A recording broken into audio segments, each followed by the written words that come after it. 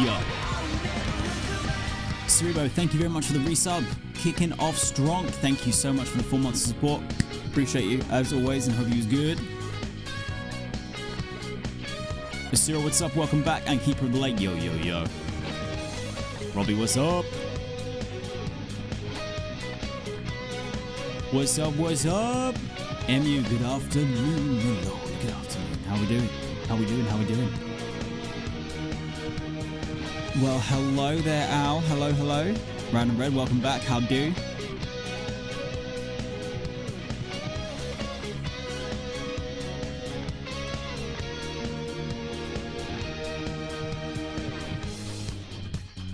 Woo! Alright.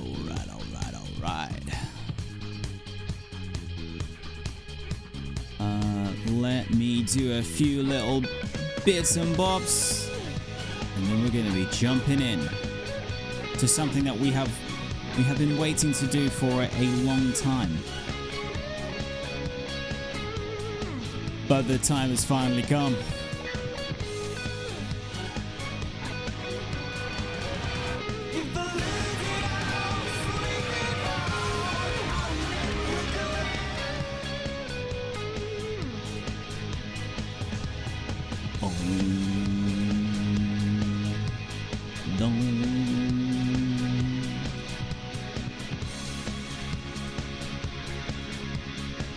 Arctic, welcome back to the stream. How you doing?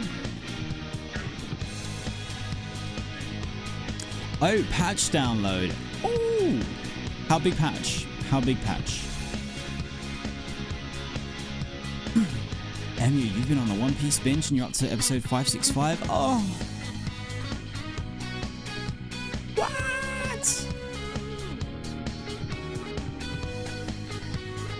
I will return to my One Piece journey soon. I don't know if I'll catch up, but that's a big binge. Wait, where? I can't say that without knowing. Where were you prior to the binge? And have you been watching the filler episodes?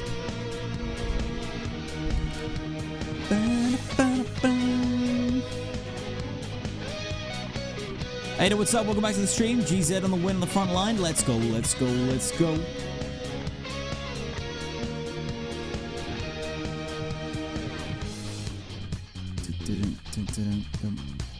Right, where is my one-time password? Hooketh me up. Hooketh me up.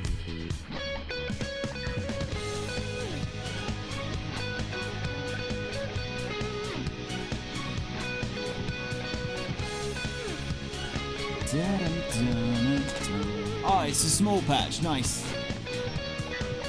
Yeah, you're right. It's like 160 meg. All good. All good in the hood. So, how are we all doing today? Happy Tuesday and welcome back to the stream. Day 2 of our charity stream event. Taking part in Llama Todd's WoW versus Final Fantasy XIV charity stream event in support of the American Heart Association. From Monday through to Friday, many streams, many great people for an excellent cause.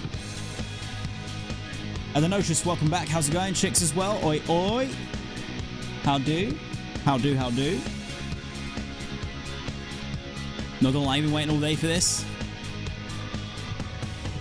Sorry, don't get me like that. Don't get me like that. Did I update the title? Oh, I'm sure it's fine.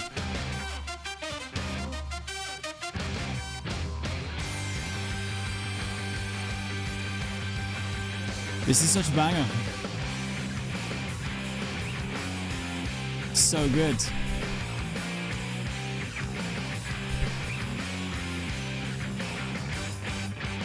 Epi, what's up? Welcome back.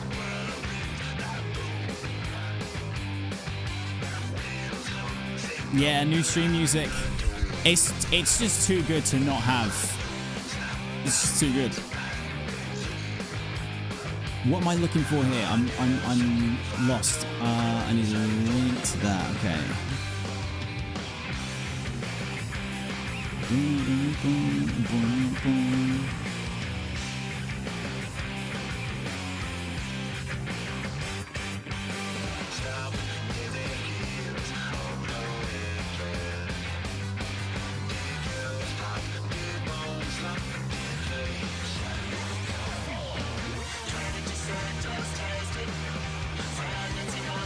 So good.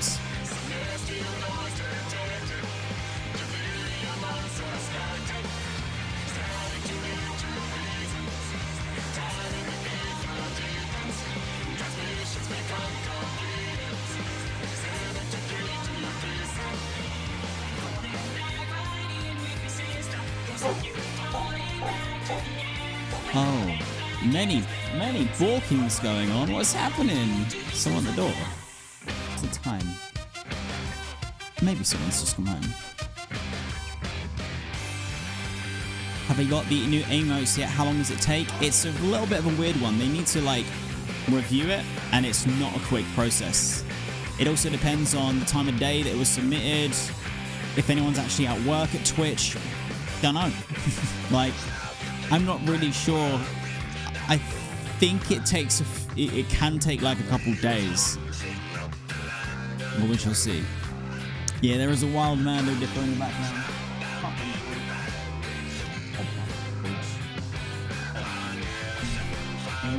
It's trying to steal the WoW plushies.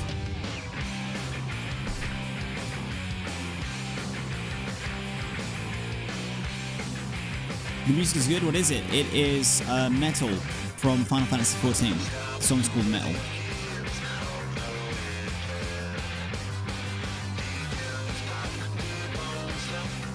What was it doing?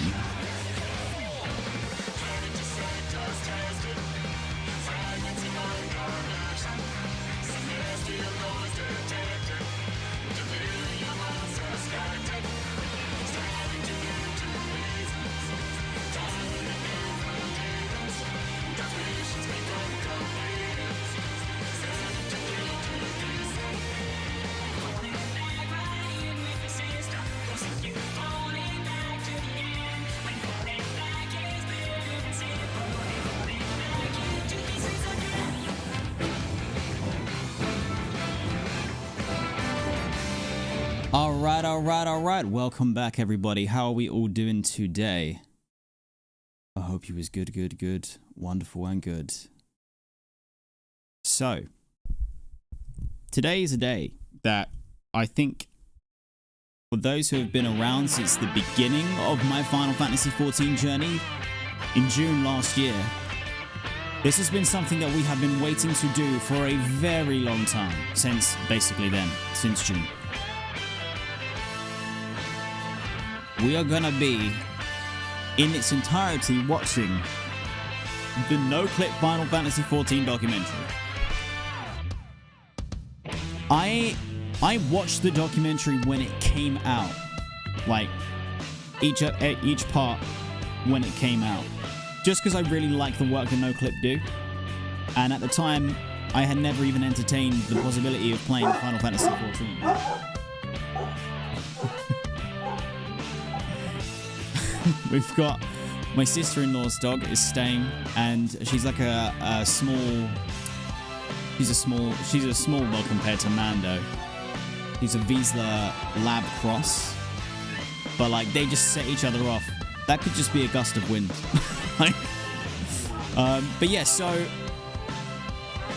when I had first watched the NOCLIP documentary, when it came out, so it's been a good amount of time that I would probably have forgotten enough that I'm going to enjoy it again.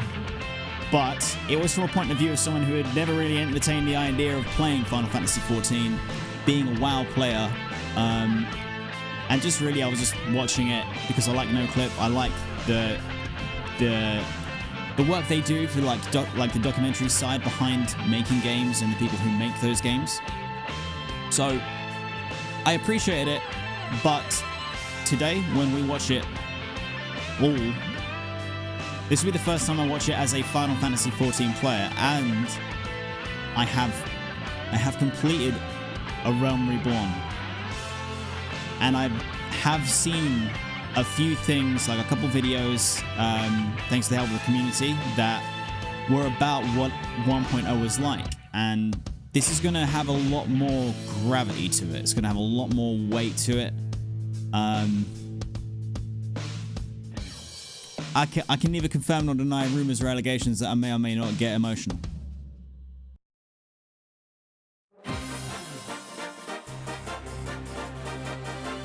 Slash photograph when you're in game. There's a new...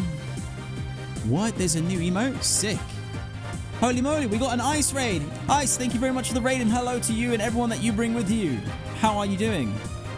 Yes. Yes, bring the blankets and the tea. Get comfortable. It's movie time. It's movie day. Sorry that I missed your raid, by the way. I'm just doing a load of bits on the background and like semi winging it right now. Do I still remember anything from the documentary, Asura? I mean, probably no more than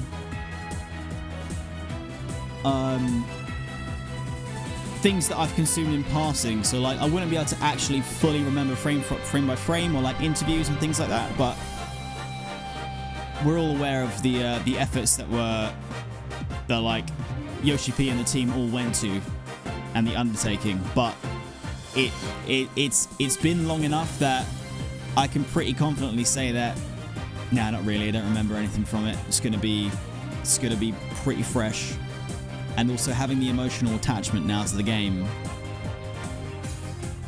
Oof. Oof. Oh, Epi resubbed as well as Cerebo. Epi, thank you very much for the 7 months of support. One of the greatest mods of all time. I was like, hold on, how comes we've had a hype train? It's because you guys are up to your shenanigans again. Again, welcome to everyone from Isis Raid. I hope that you enjoyed the stream. I hope that you're all feeling nice and cozy and relaxed and ready for Final Fantasy XIV movie day. And just to let you know that we started with this charity event yesterday. We're live again today, and we will be tomorrow and Thursday and Friday, all as part of Llama Todd's WoW vs Final Fantasy XIV charity event in support of the American Heart Association.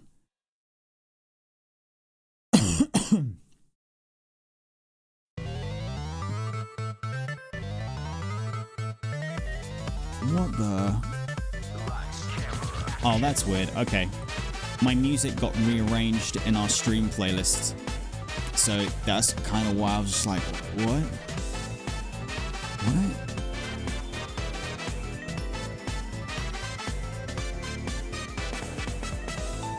I'm really bummed out that our new emote isn't available yet. But soon, my friends, soon we'll have this wonder.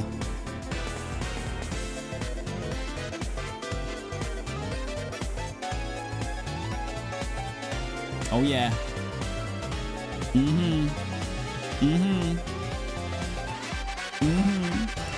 And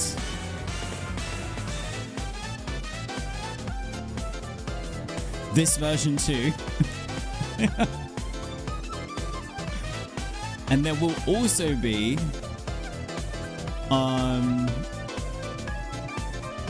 I can't show you this one, but there's also a rave version where it's just like it's probably closer to like the cat is on hallucinogenics than it is a rave, but yeah, there's that one too. So they're gonna be fun. They're gonna be fun. There's also something else that I want to show you.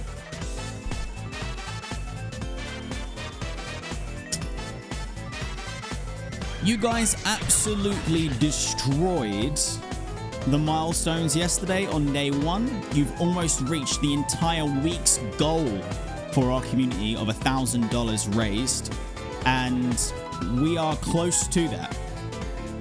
I took this screenshot and quickly knocked this up for like some social media posting just before we went live. So we were at $745 raised.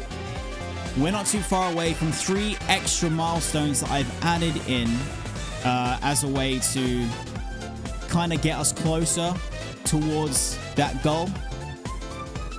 And I'm not gonna lie, I'm kind of scared. I'm kind of scared that I don't that I didn't really think about this, basically. Because at the 800 milestone, we are going to do the Gotta Catch 'em All, a Realm Reborn Extreme Pony Edition. 900, I will become a Lalafell in Final Fantasy XIV. I know I'm a cat boy, but the Lalafell arc may need to come sooner than I had anticipated, because you are all absolutely amazing. And then, just like your playlist, our finally, cloud's always on, secure, open source. Silence. And then finally,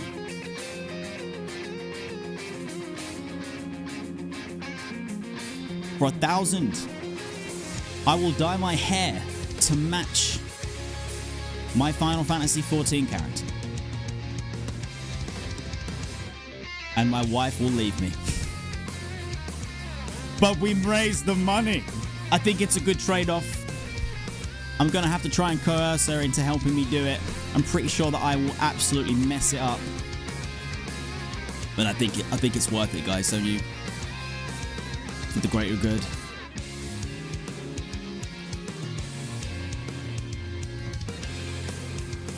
The divorce arc for charity. True and real. True and real.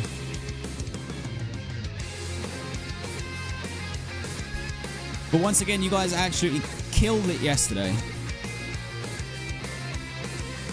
$745, and I, at the start of the stream, had it set to $100 for the week's goal. So, yeah, all right, I've learned. Don't mess with you guys. I get it. All right.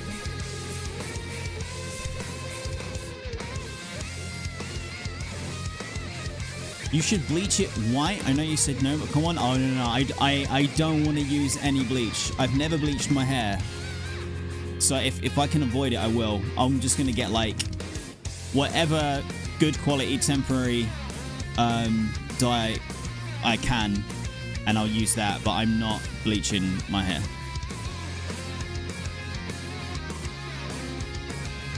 Just making sure you have 3 Fantasias available, one from ARR, one from the Quest in Uldar, and one in the Moogle in Gridania.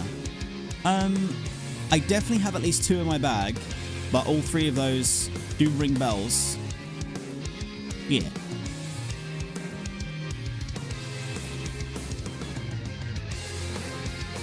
Redzy, there'd better be an unspud donation goal. Val, it might be hidden. It might be hidden beyond the reaches of what is currently our goal. I'm not gonna lie, okay? I don't know how crazy y'all gonna get with it, you know what I mean? So I can't play all my cards. I can't play all my cards and put all the cool stuff out on the table for you to see. I got to save some in the back pocket, you know, so who knows? Who knows? Unspun is a good phrase, though. Redzy's cat girl arc next, not me. Please. Please. Please.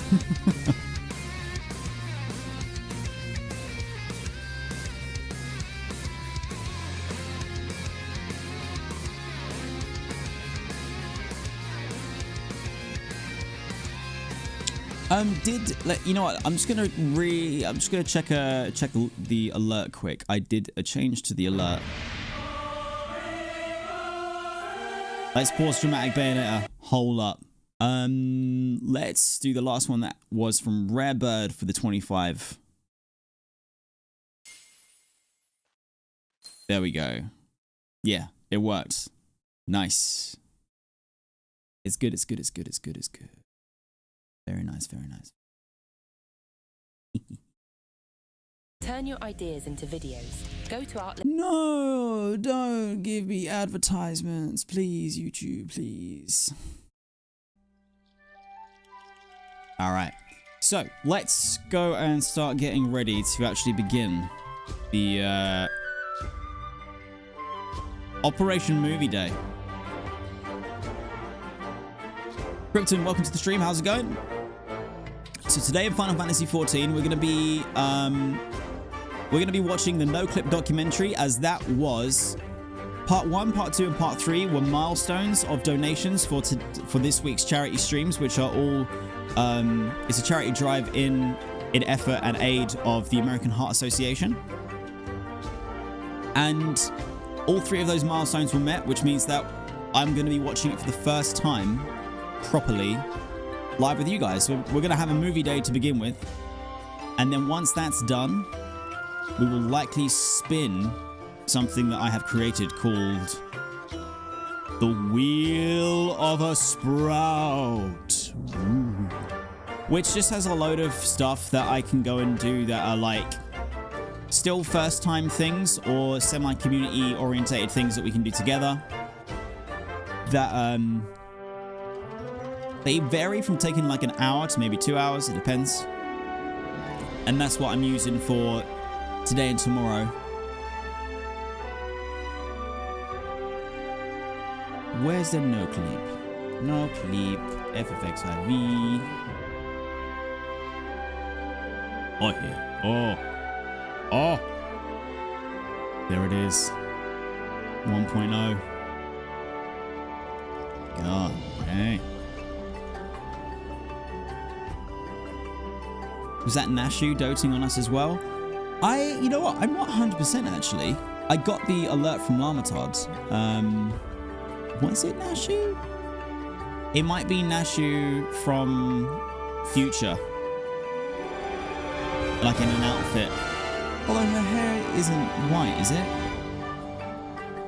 Maybe Nashu inspired. It is a cat girl, but she has white hair and glasses. And a coat on. I don't think... The glasses, maybe. I don't know about the hair, though. I feel like Nashu has black hair.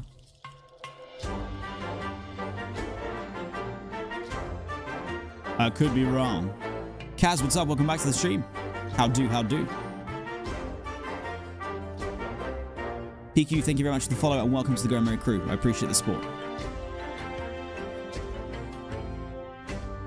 Which, by the way, I don't know what has happened in the last few days. Say like the last 5 days.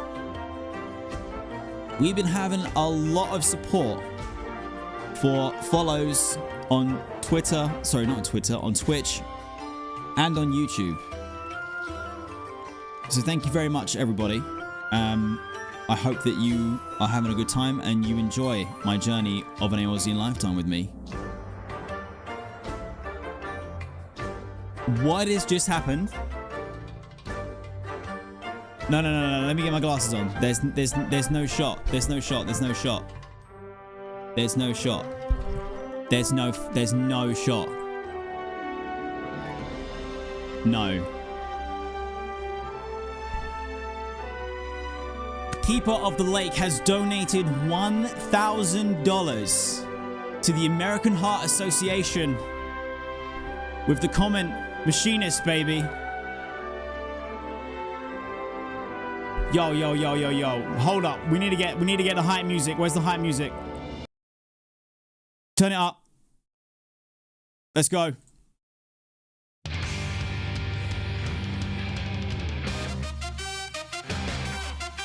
Keeper of the Lake with $1,000 donated to the American Heart Association. Thank you so much for your support. Holy. Well, that's all the milestones done. We need new.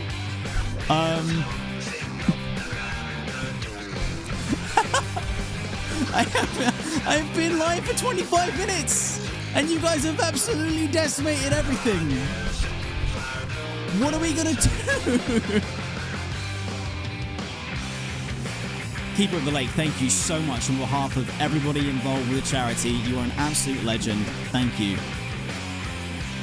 Thank you so much.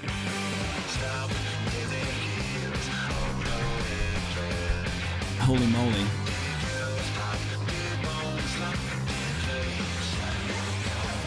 What the hell? Guys, remember when the goal was 100?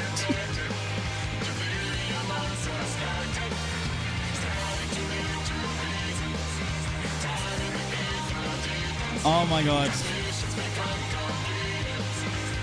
I can't even. Keeper of the Lake, please.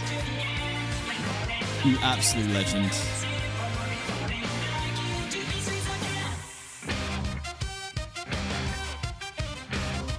Oh my god.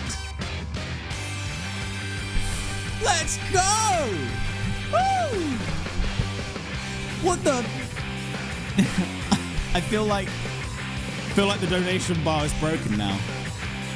It's broken now. Look, I'm just the vehicle for this madness. I'm not even in the driver's seat. You are. So let's get some numbers in chat. What do we think the new goal needs to be set as? Because I'm just here. I'm just along for the ride. It's all about you. It is all about you. I may do some dumb stuff to help keep it rolling, but the magic really all comes down to you. We got 2 votes for 2.5. 1 vote for 3. I'd say a nice 3 would be possible. Maybe 5 at this rate. Better make it 10 just in case.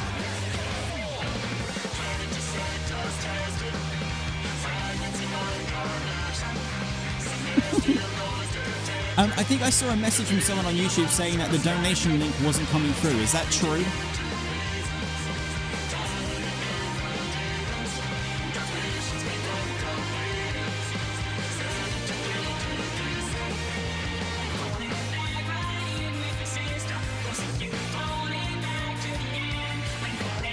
Let me test.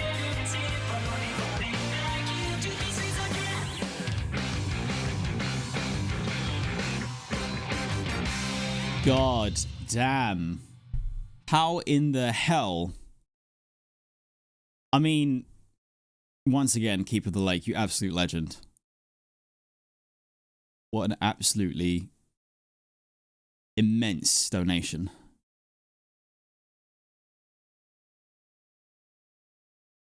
So how much am I loving the Alexander music? Well, it's now officially the second track that we start. We start with every stream now. So it is kind of really up there. Okay, we need to pick a new number for the goal. I think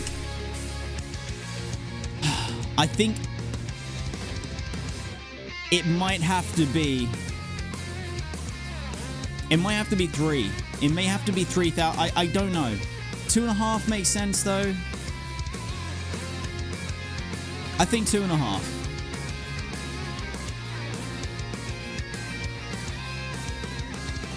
Yeah, and that's the thing, KMCA. I haven't even seen Soken Unleashed. I cannot wait. 3 sounds good too. No, wait. 3 sounds good too. What? Oh! Moogle's in the chat, baby.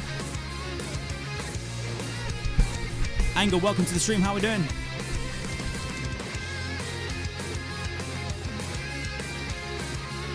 All right, so you know, there's a lot of sense. There's a lot of sense being spoken in chat.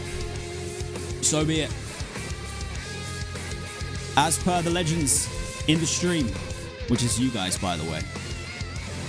$3,000 it is. Dig, thank you very much for the follow and welcome to the Go Merry crew. Appreciate the support. Okay.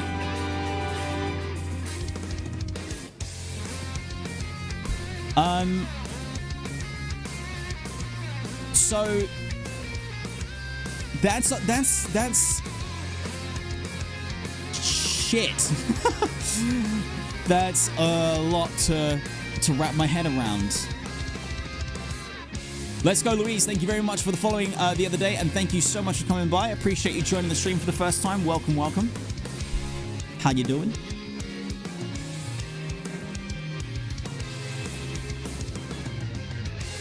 Yo! It's Bobby's brother! My boy! What is going on, man? Hope you're good. Yeah, we just about got home. We just about got home. Honestly, pleasure to meet you, man. It was a pleasure. Let me Let me open up Twitch. I need to go and follow you.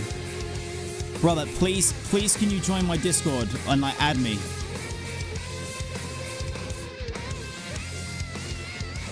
We must hang. We must hang.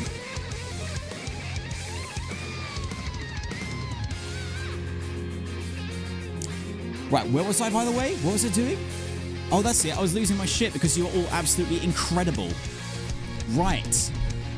So yeah, the kind of thing that we got to bear in mind now is that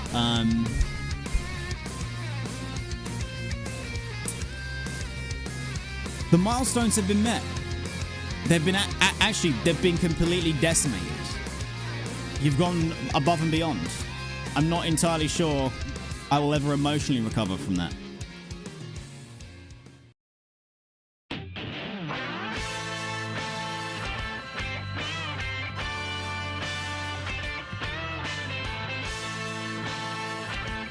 Epi, that would be so good. So, okay, so it looks like we won't be spinning the wheel of a sprout today, because the milestones I set with the expectations that they would last at least until tomorrow, where we have more plans, that idea is completely out of the window now. It's completely out of the window. No, we have to pivot. We must pivot. Pivot. So, we gotta catch them all, a Realm Reborn Extreme Pony Edition. For those that don't know, if you do the extreme modes of the Titan fights, no, not Titan fights, the Primal fights, in a Realm Reborn, there is a chance for a Pokemon-colored pony, basically, to drop. The color, like, correlates to the Primal that you fight, right? We're gonna have to catch them all. And that doesn't just mean me, by the way. It means that anyone who wants to get those mounts who doesn't already have them, join in. We go and keep doing it until everybody gets them. So that's gonna be fun. I need to use my first ever Fantasia and become a Lalafell. The Lalafell arc begins.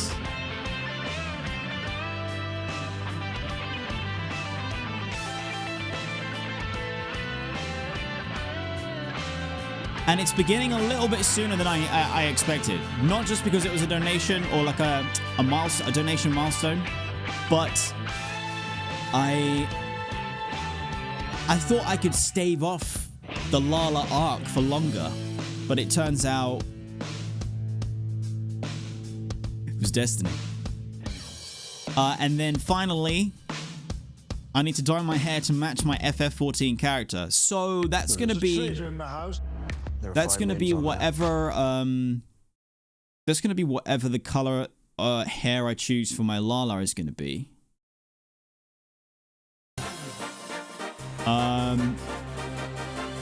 So I'm gonna have to do that. I'm gonna have to do the Lala today because I then need to go to Amazon, find the best temporary dye for that color, and then get that posted ASAP.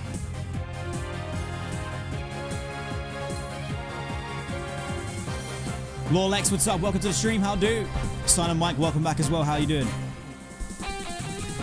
The question is, will you be a cute Lala or a cursed Lala? I can neither confirm nor deny rumors or allegations that I'm gonna be cursed as fuck, boy. It's not good. Everyone is gonna be in so much danger. I'm just not even gonna remotely be close to even order.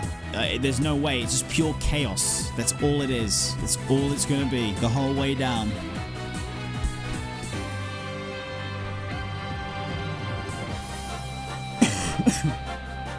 Protect your knees. You're all in danger.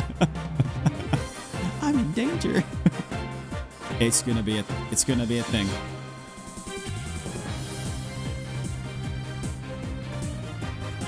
Hope you're doing the extremes unsynced for the ponies though, or it's gonna suck. I think maybe, you know, we'll give it a few tries unsynced. No.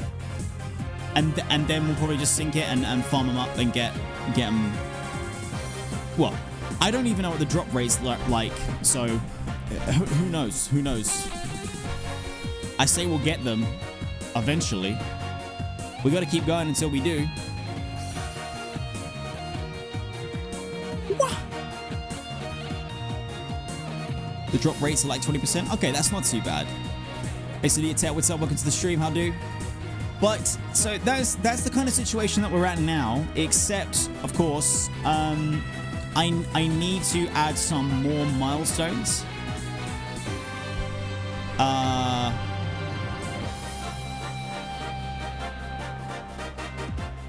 I kind of guess I need to do them right now.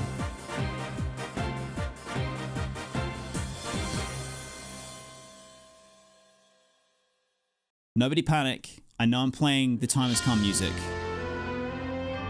I know. The long-time homies, I know. The time has come. Let's figure out some milestones quickly before you all go and just do the most crazy shit. Like, I can't even. We need some wholesome milestones. Yes, we need some wholesome ones.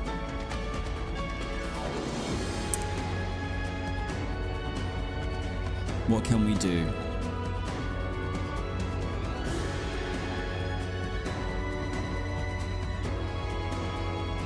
Mando cosplay. Yep, we can do that. There are two.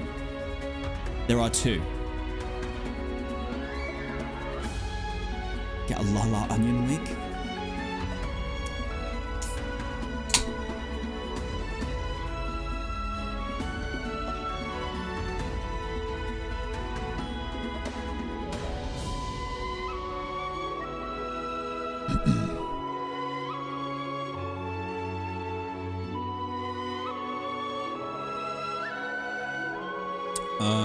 Okay. I need to get my head around this. We're at $1,745 raised for the American Heart Association. I wouldn't even count this as day 2. We're 38 minutes into the stream. What have you done? What have you done? So,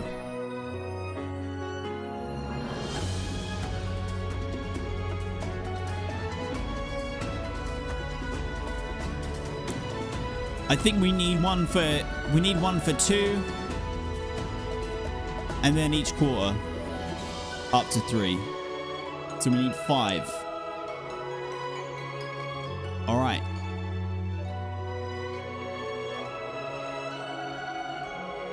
Repeat 3K for a metal guitar cover. Wait, you want me to play guitar?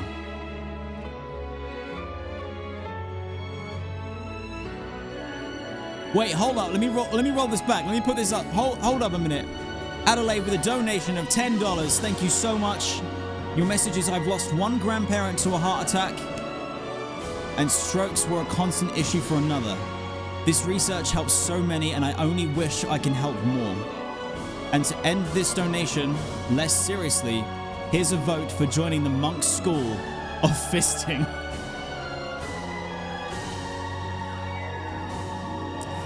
Adelaide, thank you so much for the donation, and the ending was perfect there. I was like, oh, wait, what?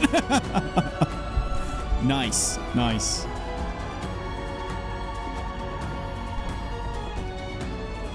All right, let's go with...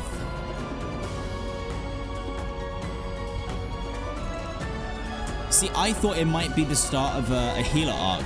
I really did.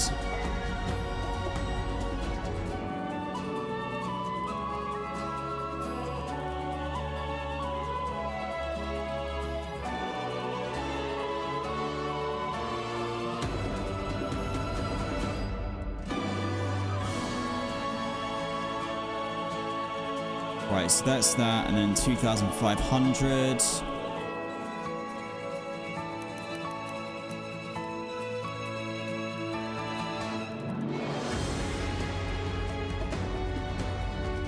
Okay, so that's 2.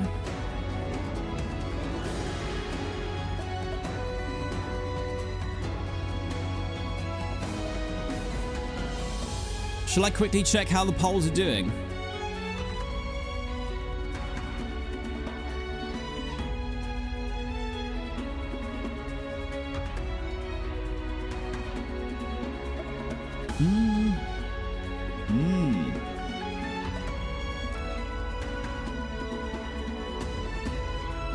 Well.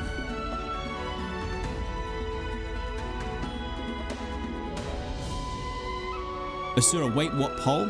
Any donation allows you to vote in a poll to choose the next class that I'm going to level on Friday's stream from the beginning of ARR through to being done with the story at level 60 in Heavensward for that class.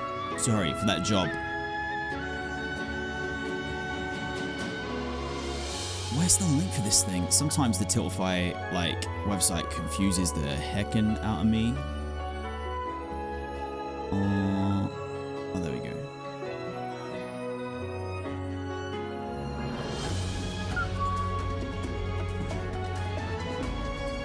All right.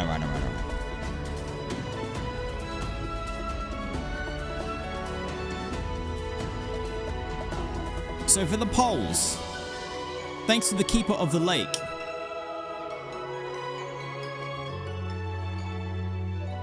the Machinist is very, very much in the lead. I wasn't actually sure that this was how it worked.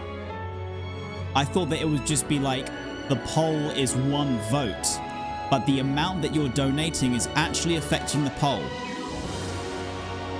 Didn't know this, but this is the way that things are. I'm not gonna roll this back unless you all think that's super unfair. I personally think it adds a little edge, a little something to it.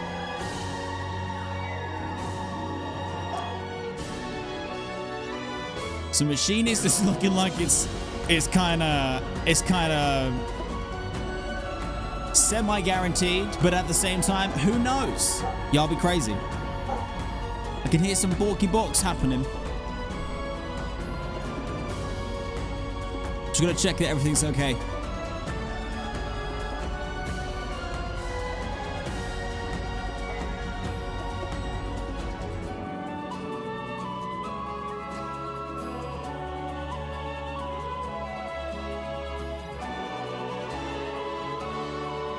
We good.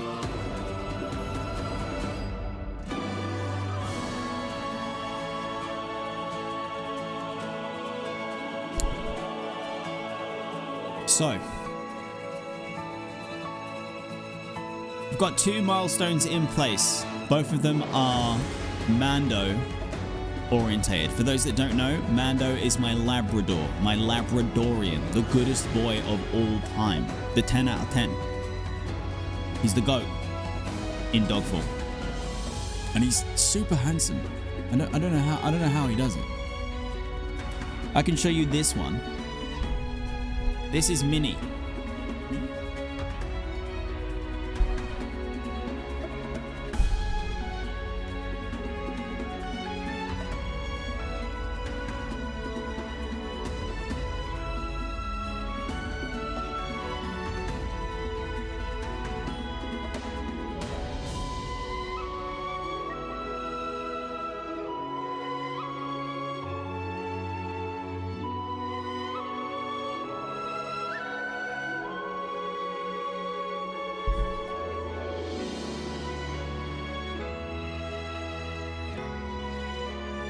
So that's Minnie, and she is a Vizsla crossed with a lab, I think, and that's her fully grown, and she is hella cute and always wants to cuddle. She is one of the goodest girls.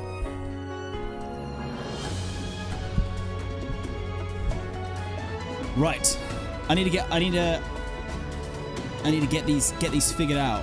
So we've got 2 Mando ones.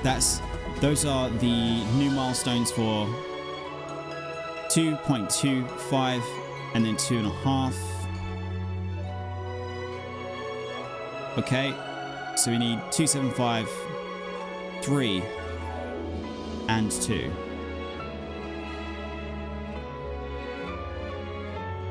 Alright, hold the heck up.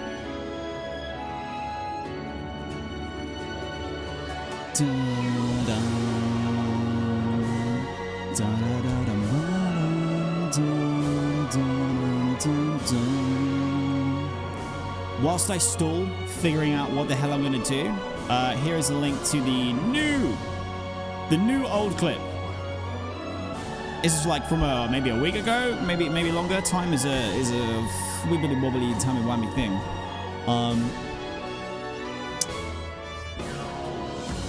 And let me see what I can come up with here. Pending friend request. There he is. There's my boy. Except Torino. We love to see it. Big love, brother. All right, so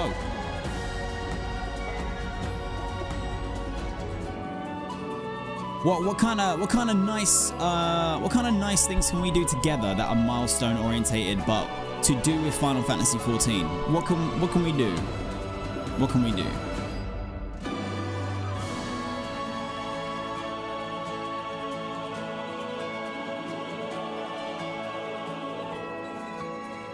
Mahjong, but that's like on the wheel though. Mahjong, me learning Mahjong is on the wheel because I feel like it's going to take me an hour or two. A Lala March? Ada, what's that?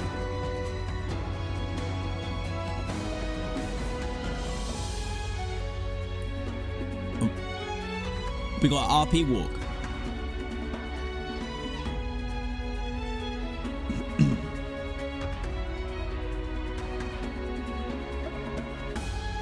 Maybe I got an RP walk as a Lala.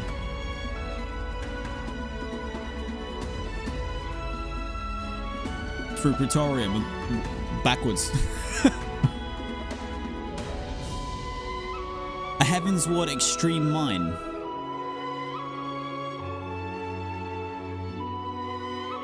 Yeah, okay.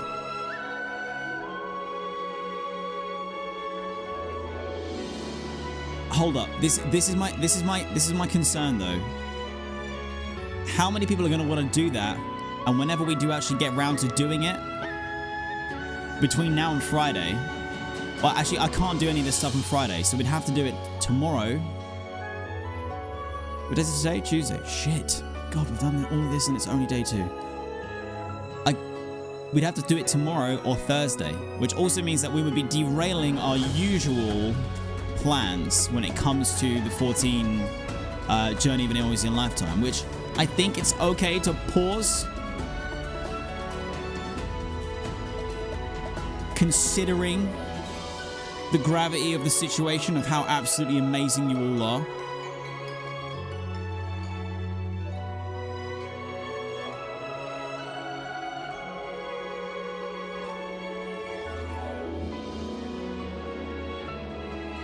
Louise, get a full party together and do Blinding Coils of Bahamut Synced. Did we get to Twintania? And that's where we stopped.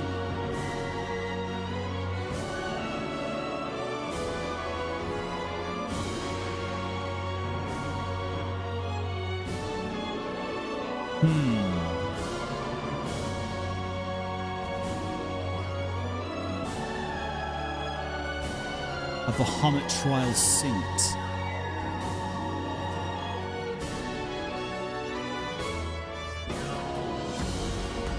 Okay.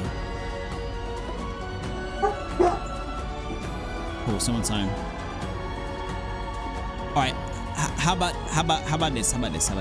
Are we talking extreme or savage?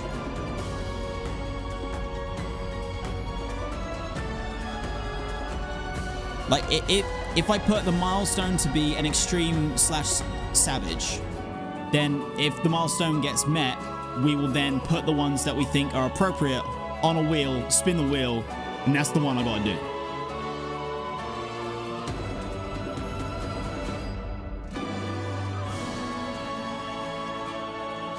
Extremes are overall shorter to prog. Because that is... The Minstrel's Ballad, Oldman's Bane, that is the only one I've completed so far. True. Phoenix, what's up, brother?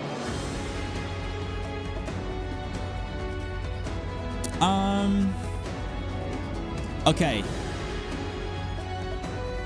Whilst I'm struggling with the wording, we're just gonna call it do a hard raid with the community.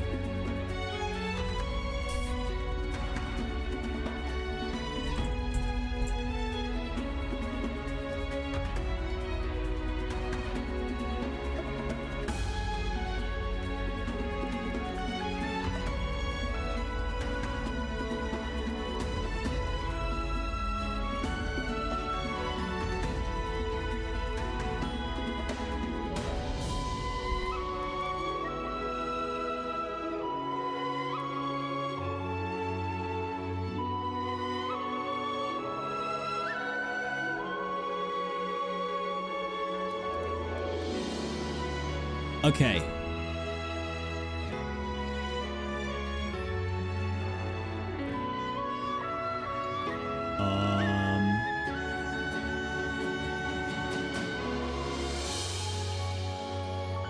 Let's...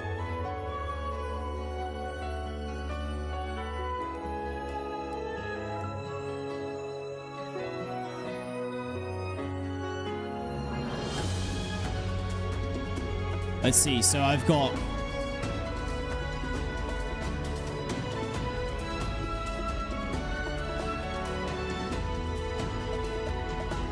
We got one for 2250, 2500, 2750.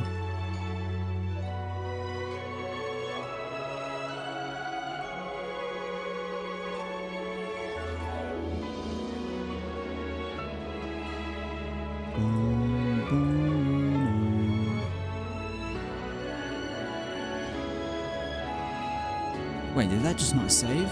It didn't.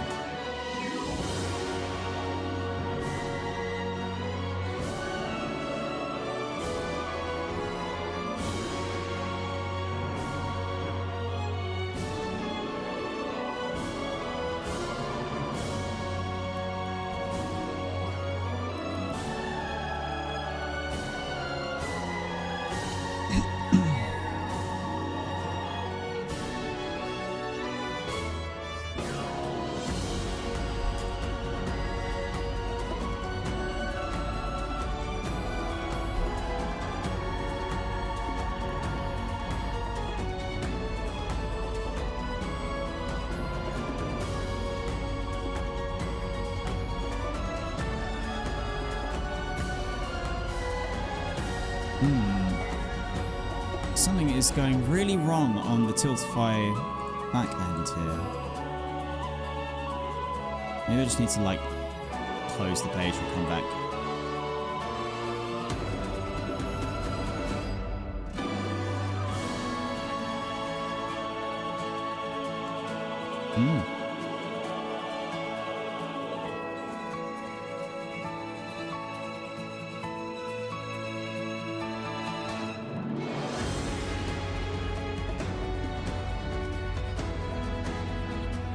Man, this is so confusing, guys. I don't know why this is broken.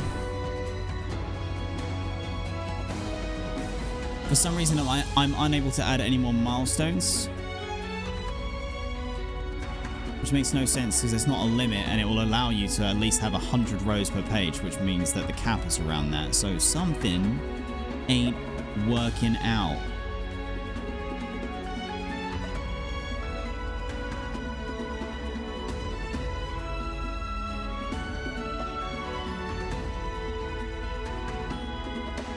What do...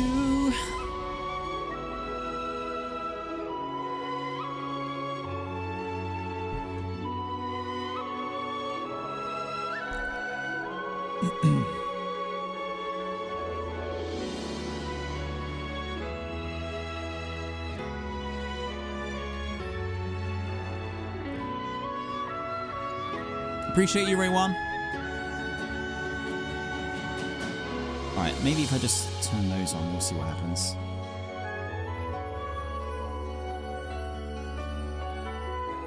Two milestones should be appearing, but it seems like the Tiltify page is kind of freaking out. At least my campaign page is freaking out.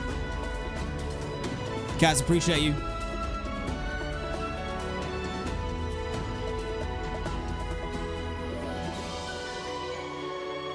My stream's still up there, right? We still there, right? Right? Yeah, it's really freaking out. Yeah, those milestones aren't even visible. Okay, well, that is a bummer, but I'll write them down so that I know what we got anyway.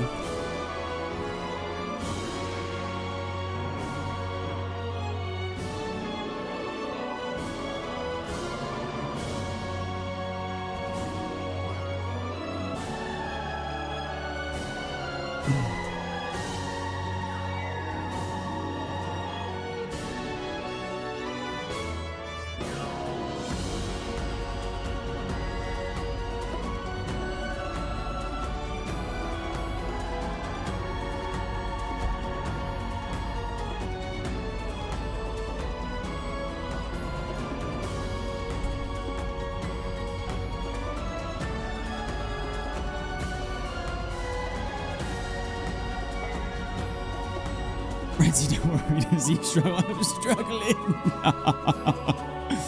Now you see them on the bar as well? You see the milestones? Okay. Maybe it's just taking ages to show up. Let me refresh. That's so weird. They're not showing up on mine though. How can they be showing on yours? What?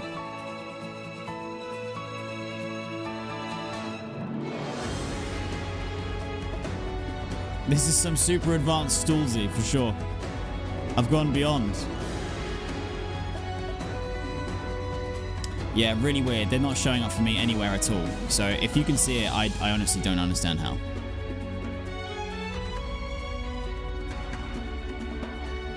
And it won't let me add any more milestones for now. So instead, I will tell you what those milestones are for the moment anyway. So at 2.250... No, not point. For 2,250, the milestone of 2,250, you will see Mando in a suit. And honestly, you're not ready. He should be the next James Bond. Just straight up. For 2,500, you will see Mando as the King of Pride Rock. You're also not ready. Too handsome. Too powerful. For the milestone of 2,750, there'll be a Final Fantasy XIV community raid, which is like in brackets, extreme/savage, plus mine. We'll put some on a wheel, spin the wheel, and what will be will be. For 3,000 and for 2,000, I haven't really come up with anything yet, but we have been live for an hour now, and all of your stalling jokes aside, this doesn't feel like it's making good on the promises that we should keep with our milestones for when you all do incredible donations. So, without further ado,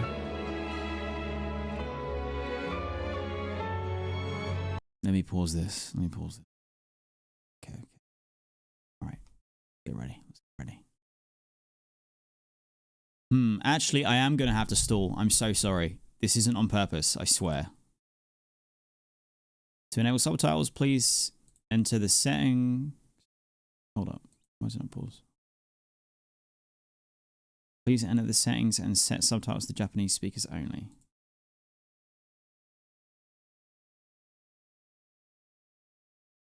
Okay. So yeah, all jokes aside, friends.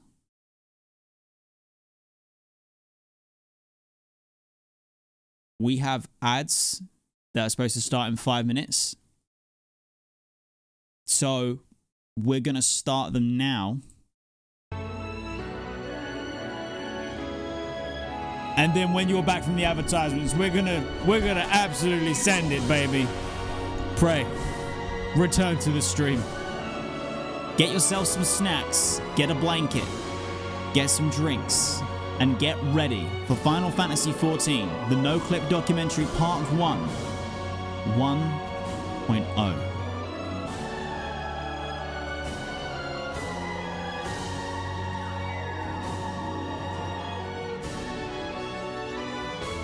And I'll be right back too.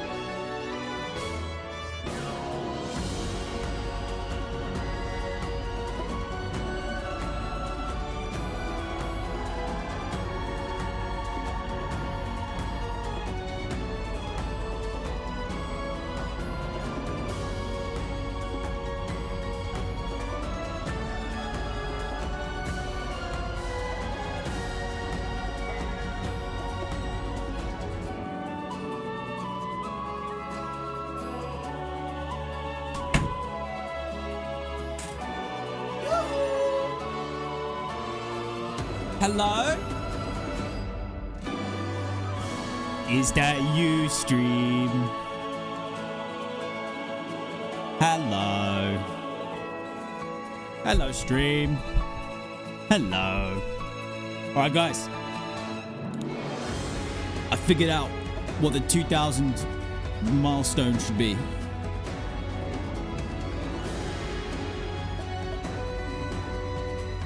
$2,000 milestone is going to be Redzy makes up a Final Fantasy XIV song, and I'll play it to you live and look like a dum-dum. Desert and Ryko, welcome back to the stream. Hope you're both good. Welcome, welcome. You join us for day 2 as part of Team Final Fantasy for Llama Todd's WoW versus Final Fantasy XIV charity event. We are raising money for the American Heart Association. We are absolutely and utterly kicking this thing's ass in terms of goals, man.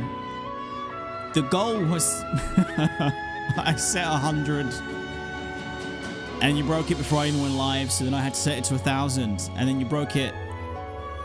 You almost broke it like straight away, and we got there pretty quick. And then within the first 25 minutes of today's stream or something like that, you then pushed it to new levels. Like, to quote Goku, this is to go one step beyond. And it's like $1,755 raised for the American Heart Association right now, which is incredible. We've had to set the new goal to 3,000. It looks like the milestones are starting to show, so I'm going to see if I can get the rest of them added, and then we'll go. I'm just going to see if they work first time, and if not, then we'll crack on. Because one of the milestones that we did reach was to watch part 1, 2, and 3 of the Final Fantasy XIV NOCLIP documentary, which you guys absolutely killed, so we about to do that. Okay, this did come up. It's finally come up, so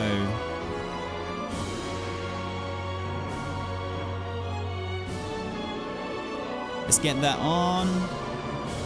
Okay, next milestone. Lime, welcome back to the stream. How are you doing?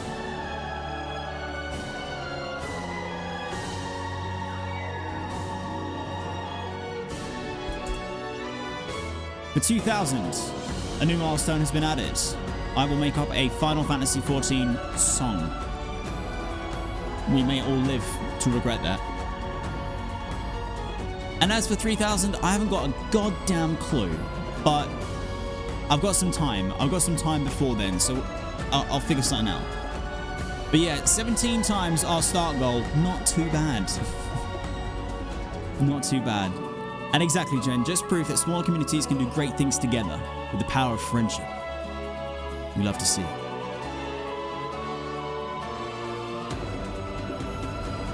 Okay.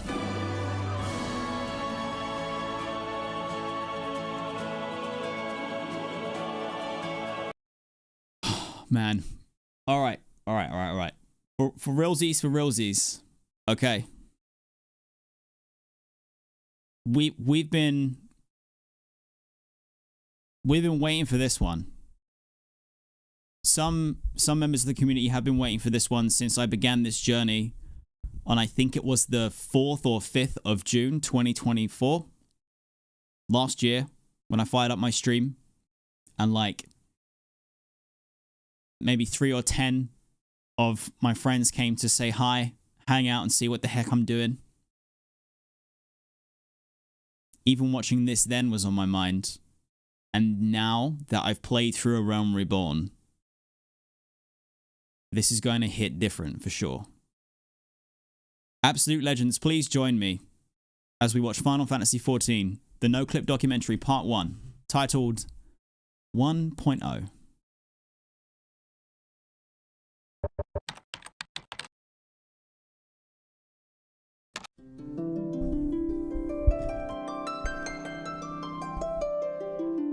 Square is buried deep into the culture of Japan. Originally a spin-off from Masafumi Miyamoto's father's Powerline construction firm, for over 30 years its games have helped power the rise of Japanese games development. There are no shortage of games that live under the Square Enix banner, but none as big as Final Fantasy.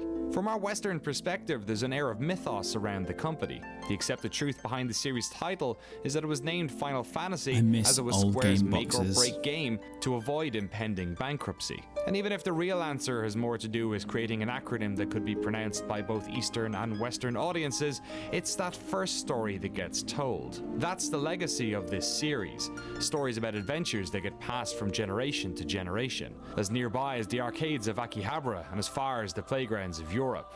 As the Final Fantasy series has moved from numeral to numeral, there have been high points and lows, but with each new game comes the promise of a new story, a new myth.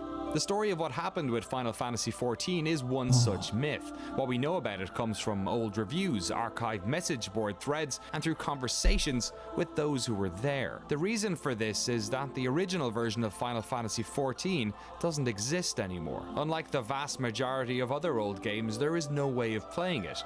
It was redacted, painted over. Where once stood a game that threatened to sink the Final Fantasy brand forever, now stands the second most popular subscription MMO in the world. And as the years pass us, the myth of that original version and its incredible redemption story are at risk of disappearing. How did it all happen? How did the same studio that shipped a broken mess turn it all around in 2 years? Why did they make the decision to keep the old version still alive while secretly working on a brand new game? And how did they manage to make all of this, the redesign and rebirth, part of the game's lore? We knew this was a story worth telling, not only for those who were there to see it all go down, but for the millions of you who have never heard about this, who never knew the extraordinary lengths the development team went to save this game. So we did just that.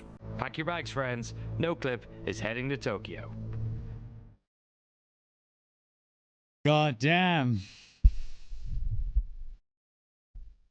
I feel like this is also going to make it even better when I start playing through Final Fantasy, like the other Final Fantasy games.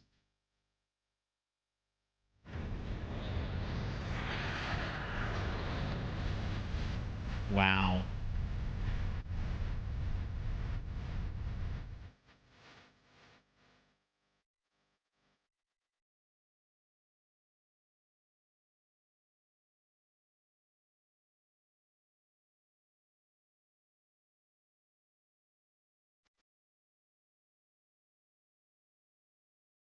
And I really need to visit Japan.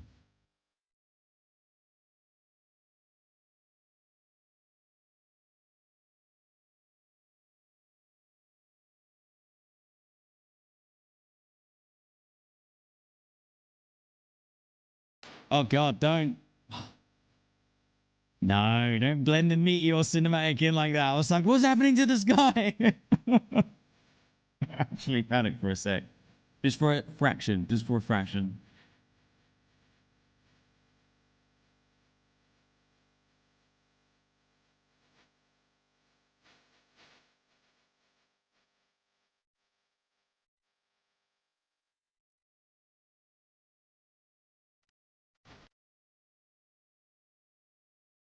Heavensward.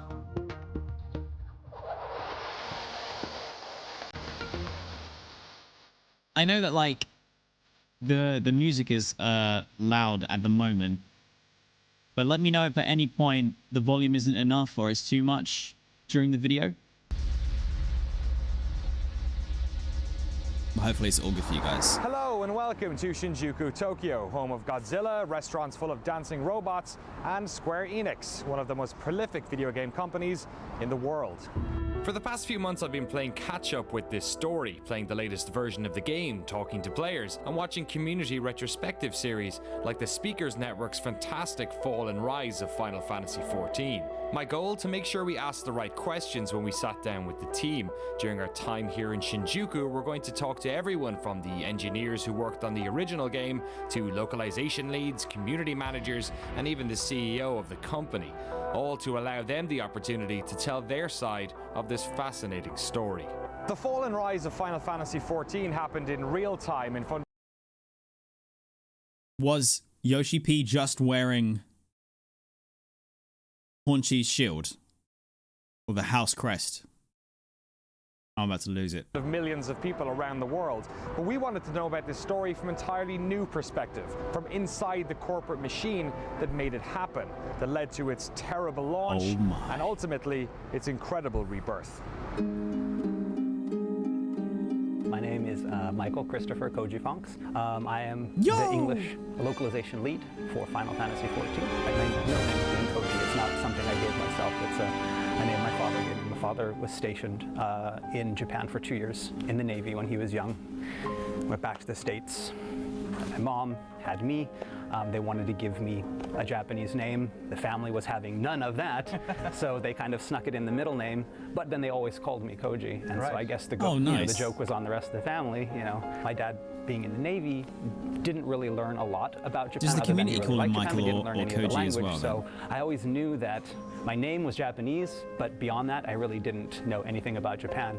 But there was always that little seed in there. And then when I got into high school, there's a Japanese class, and I like games. Oh, they make games in Japan. Hey, let me study Japanese. If I study Japanese, I can play all those cool Japanese games that never come out over in America.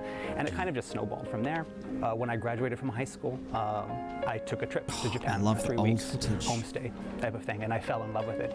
And during that period, I got to visit a lot of schools and a lot of English classes in those schools. And I thought, wow, I could probably do, I know English, I could do this, this will be easy. It wasn't as easy as I thought it was going to be, but I studied a couple years at a university in America, then transferred over to Japan, started over 4 years at a university in Japan. Wow.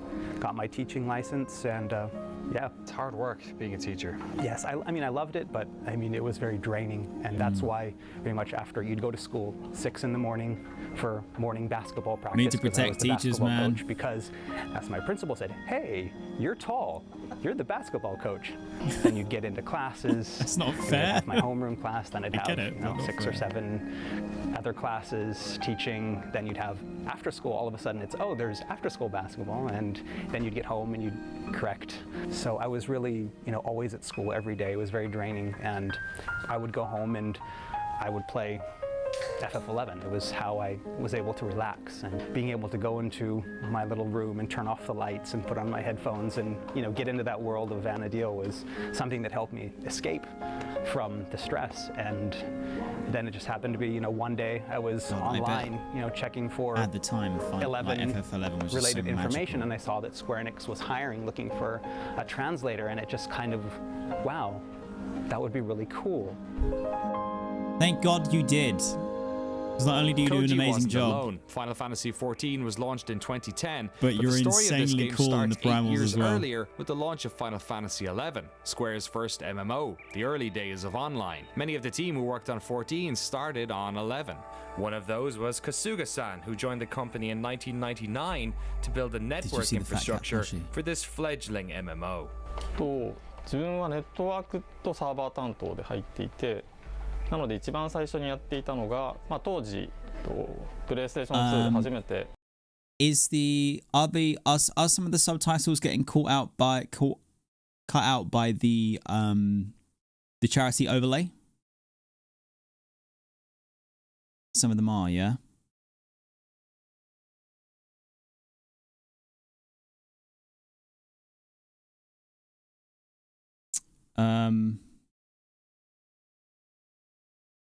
Okay, it's cool. I will.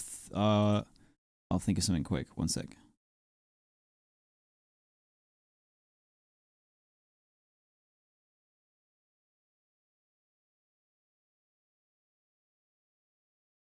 That was not what I wanted to do. Reset that.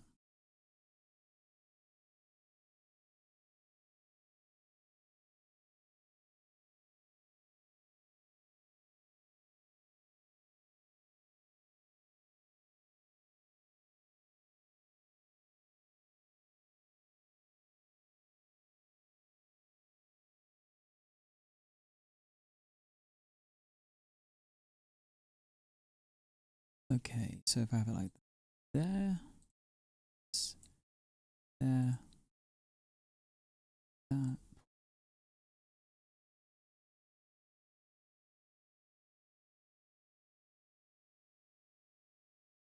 Okay.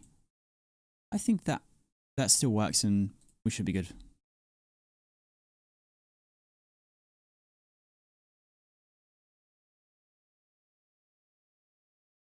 Also, yeah, we're gonna have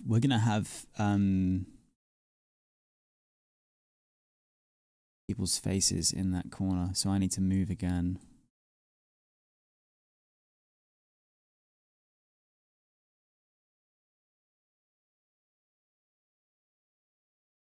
Cypher, you can move subtitles? Oh yeah, you can. A little hand icon. Yo, you just changed my life. I did not know that. Damn. I've already moved things around now though, so I'm just gonna leave it. Oh no. Am I gonna be cutting off subtitles now? Maybe we do just move it a little. We just put that there. Then we should be safe and good.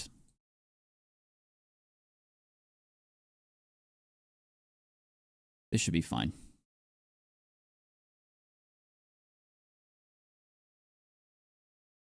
Okie dokie. Also, Cypher, welcome to the stream. Appreciate that comment, by the way. Thank you. All right. Let's just go back a fraction. Koji wasn't alone. Final Fantasy XIV was launched in 2010, but the story of this game starts 8 years earlier with the launch of Final Fantasy XI, Square's first MMO, the early days of online. Many of the team who worked on 14 started on 11. One of those was Kasuga-san, who joined the company in 1999 to build a network infrastructure for this fledgling MMO.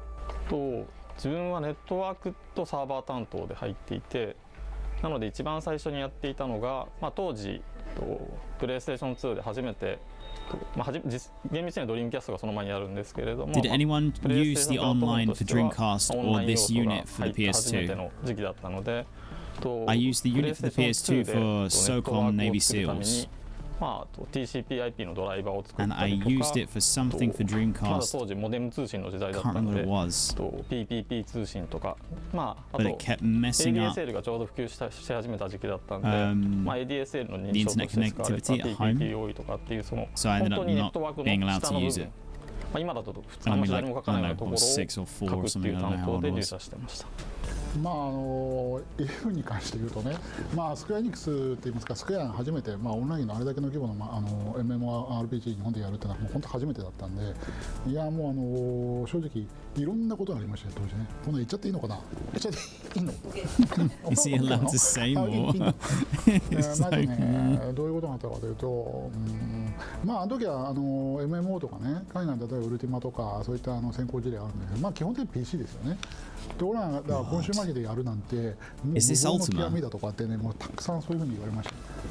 ソニーさんがPS2 のハードディスク BB キットなんかもですね、もう何台出すんだとか安堵がそういうのを吸ったもんだしていろんなことがありましたんで、ほとんど不可能だとかってよく言われてましたよ、実際には。成功なんて。 well, they went and done did it 11 was my anyways. first MMO. I hadn't played one before. I remember purchasing the PlayStation 2 broadband unit because they were all sold out. I ended up paying double on like some Yahoo auction or something like that. Ridiculous, Horrible. but I had to play it. We got a new internet connection. We were on a regular modem at that time, but because we needed a new modem, we had to upgrade to ISDN 128. But yeah, it was definitely worth it. It What a was time, something man! that What a was time! completely new to me, but fascinating. And ever since then, I've been into MMOs. That was the gateway drug for me. Going in from FF11 and then trying some of the Western MMOs as well. Getting into World of Warcraft, seeing the differences between the two. Personally, I think it's very different. I mean, here in Japan from the Western market because, yeah, it is for everyone in the globe. I mean, it's very first MMORPG on the console, PlayStation 2, and also, I mean, it was the first ever cross-platform MMO between PlayStation 2 and the Xbox 360. The obvious one is the most Japanese people. Yeah, I mean that's quite don't groundbreaking, very really. like to speak. I mean, chat in public. Right. So, I mean, in the world, there's a lot of characters, but it's very quiet because people are using tell instead of the say or shout. And then, but if you go to the Western world, game world, I mean, every single one people is just shouting chatting around in it. general chat. So yeah, that's a huge difference. While in the West, you have your EverQuests and you had your Ultima Onlines. In Japan, there was none of that. And then, so Final Fantasy XI was really one of the first MMOs in Japan. And so getting to work with basically the pioneers of the Japanese MMO was really exciting. On the other hand, I mean, you could also say that it was possibly kind of a curse in the sense that they were all, doing their own thing. They had their vision of what an MMO should be and what a Japanese MMO should be. And then me, again, not having played an MMO before, getting on this team and thinking, okay, this is an MMO, and translating away and working in that project, I kind of, started thinking, okay, this is what an MMO is, this is what an MMO is. And then that one day I start playing WoW and it's like, oh, seeing the differences between the two and saying like, okay, what I thought was the norm in Final Fantasy XI, the grinding for 20 hours to go two up very one different level, approaches, and then only to have your level drop when you pull too many crabs and it kills you and you've lost 5 hours work. Like, I thought that was normal, and then you're like, well, that's not normal, is it?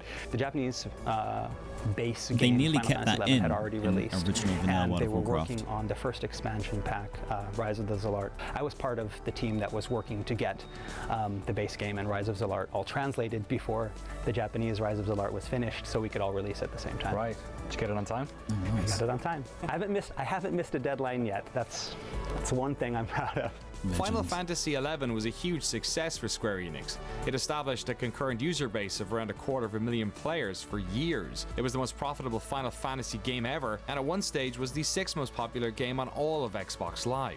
More than that, it established the Japanese style of MMO. And when the decision was made in 2005 to start work on a sequel, the new MMO was built around things that made 11 successful, focusing, like most Final Fantasy games do, on beautiful graphics and an interesting battle system. This new game was to be directed and produced by the same duo that shipped 11, series veteran Hiromichi Tanaka and Nobuaki Komodo. Final Fantasy. It is so crazy to hear that back then it was the 6th biggest game on Xbox Live, and Xbox Live was like primarily one of my primary ways of online gaming in my younger years. The only like PC gaming that I did really was like Counter-Strike, anything on Steam basically, or using the Westward Online service for Command and Conquer Red Alert 2 Yuri's Revenge. I might have maybe dabbled with a little bit of Warcraft. I don't think I have any memories that actually make me feel like that's true though. I might kind of just be making it up in my head because I have fond memories of playing it, but it might not have been online. But it's crazy to think that I had never really heard of Final Fantasy XI. So for it to be that big on Xbox Live, I didn't know that, never heard of it. And even when I was playing, when I got introduced to World of Warcraft Vanilla in its like launch year and played that and Burning Crusade, and maybe it was even like into Wrath of the Lich King, I still don't think I had heard of Final Fantasy XI or a Final Fantasy MMORPG. It's crazy, like the change in distribution of information.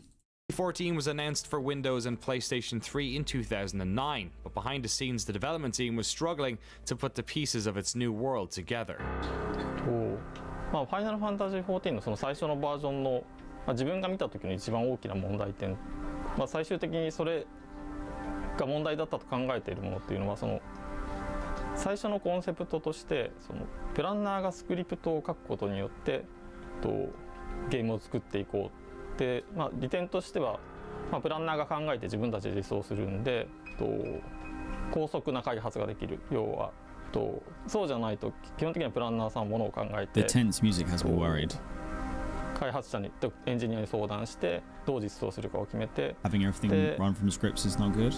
ゲームデザインをする人はそのどういうパラメータをいじりたいかとかを相談しながらエンジニアと話をしてものを作っていかなきゃいけないんですけれども、まあ、そこの部分に関してスクリプトを導入すると自分で考えて自分で実現することができるようになるっていう発想でゲーム実装の大半がスクリプトで組まれてたんですね。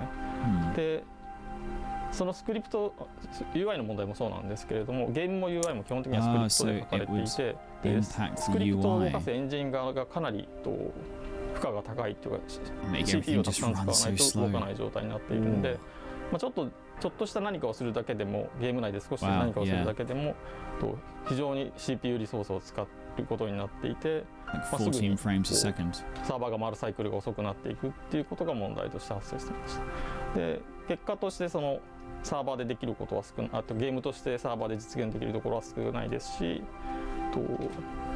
何かしようとすると負荷が上がっちゃうのでじゃあそれを回避するためにどうしようとかっていうことで結果的にそのゲーム内容としてリッチなものが実現できなくなっているってことが起きてましたね。で UI もスクリプトで組まれていたので、まあ、なんかちょっと処理するだけでもすごい時間がかかるっていうような問題が発生していました。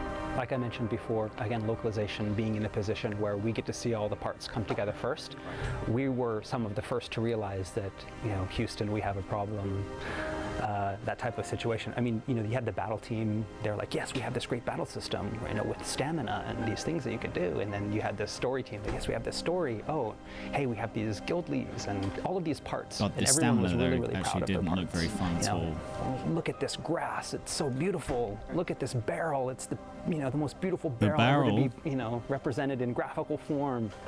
It's got as many polygons as a character. Yes. Yeah, and not good. Don't talk parts, about the barrels. You know, Yeah, teams, no, again, no. Very, very proud of their work. I mean, you have the team was together.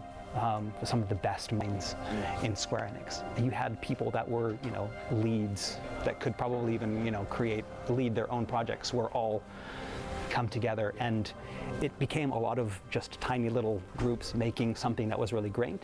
But once you put it together, it was kind of a mess, and no one really knew that.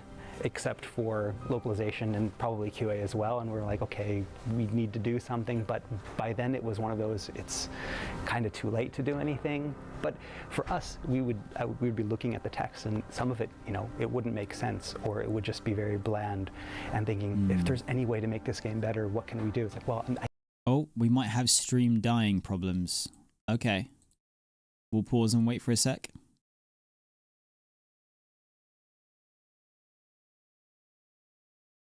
I'm not actually running anything else right now. I can see that upload is spiking and going a bit crazy. So we'll just wait for a sec. I think if we go back to when Koji starts talking, that would be fair. するだけでもすごい時間がかかるっていうような問題が発生していました。like I And it looks like it's stabilized now. The spike is ended. Pray, return to the stream. All right, cool. Just quickly as well, Ray, was it Ray 1? You asking, can you tell me about the legacy TP bar? That's why I commented what I did about that stamina bar and stuff and whatnot. Like, I have seen that from some of the 1.0 lore stuff that I learned from Jesse Cox's video, and also the stuff that we've seen thanks to the Speakers Network, Fall and Rise. And yeah, I hate the look of it. I hate the sound of it. I can see where they were going with it, but it's not the way. It's not the way. It's like, it's so different from the way that its biggest competitor, World of Warcraft, plays that I can't imagine if I turn back time and I put myself in front of the two games, I know that I'd pick World of Warcraft's like actual combat system. So I'm glad that we are where we are today.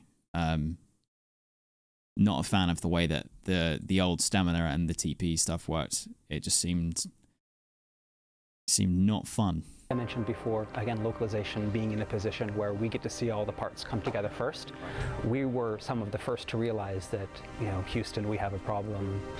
that type of situation. I mean, you know, you had the battle team. They're like, yes, we have this great battle system. Can you imagine? With stamina and these things that you can do. And then you had imagine the story team. Like, yes, we have this story. Being the team to flag hey, it up. These guild leads and all of these parts. And everyone having was to really, break really proud that of their news, parts. knowing that, like, if you don't. Look at this grass. It's so beautiful. Look at this barrel. It's the, you know, the most That beautiful plant barrel ever to be, you barrel know, thing. represented in graphical form. It's got as many polygons as a character. Yes, and all of those parts, you know, all of these teams, again, very, very proud of their work. I mean, you have, the team was, you know, put together some of the best minds in Square Enix. You had people that were, you know, leads that could probably even, you know, lead their own projects, were all come together, and it became a lot of just tiny little groups making something that was really great. But once you put it together, it was kind of a mess, and no one really knew that, except for localization and probably QA as well. And we were like, okay, we need to do something. But by then it was one of those, it's kind of too late to do anything. But for us, we would be looking at the text, and some of it, you know, it wouldn't make sense, or it would just be very bland, and thinking, if there's any way to make this game better, what can we do? It's like, well, I can take this text and maybe add some more stuff into it, add some more flavor to it, and, you know, maybe that will distract people from the fact that the battle is not that fun. At a fundamental level, the piecemeal design of the game was causing problems. Graphics were inconsistent. While many elements of the world were copy and pasted ad nauseum, some environmental objects had as many polygons and shaders as a character model. The battle system was just confusing. The game didn't have elements fundamental to most modern MMOs, things like jumping, auto attack, and the ability to interact with the map using a mouse. It had a system that nerfed hardcore players to make sure they didn't level up. That was the validation, fast. wasn't it? The UI was confusing. Crafting was incredibly complex and took forever. And simply, there just wasn't enough content. The closed beta wasn't going well. They needed more time to fix these problems, so the open beta was pushed back to within a month before launch. The team knew there were problems, and they were getting frustrated. で、今まで話していた仕事っていうのは大体その2010年の1月から、実際にリリースされる 8月ぐらいまでの間にやっていたことで、で、ゲームが本当に良くないっていうのがこう、みんなに認識されて自覚されていくっていうのは結局ベータが始まって製品版が始まってっていう、8月9月10月ぐらいまでの期間に起きたことなんですね。で、実際にはThe team's feeling was that before the release, when the beta started, people were questioning whether we should even release the game. Oh 本当 no. にこれをリリースしていいものかどうかっていう議論はある程度そのチーム全体でオフィシャルであったわけではないですけれども、開発者の中ではやはりその I can't even begin to imagine what it would feel like to be one of the team members who internally you're thinking, when 1.0 was getting made, oh, we can't do this, we can't release this, this is not good. You're pushing it out into a beta thing, and we have our close very to own successful actual launch thing over here. We're going to just make another one of those. Right, and that's really what it felt like, is that we're going to continue doing what we did because it succeeded before. Why wouldn't it succeed again? And seeing that direction, you know, them taking that direction, and knowing that, you know, having worked on 11, that yes, they were very successful. Seeing the success that they had with Final Fantasy XI, seeing these great creators, you know, creating something that was, I mean, revolutionary. But then on the other hand, knowing that what they were doing was, yeah, but maybe that worked 6 or 7 years ago, but a lot of things have changed since then. And I mean, I think there was even one guy on the localization team that got to that point where he just got so frustrated that he just wrote this scathing mail and sent it out to the whole team before telling anyone else on localization he was going to write it. And then we all get it at the same time, the devs team. We're reading it, it's like, wow, this is really terrible. I hope he doesn't, oh, he sent it to the whole team. Because he just got really frustrated because he could, to him, I mean, they were being very stubborn. They weren't, you know, they hadn't moved on. Whereas the rest of the world had moved on and adapted, you know, with the release of WoW and what they had done. Whereas, you know, the team here was like, no, we're going to stick with what we know, and that's good enough. Then start feeding. This is so interesting because yesterday I finished the Fall and Rise from Speakers Network, and I remember pausing for a moment and saying, like, thank God for Yoshi P, because he had he had the foresight, the vision, and most importantly, the bravery to be like, this might have been successful before, but we cannot do more of the same. We need to evolve, change, stay with the times, get ahead of the times. We need to actually be adding our own twist and getting our own creativity involved instead of like, we're just going to do more of that. That worked before, we do that. That's how you stay very stagnant. You also repeat your mistakes and you don't learn or iterate. There's no like actual creative process there, really. It's more like you're following a blueprint. And if the blueprint is out of date, just like was mentioned there by, was it Koji? You end up just creating more of the same, and it actually becomes very dull. And for anyone who's a long-term fan or player, you end up, you see that stuff way more glaringly, obviously, than new players would. But eventually, they're going to see it too. And just, oh man, thank God for Yoshi P. Feeling more concerning. And the whole situation. team, obviously. I mean, it's not this is not fixed. Not just fixed, one not person's fixed. creation. You announced the launch date, but it's not fixed. So, but still, some major portion of people are still thinking, believing. No, it's better, still better. Better phase, last phase, but still better. So it could be, fixed or changed at the launch timing. It kind of went from thinking, okay, this project's going to be great, to, there might be some problems. Can we fix them? Can we fix them? Okay, we can't fix them. Is there anything we can do? I don't know. It was a very taxing experience.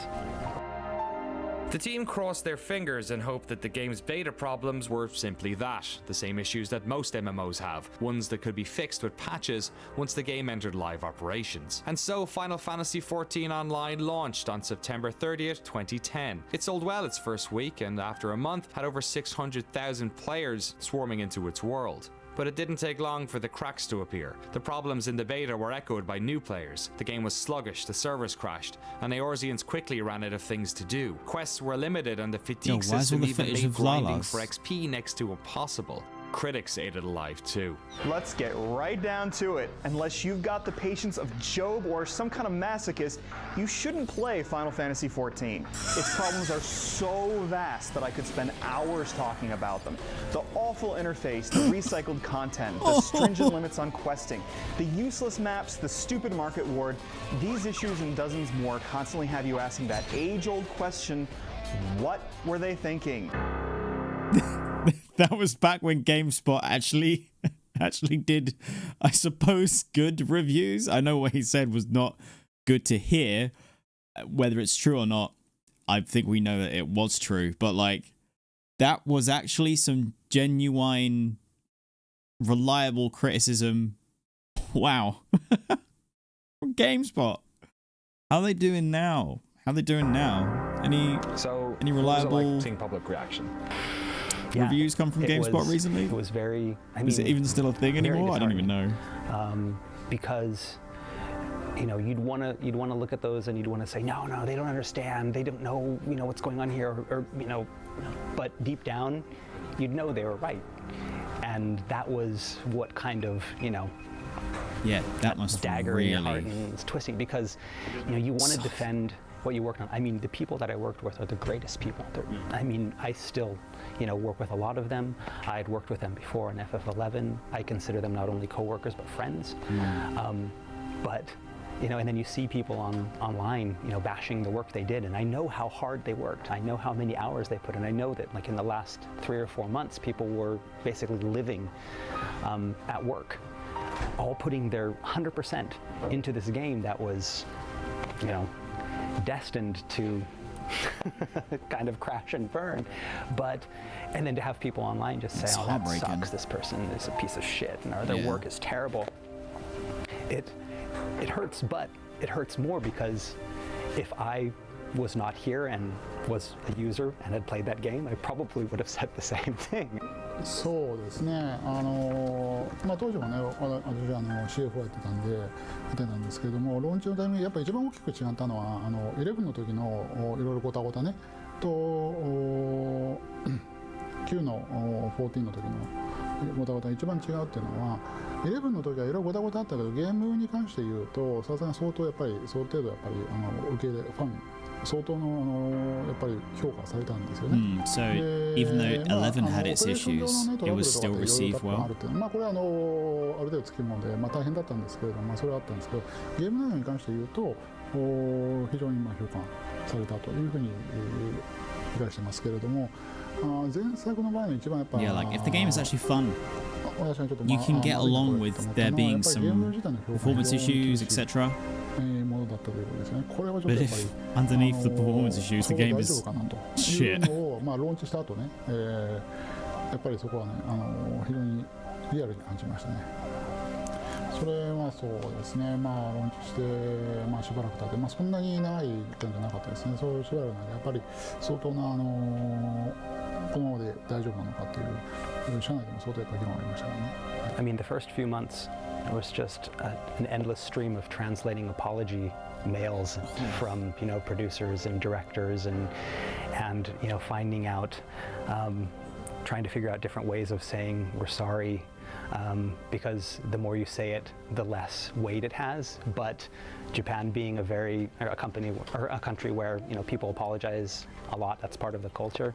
But then trying to translate that, it's like, okay, this is the 10th time I've said sorry in this one post, and then from the American myself, it's like, yeah, people are going to look at that as insincere. The more you apologize, the more and then trying to explain that to the team, it's like, no, we have to apologize. Yeah, like, yes, you have to apologize. But, and it just became, we weren't talking about the game anymore. We were talking about how to translate apologies, and it seemed like that lasted for a couple months. Actually, we see a huge drop. I mean, right after the launch timing, we got some good number of the subscribers. Again, that fall. I mean, as you can imagine. So I mean, it was failure, and we announced a failure. So we see lots of decline. さっきも話した通り、実際にはその開発内でも今リリースすべきかっていうかリリースできるクオリティにあるかっていうのは。Yeah, like pre-beta, ベータ直前とかベータが始まってもそうなんですけど、常に疑問があったので、リリースして実際にただ、それまでにチーム内にあった空気はやはり出したら意外と受け入れられる可能性があるんじゃないかっていうSee, that kind of makes it painful. They had hope just before launch that actually maybe they've got it in a better position. 何の根拠もない。希望的なものがあったんですよね。で、出た結果、そんな魔法は起きなくて、やはり自分たちが感じている通りにまだ世に出すには早いというか、世に出せるクオリティに達していない商品を出してしまったっていう気持ちはみんなにあったんで、実際に改善しなきゃっていうか、根本的に対応しなきゃいけないっていうところは、チーム内に割とすぐ疲労があったと思ってます。なので特にすごいそんなことはないっていう意見がすごく強くあって、誰かを説得しなきゃいけないみたいなことは特になかったですね。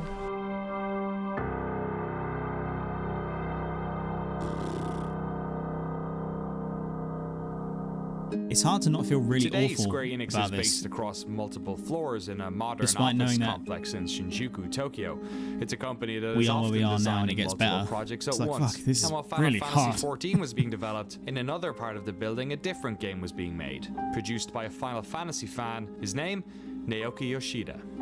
一番最初はファミリーコンピューターUS だとエンターテインメントシステムかのマリオブラザーズが一番最初にプレイしたゲームです。とにかくテレビの中、テレビっていうのは見るものだと思っていた子供の時に、ところがマリオブラザーズで初めてコントローラーを握ってゲームをプレイした時に、そもそもテレビのものを自分が自由に動かせるってことがものすごいショックで、友達の家でプレイさせてもらったんだけど、ものすごい興奮したのを覚えてますね。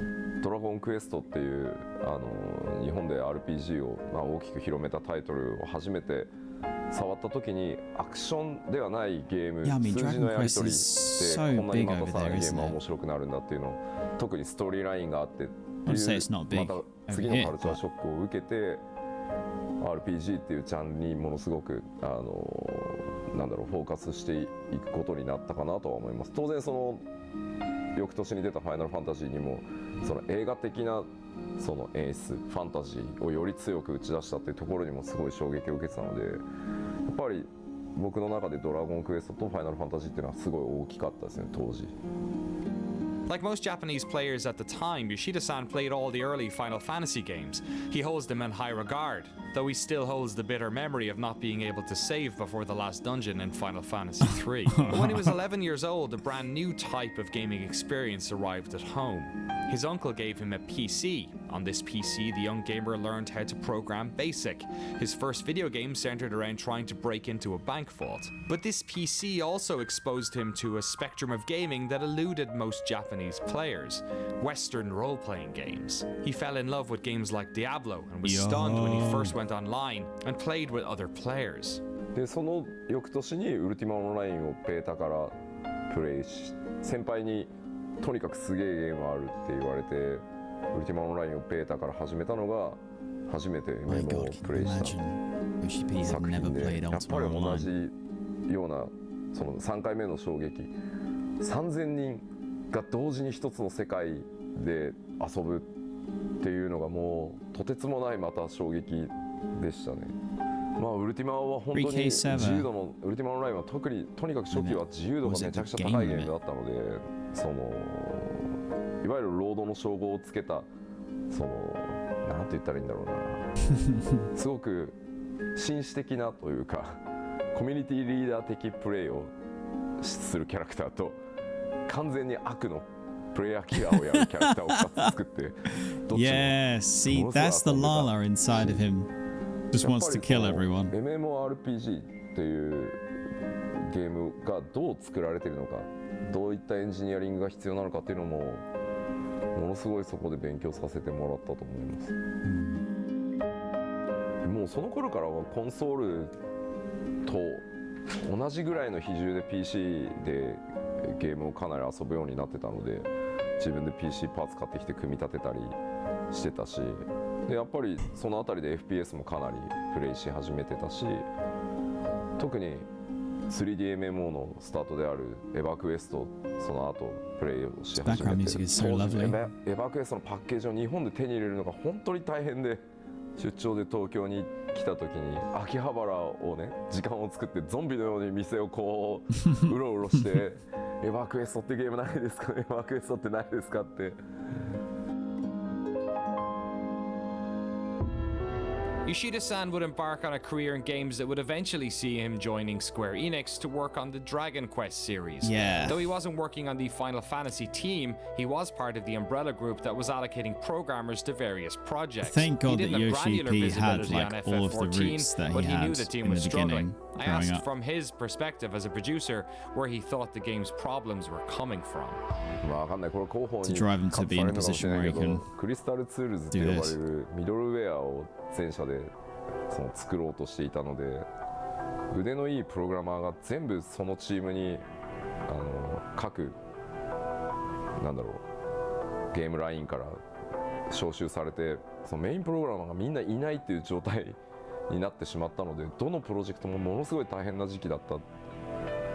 まあオリジナルの14がああなってしまった理由の一つでもあるかなとは思いますけど、さらに2つ大きな問題がそこに絡まっていて、スクエアエニックスその全体にプレイステーション2のジェネレーションで本当に世界一クオリティ、グラフィックスのクオリティが高い、そしてゲームエクスペリエンスがものすごく詰まったゲームっていうのをたくさんリリースしたので、本当にこうなんていうんだろう、ある意味自信過剰にもうなっていた時期で、自分たちが世界一だし、自分たちのグラフィックスこそが世界一だし、その作り方はその自分たちにしかできない。だからなんだろう、でも超巨大な成功体験ってやっぱり足かせというかにもなる例だと思うんですけど、ものすごくおごってた、まあ悪い言い方をすればおごってた時期だったと思うんですね。まず例えると、その刀を作る刀匠のような職人たちが本当にたくさんいて、彼らが一つずつを手作りで作って世界一のクオリティを作り上げていたんだけど、実は世界はまあ特にその北米を中心にテクノロジーでそれをカバーするっていうところをずっと追求してきた時期で、プレイステーション3の世代に And な I った guess they just 瞬 want 間 to keep に proving テ that. クノロジーの方がそれを上回るっていう時期が来 Focus たせ so いで much on 作り making 方を変えようとはしない。 1.0 look great that it ran だ bad. けどテクノロジーも追いつけないっていうことから、さらにそれを知ってるはずのプログラマーたちはミドルウェアの制作に行ってるっていう状態で、でもグラフィックス作ってるそのアーティストたちは自分たちの作り方こそが世界一だと思ってるので、古い作り方で引き続きものすごく負荷のかかるやり方でアセットを作ってたので、もうそれらが絡まってっていうのが、まあもう一つの大きな、さっき2つあるって言った問題の1つ目がそれですね。もう一つはプライドはいついかなる時でもとても大切なものだとは思うんですけど、そこにやっぱり超巨大な成功体験をしたっていうこと自体が乗っかってきちゃうと、Yeah, it's a terrible そ mixture. の自分たちの作るゲームこそがベストであって Not taking 他を examples あ from んまり other 見る必要 MMOs. がないっていう時期でもあったんじゃないかなと思っていて、 Just doing more of the same. 例えば当時世界多分 MMORPG を知ってる人に世界最大の MMORPG は何ですかって言ったら100人に聞いたら100人がワールド・オブ・ウォークラフトって言ったはずなのに誰もプレイしてない開発チームが。 Which is crazy. It is crazy to think that you may have a development team who are creating X game in X genre, and they are aware of the biggest game in that genre, and they have not played it or taken any inspiration from it, or are aware of even what the core gameplay loop is. I know that even if you do that, it doesn't mean that you're destined for success. We know all about WoW clones and how trash they all are. Classic WoW's like vanilla WoW's lightning in a bottle. But that aside, you still need to have some kind of concept of not just like what your competition is, but also what players worldwide's expectations are, so that you can at least attempt to cater to it or show them something new that they might be interested in, not blindly create something that no one was interested in and it's not even close to what they're used to.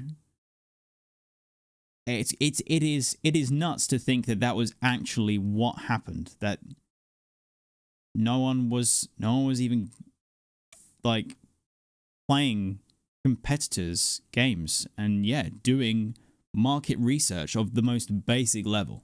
これはワールド・オブ・ウォークラフトを知ってるか知ってないかっていう話だけの話をしてる Totally んじゃ get な what く Yoshi て P's saying about basically the hubris. 自分たちが世の中に対して新しいそのビデオゲームをリリースしようとするときにライバルになるタイトルは何だろうとか、ユーザーは今プレイヤーはどこにそのゲームエクスペリエンスの最新の状態をプレイしてるんだろうっていうのを知らないっていうのがその It's very 感覚と unbelievable して that 僕 they're には always 結構信 doing じられない。 research on なん titles でもっと outside みんな of ゲー your ムプレイ own. しないの？だって自分たちが今どの辺りにいるか分かんなくなっちゃうよっていうのがまあ言いたい。で特に14の場合に関してはもちろんファイナルファンタジー11の超巨大な成功体験っていうのが邪魔をしたっていうのもあるとは思うんだけど、あの当時はエヴァークエストを徹底的にプレイをしてだからこそ11を作ったはずなのに、新しいレストランをオープンするときに隣にあるレストランがどんなメニューを出していてどんなサービスをしてるかを知らずにレストラン開店させる人はいないんじゃないって。So just at the launch stage then of 1.0, what was the feeling within Square Enix? The beta was quite close to launch. Were people anticipating that there would be negative feedback, or were they less aware that that was going to happen, I guess? 僕は他のチームにいてすごくベータの評判が悪いっていうのはネットでニュースは見てましたね。ただ多かれ少なかれ MMORPG のローンチは絶対に荒れやすい、サーバーがすぐ落ちるとか、ストレステストをやってるけどプレイヤーの方は遊びたいからやっぱりサーバーが落ちるとやっぱりすごく文句を言って当然だと思いますし、だから僕もやっぱり11を作ったチームだから、まあそうは言っても11のやっぱり完成度が高いので、そこと比較をしてあの機能がないこの機能がないっていう話をしてるのかなっていうふうに思ってた。僕は僕自身の開発が忙しかったのもあって、ただそれも少しずつ収まっていくんだろうなっていうふうに僕は当時は見てた。ただ別の角度、今度はそのオリジナルの14チームの中のその視点としては、このままだと本当にまずいもっと時間をかけて品質を上げないとっていう、もちろん声を上げる人たちもいたけれど、会社ってまあ全体の判断としてはファイナルファンタジー11のスタートもそうだったと。機能たくさんなかったし、ものすごくネガティブなフィードバックもたくさん来たけど、パッチでどんどん直していって11は完成したんだから14も大丈夫だと、最初は絶対こうなんだっていう風に判断したので、ベータを終わらせてリリースへ踏み切ったっていうのが当時のジャッジだったって、僕はチームに入ってからインタビューをしてそれを確認したので、チームの中ではやっぱり議論はあったそうです。あのままじゃダメ、まずいっていう話は。 even if the people on the dev team raise their voice and say not good, we can't launch, don't do this, like whatever, 続けてああなったじゃないかと。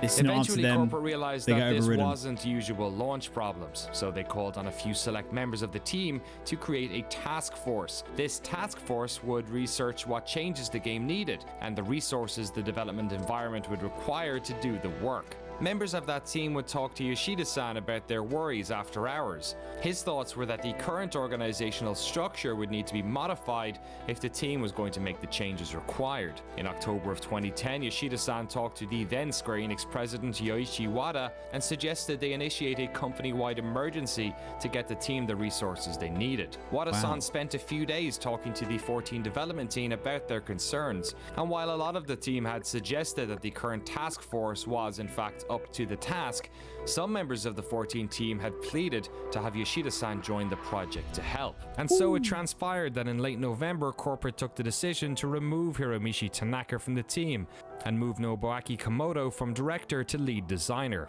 Both of their vacant positions would be filled by Yoshida-san. At that time, he was leading a team that was working on an original IP for Square Enix. He was disappointed to leave that team, but excited for the opportunity to work on one of the company's crown jewels, a numbered Final Fantasy game. So, he got right to work. やらなきゃいけないことは当時3つあ We just need to pause for a moment because I got ads starting in 3 minutes, and that'll be during this. And we do want to listen to well, obviously all of the video properly, but just wanted to briefly talk before the ads go, like about how actually I'm trying to think of the most delicate way to word this, or like the most appropriate way to word this. That type of like corporate change, accountability, willingness to shake up, have someone from on high come down low and talk with everyone in the team and find out how bad is it really that bad? Okay, we need a task force, etc. Everything you just heard about their approach to how to fix this, that's just so rare. I think it's more common in Japanese business culture, but like I can't say that I would ever have faith that, say, like Blizzard Entertainment would have ever done that at any point up until now. They've obviously not been in a position where they've actually needed to do that, for example, for World of Warcraft. But I'm just saying, like, if you take the biggest, it may not necessarily be like Blizzard. I'm using as a example here, but if you take big game company and you decide that you need to do all of these things, I can't imagine that if that game company you picked is from outside of Japanese game development, I don't think that they would ever commit to this type of like what was it called? A company-wide emergency, and just have everyone all hands on deck. Lay your cards on the table. Don't worry about not like feeling like you can't speak up or whatever, you know, just like legit. We have got to fix this. How bad is it? Oh shit, it is really bad. Okay, you gotta move, blah blah blah. And I think like it's just it is something I'm very much struggling to wrap my head around, that they even took that. They even took that course of action is already an indicator of how the rebirth, or a Realm Reborn, was even managed to be conceptualized, because they were willing to do everything we just talked about. That's bloody crazy. I'm gonna run ads, so anyone who needs a break, stretch, get some H2O, blanket, snacks, all the things, please, now's the time. And also, Till and Jammy, thank you very much for the follows, and welcome to the Go Merry crew. Appreciate the support.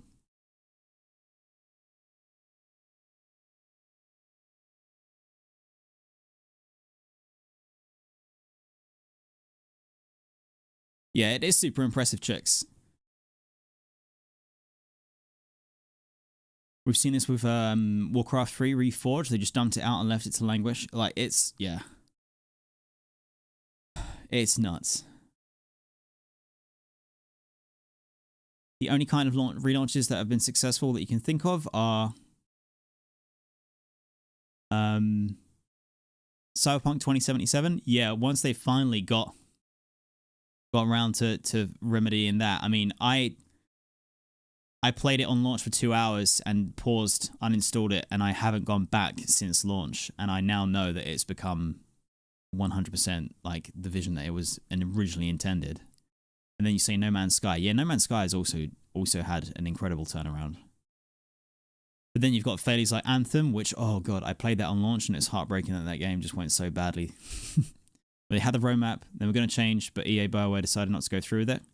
That's the thing. It's like, even if you are able to muster up the battle plan for how it is that you're going to like remedy the situation, start doing the right things, and winning back some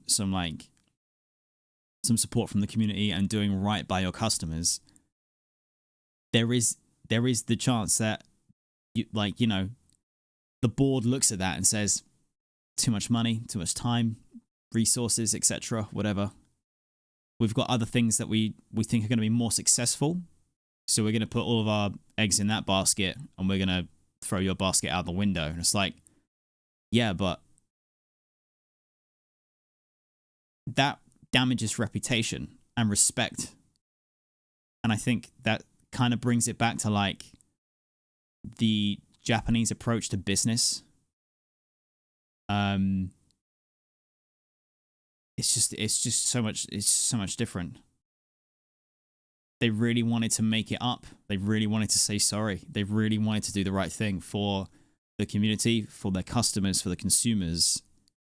And that's why they were like, okay, we just got to commit to whatever it is we need to do.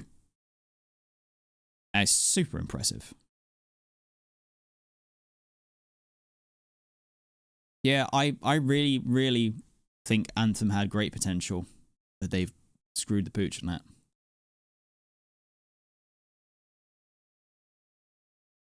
But did you know why the community calls Yoshida Yoshi P? Silver, welcome to the stream. I have no idea why they call him Yoshi P, but I've just like taken the nickname that everyone's given him. P stands for producer. It's an honorific. So it's an honor-based nickname given to the more famous game or program producers in Japan by the respective communities. Oh, wow. That is awesome.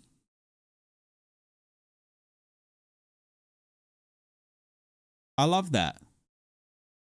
And I did not know that. Thank you very much for telling me.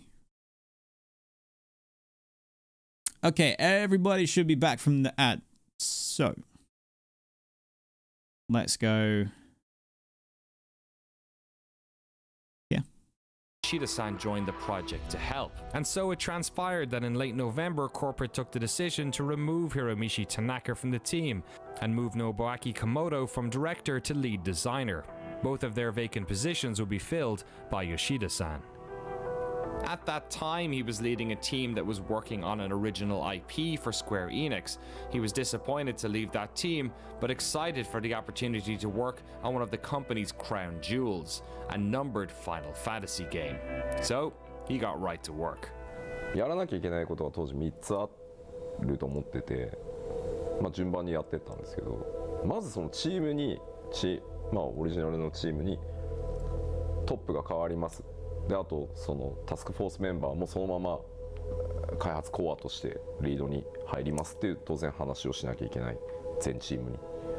ただ僕はドラゴンクエスト側のゲームを開発することが多かったので、そのほとんどのスタッフを知らないというか、顔と名前ぐらいは知ってるスタッフはいたけど、その一緒に仕事したことがある人がほとんどいなかったので、まず「Say hello」っていうところから、で一度もみんな仕事したことがないから、どんな仕事をする人間なのかを見てくれればいいよってまず。で、こいつダメだと思ったらチームも抜けて構わないからっていう話を最初にして、一緒に仕事してみよう。でも1回はいいよねって。でそれでダメだと思ったら本当すぐ抜けて構わないから3ヶ月ぐらいまず一緒にやろうよっていう話を僕スピーチでした記憶があります。でWhat? Again, like a very different approach and super forward thinking, just like self-aware to know that, okay, I'm coming in, I'm taking over, I'm getting rid of people. I've never worked with you before. You may not know me, but let's work it out, figure it out, give me a chance. And then you're more than welcome to leave, sort of thing. I mean, that's how you do a kind of project takeover in the nicest way.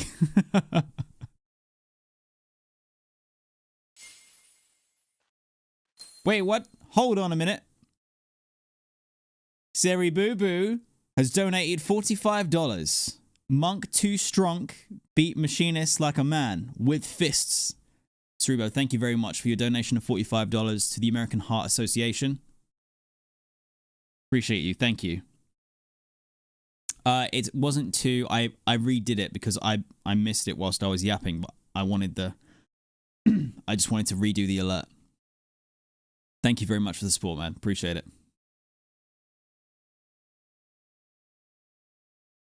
もう一回チャレンジするよ。当然その時申請するなんて話はまだ計画がなかったので、とにかく立て直しをやるよと、ギブアップはしないよっていう話をした時に、僕を知ってる何人かは、 So he told the team, we're gonna go, we're gonna fix this, but I've got no idea how yet.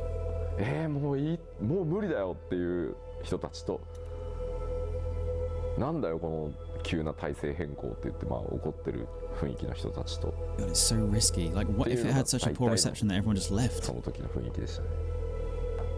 そんな中で今も14のサウンドディレクターやってるソケンが、その話をしてた時と大きなホールだったんですけど、2階のサウンドブースで僕のマイクの調整とかやってくれてて、そのソケンがあいつだけですよ、やり直すぞっていうか、そのリベンジするぞって言ったらガッツポーズしてたのはあいつだけです。今でも覚えてますよ。2回シャーってやってたんで、あいつ。So even then, Sokun was like the only one. Oh my God, we just went through a year of to support the idea that we're going to do that. We're going to make Realm Reborn to this point that might, be another failure. It's so nice because no one had taken a game and rebuilt it in this manner before. So basically saying like, yeah, you just have to trust me, and yeah, you could, waste another year and a half of your life and it could be a failure, and but you're gonna have to believe me on this one. And so yeah, a lot of people are like, I can't do this anymore, I don't know.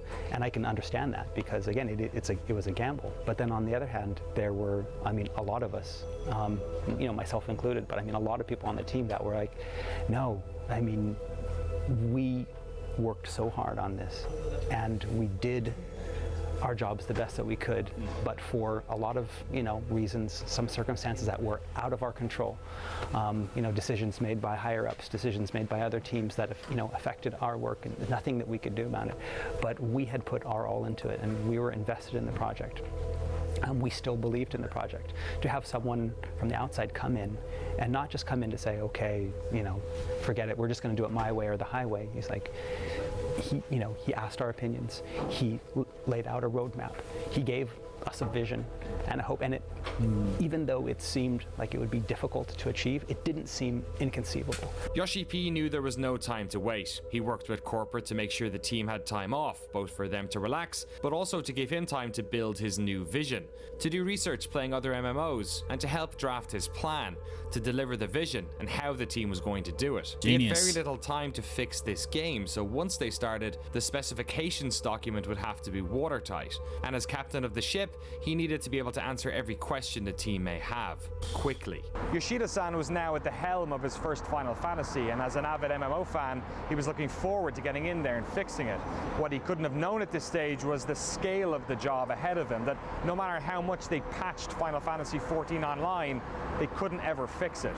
What they'd have to do was something that no developer had ever done, to rebuild an entire MMO while the original version was still running. I don't think that they realized immediately that it was something that couldn't be solved via patches. I think they still believe that, if we patch it, it'll be fine. And it wasn't until they reevaluated and then brought in, the new blood. Yoshida-san came in and told them, okay, yeah, this is not something that can be patched. If we want to fix this, we're going to have to take a drastic step. Yoshida spent 7 weeks researching and returned with 2 options for corporate. It was then he realized that it would be impossible to convert the current game into an MMO that could last the test of time. Ultimately though, this was a decision that corporate had to make. So he returned with not 1, but 2 plans. Plan A and Plan B. During this meeting, he explained that Plan A would be to patch the game and make it more playable, but that ultimately the game would never really satisfy players, and though Square Enix may make their money back, the damage to the online brand would be catastrophic. Yeah, too much. And then there was Plan B.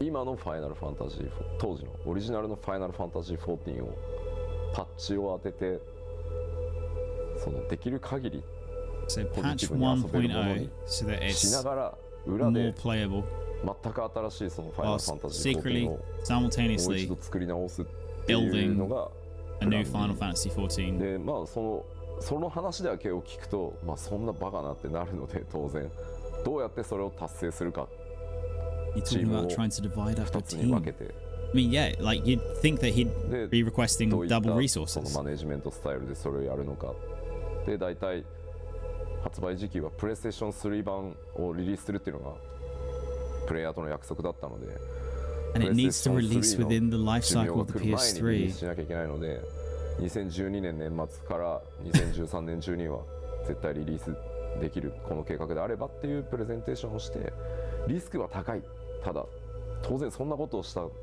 ことはないしゲーム業界でしかも同じタイトルで作り直してるから God, you know what? Just reading it written out like this, I don't understand how やっぱりファイナルファンタジーってクレイジーだねとか went for it, let alone Yoshi B. Like 少なくとも自分たちがミスしたことを認めて信頼を取り戻そうとしたっていう努力は見てくれてる人は多分見てくれるだろうだからどっちをチョイスするかは会社に任せるただどっちであっても全力でやるよっていう話をプレゼンテーションして、Of course, maybe you're aware corporate chose B, and here we are. 今こうなってますけど。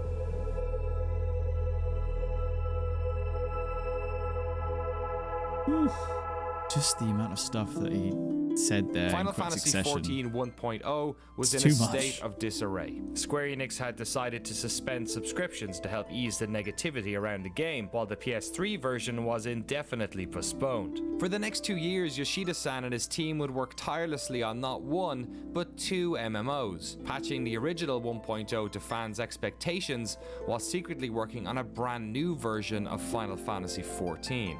In our next episode, we focus on that 2-year period. period and tell the incredible story of the falling moon of Dalamud, the death of 1.0, and the Great birth Google Wall. of a new Eorzean. God. It's just so special. It is so special.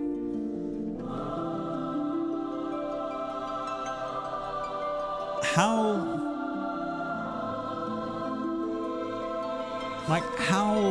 many things must be coming together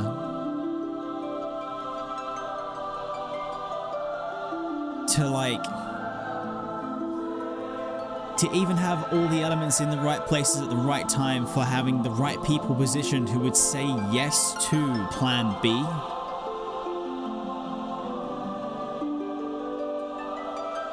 Like, it is just a miracle that this was even done.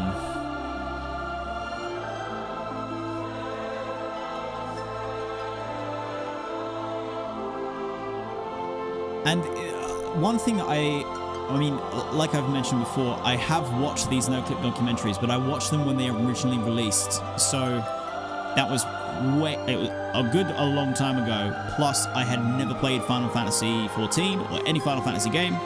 And so I just kind of like wanted to watch it from a gaming documentary fan's perspective.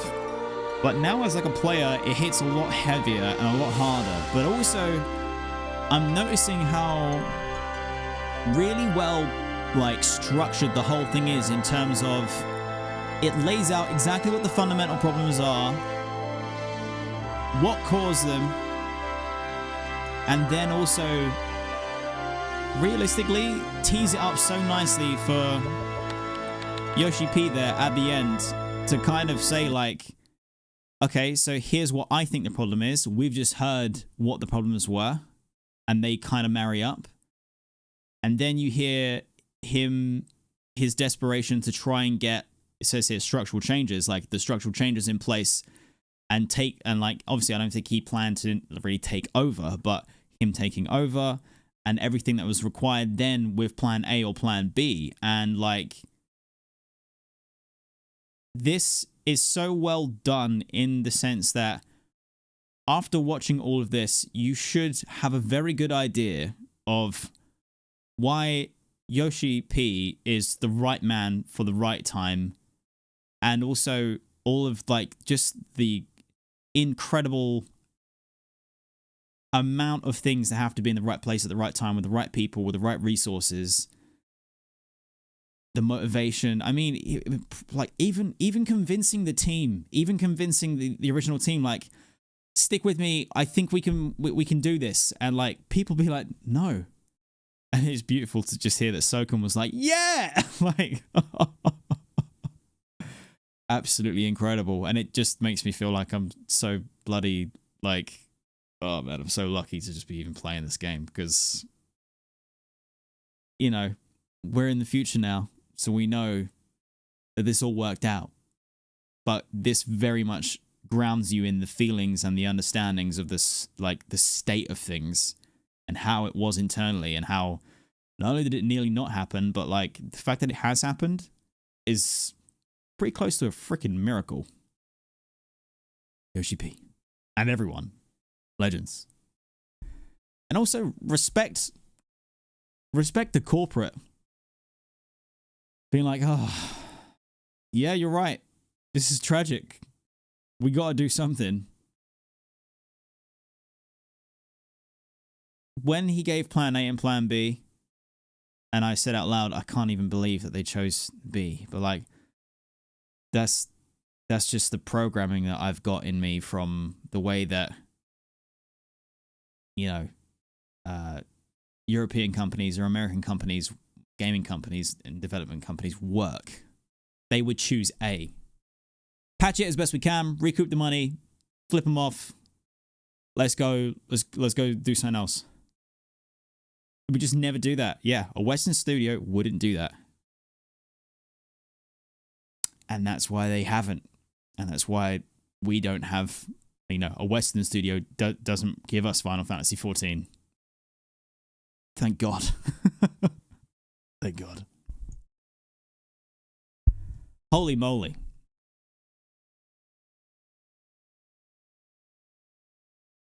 7 years ago. June the 23rd, 2017.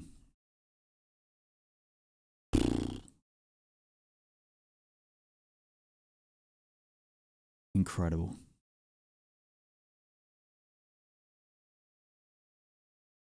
Okay. Let's get ready for part 2.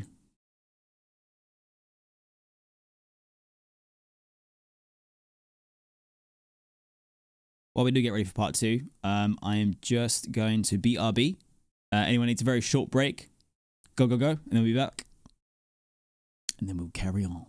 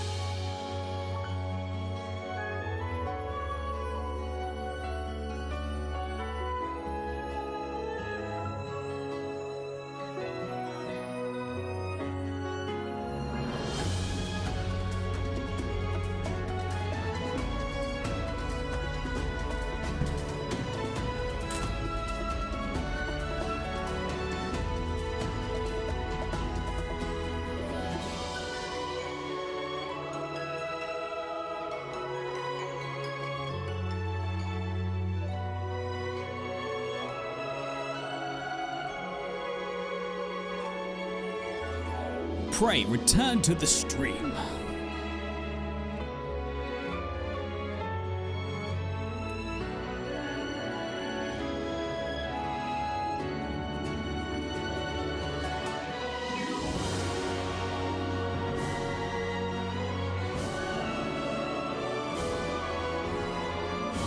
Sage Giovanna, welcome to the stream. First words, I only recently started playing and it's such an amazing game. I agree.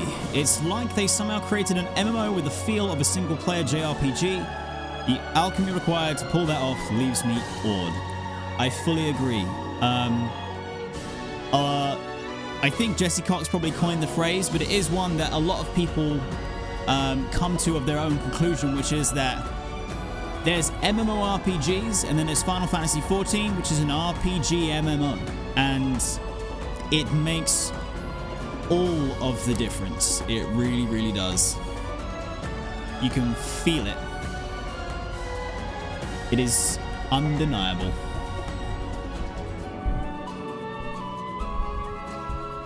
Just as a reminder to everyone that today is day 2 of 5 of our charity stream event, taking part in Lamatod's charity stream event, which is called WoW versus Final Fantasy XIV, raising money in support of the American Heart Association.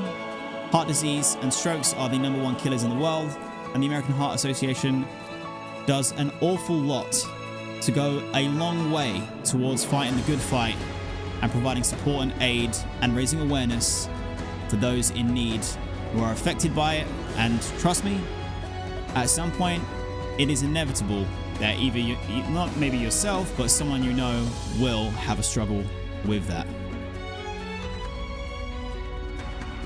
Our community has raised an incredible grand total. Are we at 1,800 now?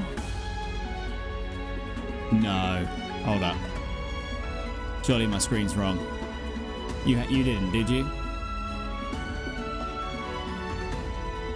Good God. $1,800 has been raised in support of AHA. God damn. God damn. You legends. You legends. All right. I hope everyone's back from getting some snacks and whatnot. Some stretching, some H2O. Because here we are with Final Fantasy XIV, the NOCLIP documentary, Part 2. Rewriting history. Rewriting history.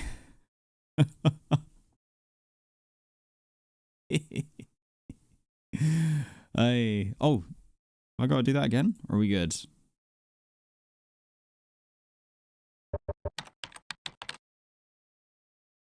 There we go. So what did you think from your perspective as CFO to fix this problem? It's going to cost a lot of money. It's going to involve creating a new game. It's going to involve keeping the other game still running. Did you think at that time that that was a solid investment, that that's what Square Enix should be doing, or did you think that it was a risky venture?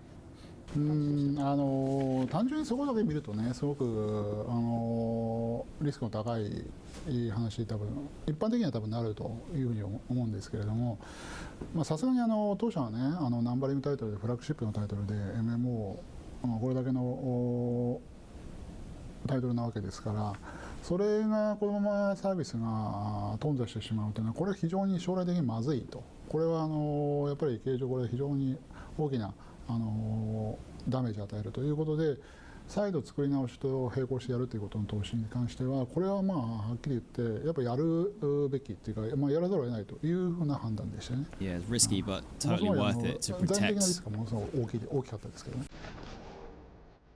Like the respect of Final Fantasy XIV with its community, its fans. Like essential.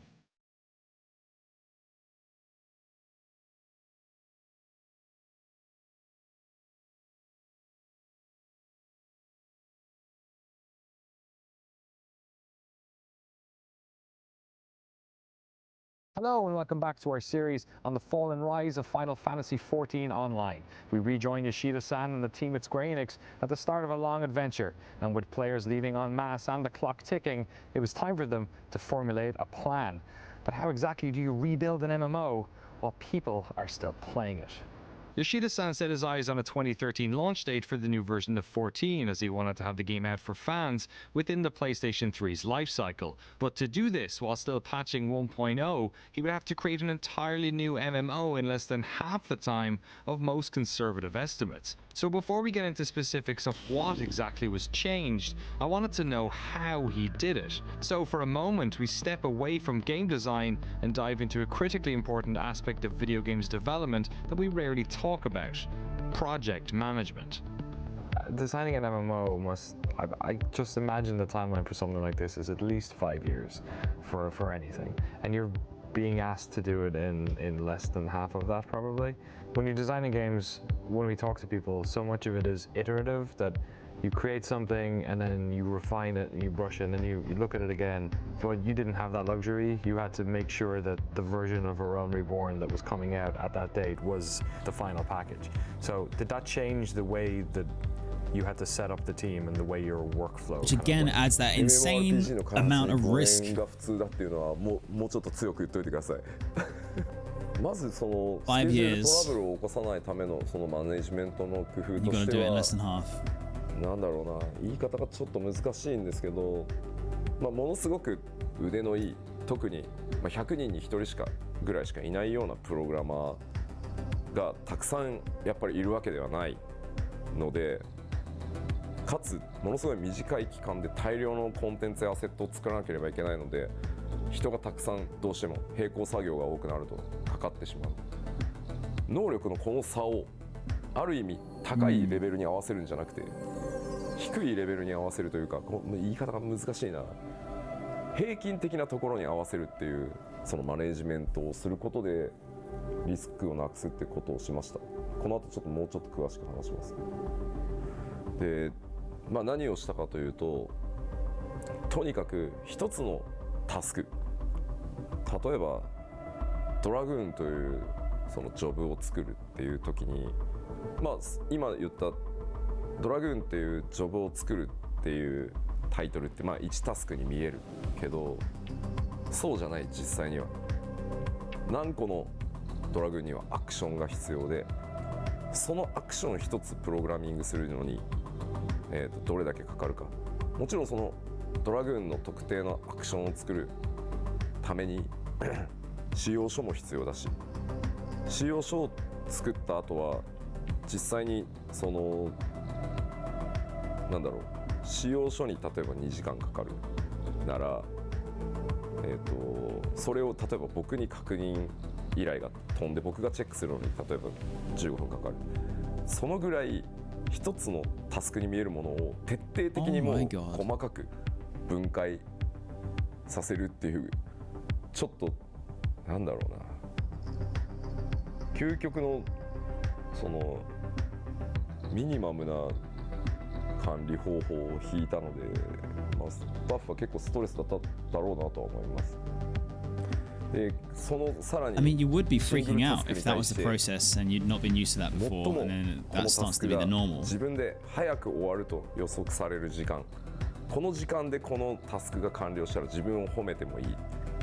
逆にこのタスクがこの時間以上かかってしまったら給料をもらう資格がないっていうぐらい、その最悪のケースっていう、そのミニマムで終わる時間とマックスかかってもこれだけだろうっていう時間を両方申告させて、その平均値で基本的にはスケジュールを管理するっていう、本当にミニマムマイクロマネージメント、マイクロすぎるぐらいのマイクロマネージメントをしてました。それを最初はウィークでみんなそのやり方に慣れてもらうために毎週1週間でそのマネジメントを回して、で1週間経つと結果が出るので、さらにそこに個人パラメータ、例えば吉田はやたらとミニマムをこう短い時間で申告するけど、結局タスクが終わってみるとマックスに寄りがちだなってなった場合は 50% で見積もるんじゃなくて、もうその係数をかけて、吉田はマックス側に寄るからきっと次の週のスプリントはもうちょっとマックス側に寄るだろうみたいなのをどんどんこうで、個人特性までそうやって管理してたので1日の稼働時間は8時間ではありますけど、トイレに行ったりっていう時間も必要だし、あと必ずミーティングやその I cannot believe the level of granularity that has been 主要の打ち合わせを絶対に described here. デスクトゥデスクでフェイストゥフェイスでやることもあると思うので、1日の稼働は6時間で計算してましたね。その時は全員6時間、8時間では見ない。で大体慣れてきたらそれを2週間スプリントに変えて、あとは毎朝必ずスタンドアップミーティングをして、それぞれのセクションで自分のタスクが今どうなってるのか、誰かのタスクが遅れてるせいで自分のタスクに取り掛かれないとかいうのは毎朝スタンドアップミーティングをしてではこのタスクを入れ替えてこっちを先にやってくれないとこの人が止まってしまうからっていうのをもう全部毎朝やってましたね。だからスクラムっていうso yeah, it's kind of a scrum method, のちょっと変形型ですね。ただ最後に言っときますけど、このマイクロマネージメント普通じゃないのでおすすめしないですよ。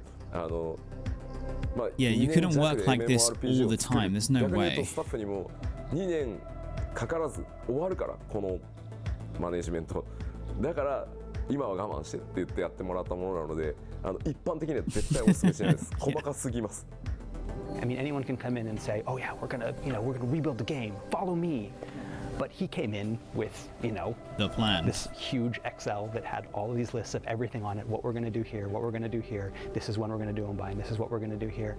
And to see that, it's like, okay, this isn't just a stopgap type of thing where a president's like, okay, crazy here, let's just change the leader and hopefully things will, get better. It was an actual, okay, this guy really wants to do this. He has this plan. Yoshida had them. And also, so I'm trying to be careful about not pausing too much so that I'm either talking over or in the middle of things, but also you need to I need to let the actual dialogue speak out so that I can fully just get my head around it. But I am truly just I totally get what he means. You can't do this all the time, but to come in as they did, I say they, I'm referring to the crack team that was assigned, and Yoshi, the head of it, to be like, okay, we're coming in and we're taking over the FF14 project. You really do need to actually. I think if he didn't approach it that way, there may be other ways that he could have used methodology wise to manage people's time and whatever else, right? To do the project management side of it to get it done. You could probably achieve it with a couple different approaches and tweaks and whatnot. But it's the fact that he recognized that was the level of granularity that needed to be done. One, for him to be in order to have everything in scope, because he is the vision for where 2.0 needs to be, what it needs to be on launch, whatever, right?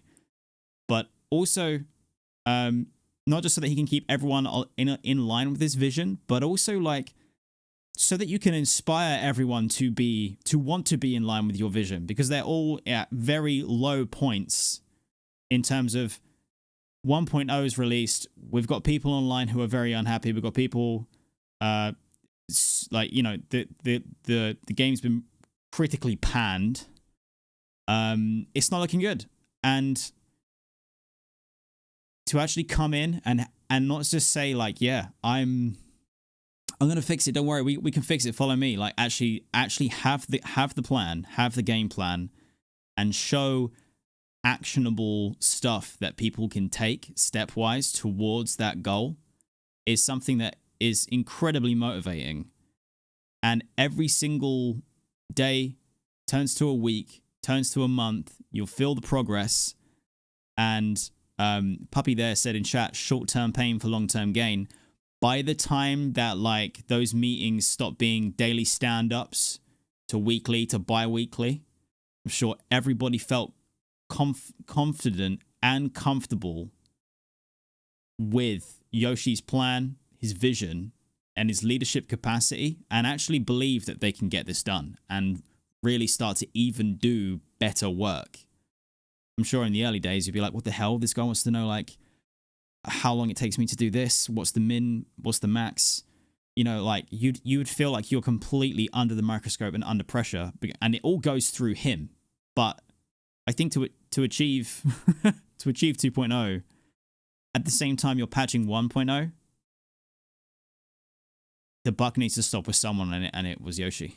Running like a well-oiled machine, so it was time to get to work. First things first, they had to start the rollout of patches for 1.0, but a critical part of the failure of the first game was the poor communications the development team had with their community. So to keep diehard fans on board during this protracted period of redevelopment, they had to be a lot more transparent.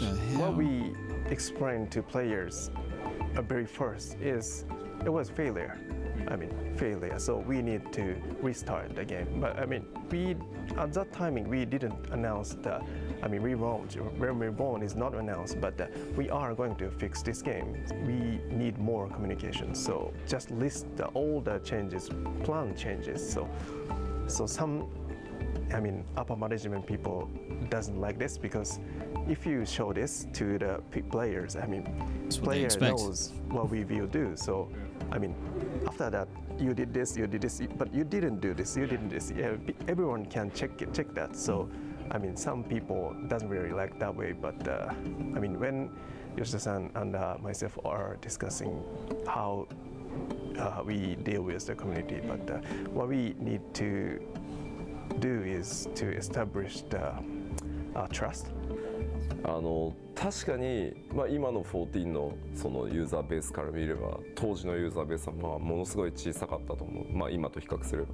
ただ、メディアの皆さんからもそのプレイヤーからもそのファイナルファンタジー14はもうダメだ、むしろなんであんなダメなゲーム遊んでるの、君たちどうかしてるんじゃないのって言われながらも、いやファイナルファンタジーシリーズだから絶対何とかしてくれるはずだ、いやこれはこれで僕らは楽しんでるからほっといてくれ。その11だって最初の頃はいろいろあったけどきっと良くなるはずって言って数はもちろん今と比較したらすごく小さいコミュニティだったかもしれないけど、誰よりもスクエアエニックスやファイナルファンタジーのことを応援してくれている人たちだったので、The bitching about what someone else decides to do with their time, it's none of your business. ファイナルファンタジーはダメだろうと思ってたので、むしろ何よりも大切にしなきゃいけない部分だったっていうのが最も大きい理由。それは何億円使おうが回収できない後でコストだと思うので、信頼ってそういうことなのかなっていうふうに会社にもプレゼンテーションしましたし、僕もそう思ってたから続けましたけど、あともう一つやっぱり大きなポイントは本当にファイナルファンタジー14がリバンプしてその大逆転するためには絶対に彼らの力が必要だっていうことももう一つ重要な意味を持っていると考えてました。Next, Yoshida split his team in half, some working on the new version of 14 and others working on the updates to 1.0, what he called the guts version of the game. But with so much of the game requiring fixing, where do you even start?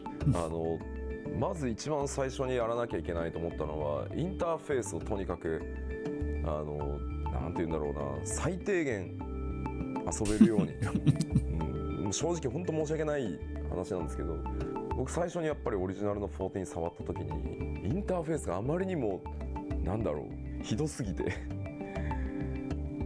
話にならない。だって PC バージョンしか出てないのにゲームパッドがないとまともに遊べない。Oh wait, what? 聞いたことがない、そんな PC ゲーム。So you couldn't actually play with a mouse and keyboard? まともに遊べないゲームなんか見たことがなかったので。So you had to have a controller even if you were playing on PC? コンテンツを作ろうがジョブを作ろうがインターフェースがダメだったらコンテンツの面白さに到達する前に人はゲームをやめてしまうのでとにかくインターフェースを直さないとゲームにならないっていうふうに考えたので、一番最初にすごい丁寧に取り掛かったのはやっぱりインターフェースの改修っていうところですね。僕最初にプレイした時5分ぐらいでやめちゃいましたもん。でもね、笑い話でクイットの仕方が分からなくて、 And then he didn't know how to quit. 右上にあるSo you know you made some terrible choices. このままゲームを終了するとデータがセーブされない可能性があります。それでもよろしいですかってダイアログが出るのね。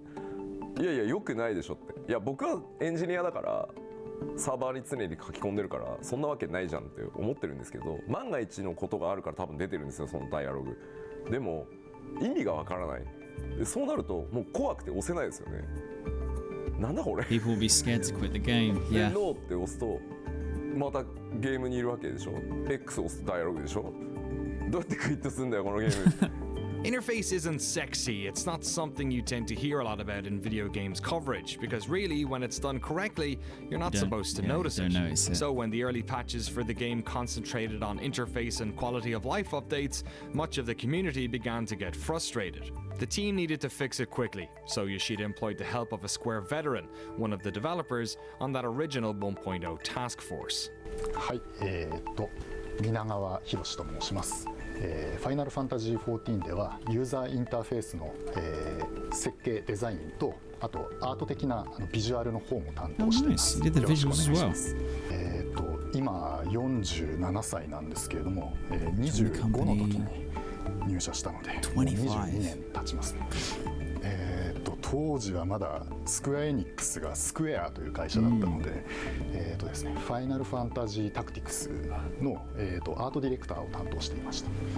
なので普段は少ない情報、なるべく少ない情報やシンプルな表示を心がけているんですけれども、今回はカスタマイズ性というかよりツール的な考え方でいろんなプレイヤーがそれぞれ自分の好きなカスタマイズができるようにっていうことを普段よりも強く意識してます。Yeah, that's a good point. You need to actually think about it as an extension of the character, because it's how you would interact with things. It's strange. That's so obvious to say out loud, but to hear it and read it and think about it that way is something I've never actually thought about.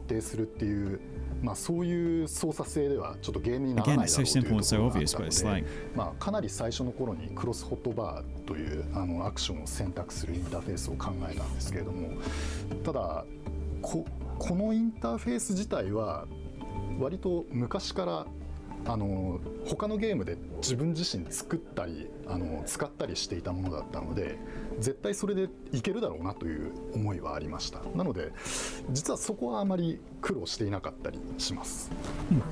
Didn't feel like it was too difficult a challenge. 例えば表現方法が変わると Did you see it before you started? 僕はこっちの方が良かったっていう話は来るんですね。例えばインベントリーは以前はテキストで表示されていたんですけれども、アイコンになると当然なんか似ていてよくわからないとか、Wait, they used to prefer the inventory being a list of items. That's 大変なんだよなっていうそういうところがありました。まあ今でも ARR のリリースから積み残しの仕事リストみたいなのがあるんですけれども、まあ2年以上経って今入るみたいな機能もたまにあったりします。でもう一つはバトルシステムをとにかく変更しないとコンテンツが作れない。つまりあまり良くないバトルシステムをベースにして、コンテンツを作ったとしてもコンテンツが面白くならない。だから順番としてはインターフェースを修正しながらバトルシステムを変更してやっとその先にコンテンツを作るっていうのが、まあ順番としては僕は真っ当だと思った。当時のバトルシステムも当時は15人でパーティーが組めた。でしかも、マジックポイント MP の管理っていうものがほぼなかったので、当時のファイナルファンタジー14の中で最強の回復魔法だったケアルガーっていうスペルをずっと連打してても MP がゼロにならない。延々ケアルガーして OK で、他の魔法いらないよね。じゃあWait, so and your mana points didn't even really go down, so what's the point in having them? 殴りまくって回復しまくってっていうすごい大雑把なゲームだったので、 Oh wow, yeah, there's a lot of ability バト blow ルシステ then. ム計算式に変えていかないとコンテンツが面白くならない。だから UI を直しながらバトルシステムを変更して、でそれらの準備をしながら最も重要だと思ってたのはファイナルファンタジーエレメントっていうものをとにかく入れていくことっていうのが次のというか最も大きな課題だっていうふうに思ってました。なぜなら当時ジョブもなかった、ナイトもいない、ブラックメイジもいない、ホワイトメイジもいない。これはファイナルファンタジーなのか。チョコボに乗れるわけでもないし、イフリートは出てきてるけど戦えないし、一体何なんだこのゲーム。So it just made it didn't seem like it had a lot of Final Fantasy to it then. 入れていかなきゃいけなかったのはやっぱりイフリートやそのガルーダいわゆる召喚獣って一般的に呼ばれてるものとのボスバトルを入れていかなきゃいけないと思ったし、チョコボに乗れないなんて MMO なのに話にならないからチョコボにちゃんと乗れるようにしなきゃいけないし、何よりジョブがないのも FF じゃない。少なくとも僕は FF だと思わないので、だったら Yeah, I mean, even ちゃんと入れていこうっていうところが as a noob to Final Fantasy as a franchise, even I associate classes/jobs with Final Fantasy. まあだから回収をやりながらきちんと仕様を作って、それを一つずつクリアしていくっていうのを中盤以降は続けて、そこからやっぱりグッドゲームの評判はやっぱり Q14 も良くなっていて、プレイヤーもずっと増え続けていったので、少しずつですけど、あれは僕らもすごい励まされましたね。やっぱりちゃんと面白いものを作っていけばみんなプレイをしてくれるっていうのも数字の上からもよく見えたので、当時の7つ一気にリリースされた7つのジョブ、パッチナンバーは忘れちゃったけど7つのジョブがいっぺんに実装されたんですけど、 So in one patch they released 7 jobs. The team at their That is nuts.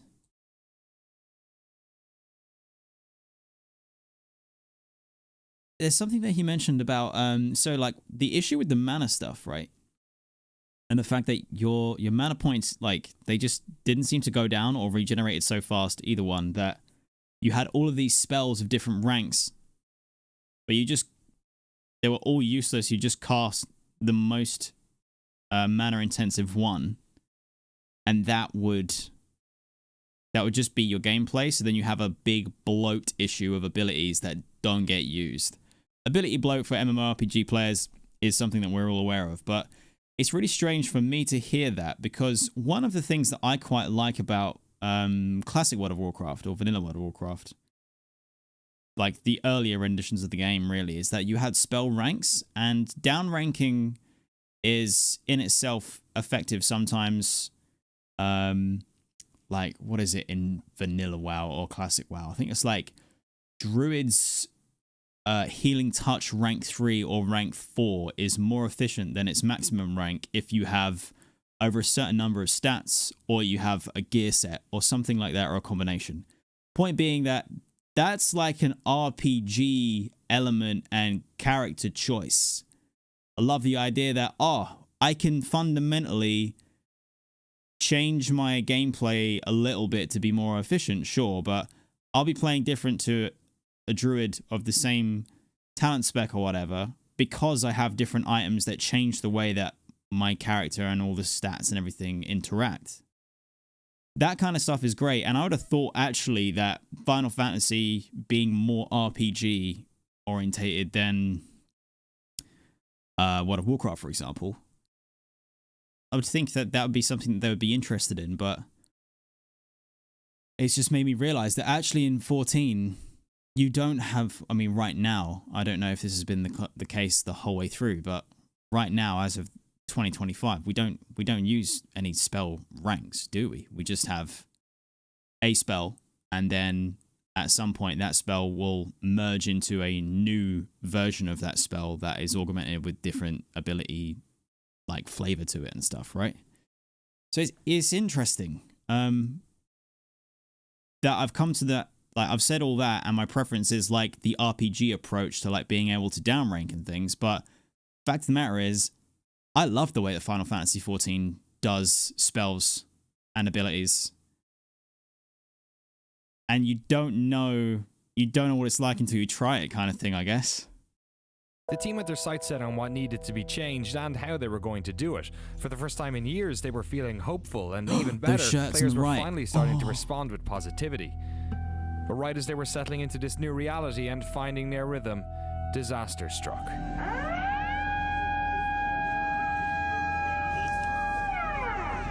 For 6 minutes, Japan shook. A 9.0 earthquake had struck 200 miles northeast of Tokyo, and a resulting tsunami devastated coastal regions. What followed was a humanitarian and infrastructural disaster that can be barely comprehended. While the country rallied to help those affected, Tokyo suffered aftershocks and frequent electrical blackouts. I asked Yoshida-san if he'd like to share how this had affected the team. まあ東京もそうは言ってもすごい揺れたので、やっぱりまあ当日はね会社に泊まった方が安全だって言って帰らないでずっとニュースを見てるっていう人たちもいたし、やっぱり東北に家族とかね親戚とかいるスタッフも当然いたので、まあもう正直言うともう開発どころではなかったのは確かにそうですね。で開発なんか優先すべきじゃないと思うので、やっぱりみんな開発者の前に人なので、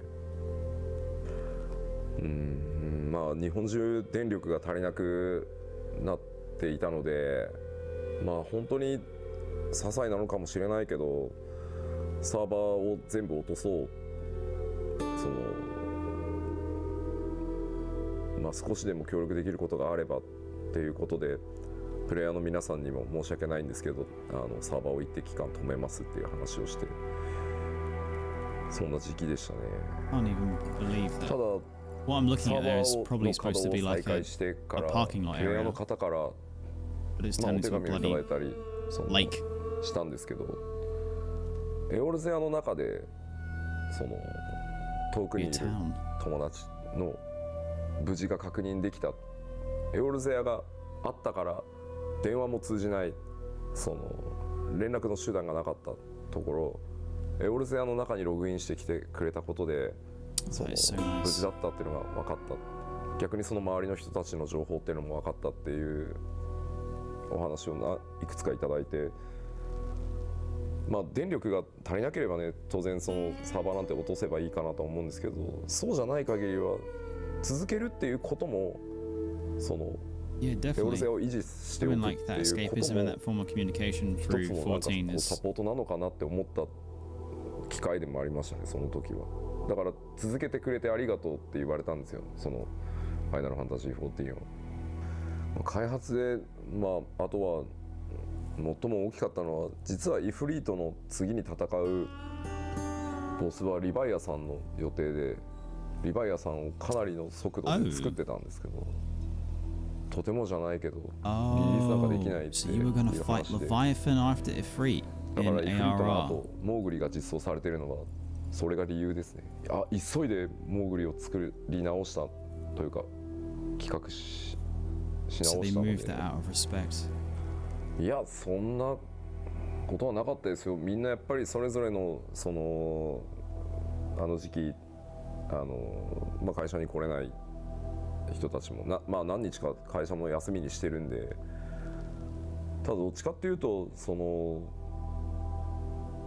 自分たちにできることをやろうっていうみんな感じだった。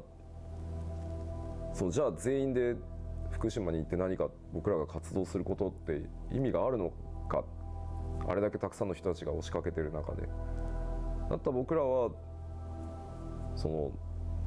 なんだろう、彼らが落ち着いた時にゲームを楽しく遊べるように、僕らは結局ゲーム作るしか脳がないので、まあ、ゲームを作り続けるのが結局何よりなのかもっていう、こういう話はしなかったですけど、みんなそういう感じで復帰してきてましたよ、仕事に。It's a very beautiful and humane thing.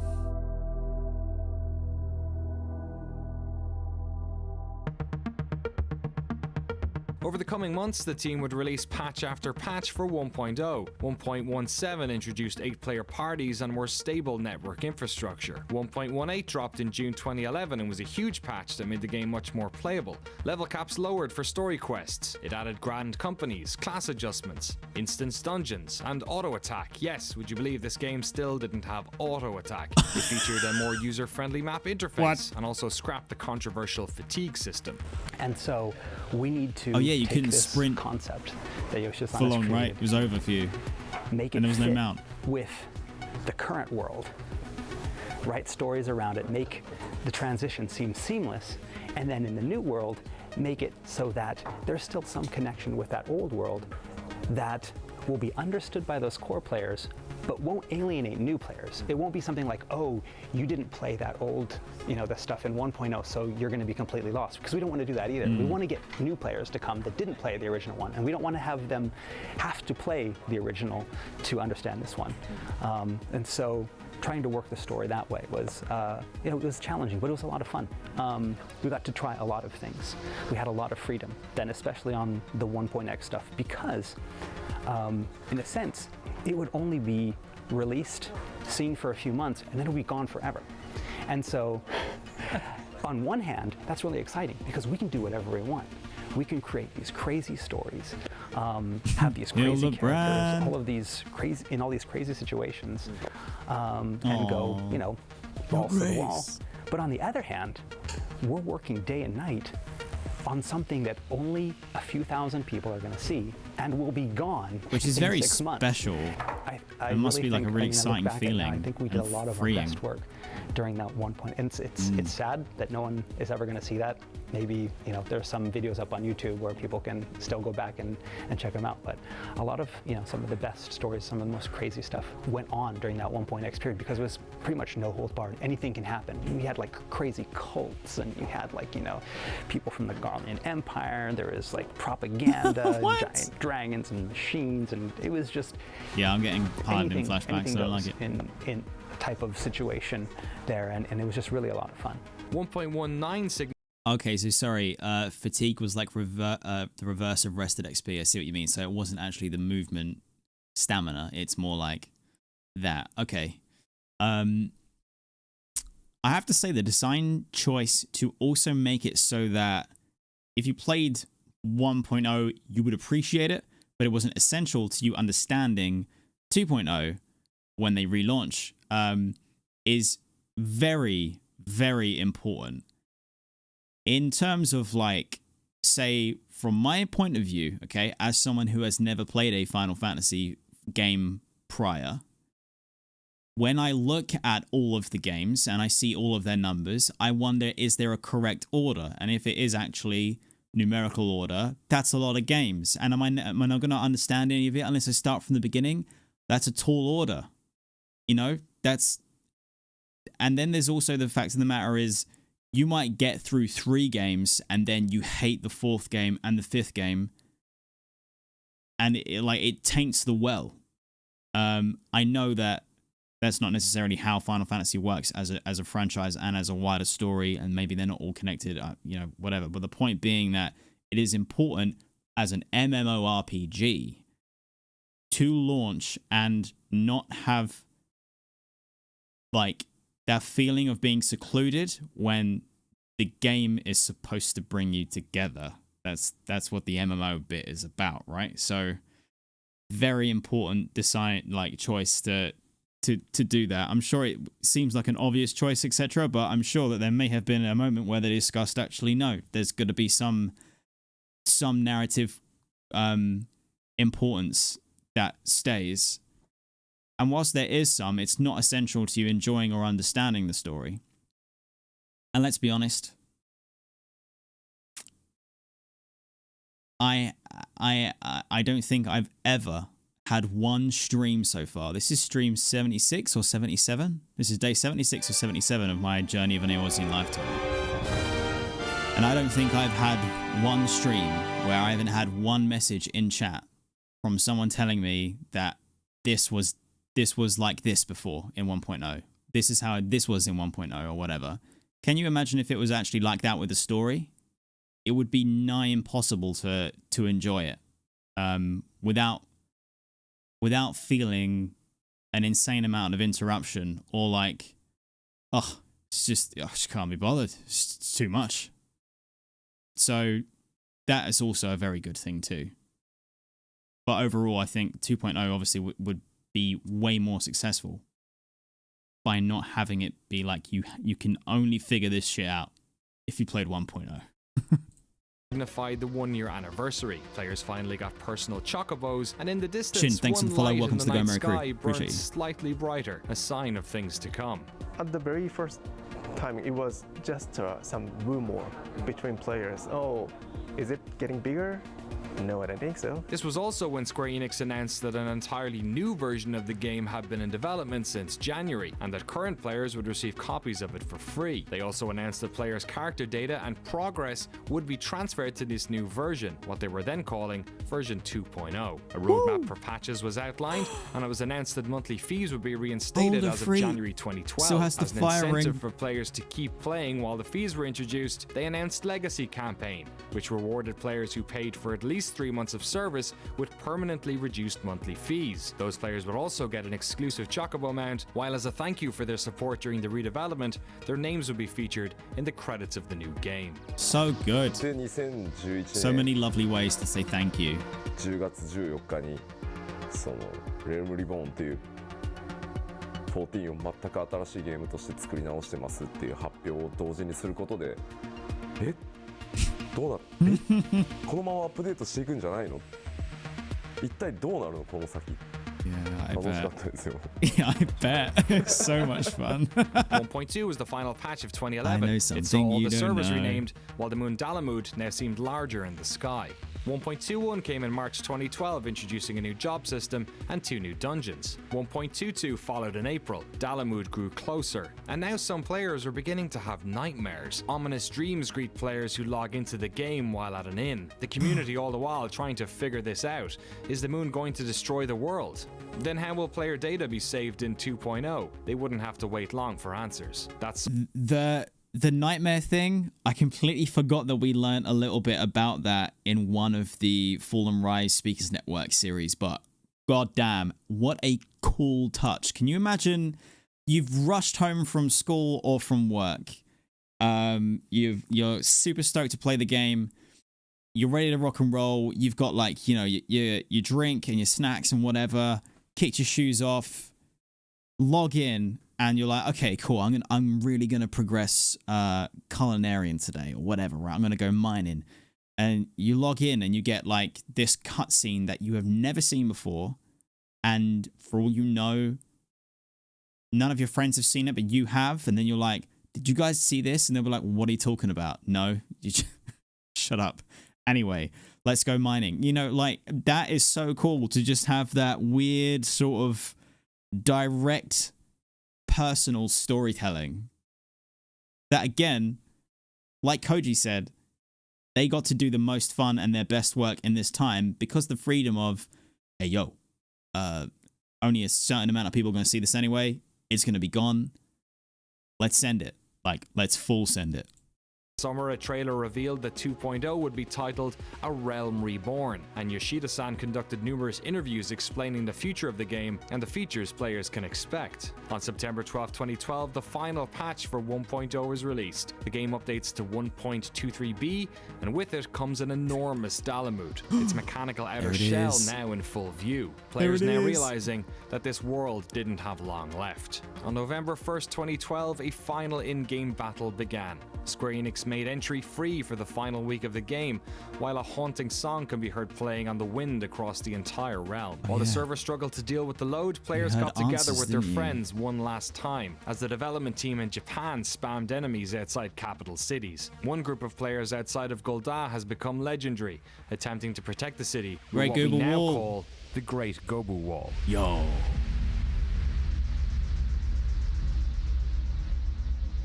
Right before Dalamud hit Eorzean, we had to do some chaotic situation to the existing world.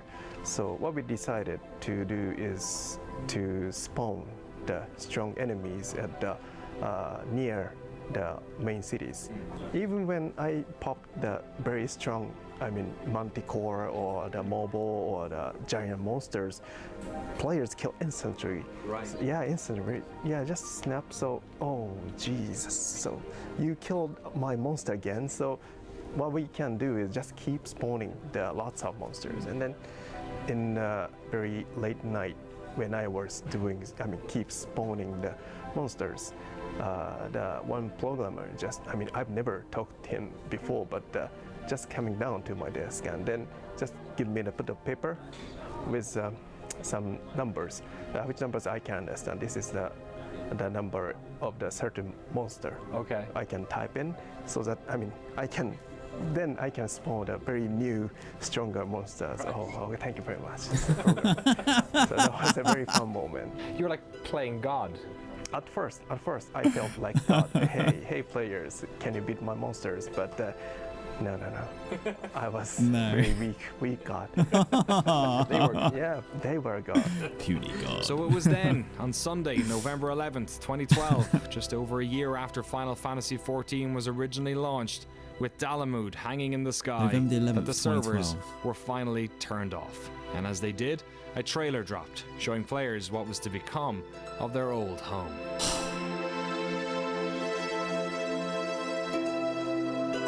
You would just be like, what is happening? You'd be so aware that you are taking part in something incredibly special.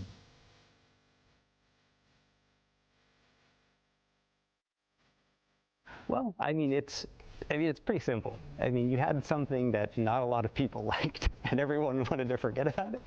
So rather than, just taking that and doing it over, and just reimagining it, why not destroy that and start over? If we leave too much of that original core there, then it will just linger on as that kind of cancer that, will always bring us back to that failure. Why not just clean the slate? But on the other hand, and this is where, things kind of got complicated, is that, no matter how bad the reviews were and how many people bought the game but then left the game, there was still this core of players in both Japan and Europe, North America, that were passionate about the game. In the state that it was, they were passionate about the game. They were passionate about the series and their characters that they had created, and were now living in this MMO. And so, it would have been easy to just say, okay, bye guys, But if you do that, then you've basically alienated the only group that stuck with you. For all of those, when everyone else is slamming the game and talking about how bad it is, and those guys were troopers. They would go on the forums. They were defending, the development team when a lot of times we didn't deserve defending. So that idea to wipe the slate clean, but not make it something completely new, make it something that was connected in some way to that, to the old game. The decision made by Yoshida-san to, okay, let's bring down Dalamud, destroy the planet, destroy the realm, but then bring it back.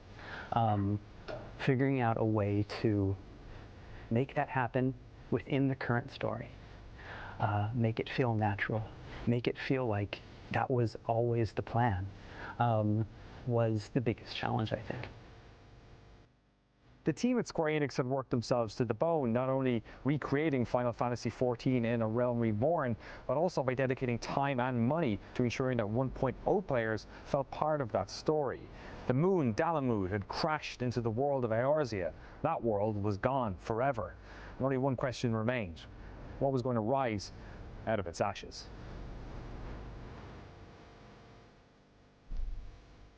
It is so important that they did it that way.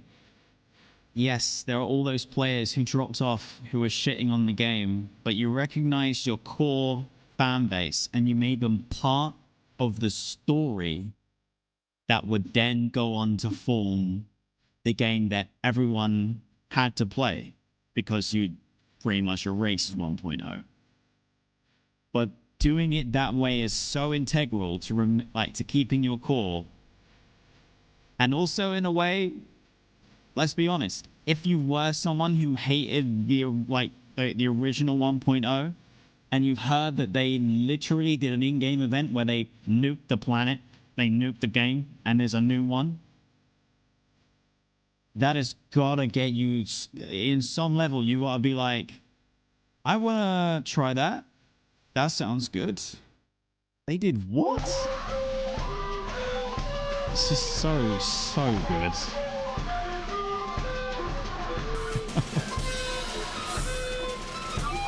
It's hard to really believe that it even happened, that they even did it.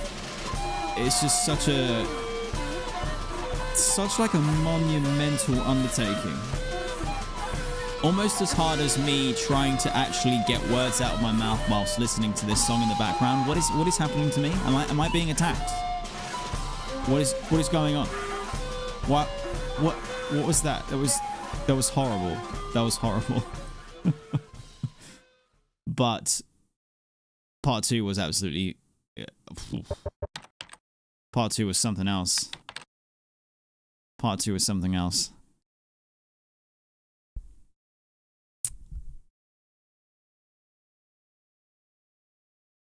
Part 2 is very good.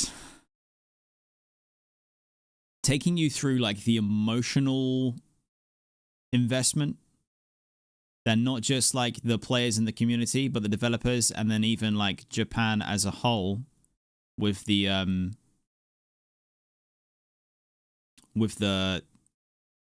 earthquake disaster. The whole thing, like, it once again puts into frame the sheer odds and all of like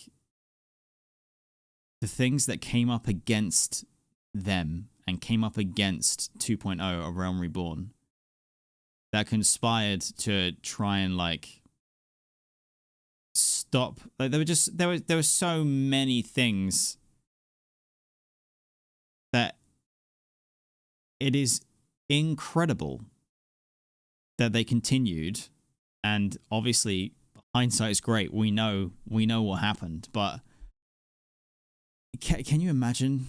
I mean, like being involved in the creation process, or being a player and being like, "What do you mean you're gonna do what to my game?" Like, I honestly don't think that it could ever happen again in any other timeline, or ever again in the future of like humanity. Because I'll tell you this now, if right, we took the War Within, we got the World Soul Saga for World of Warcraft, right? They have Midnight, and then they have the last one. I can't remember what the name is. If they tie that up and they nuke Azeroth, and then they try and do a Realm Reborn, right? And you log into a new game, it's like the stories, say it's the whole thing. People would hate it for the sake of hating it. They would shit on it. They would say it's the worst story. It has the worst music. The graphics are worse. The gameplay is worse. Like there'd be no way that it would be as supportive. I genuinely just think that Final Fantasy XIV, A Realm Reborn, could never have happened any other time. It is the perfect storm of everything being in the right place at the right moment with the right people, and despite disasters, still rising above it all. It's like, I don't know, man. It's like Paul Atreides just like having all those paths and seeing the one way through. Like, and if you know the greatest story of Dune, it's not a very good story. It's not nice. But I just don't think, even if they did this again, say, you know what, forget the World of Warcraft comparison. Say it was Final Fantasy. Say that it happened now. This happened now. It wouldn't work. It had to be then. And thank God it was. Just incredible.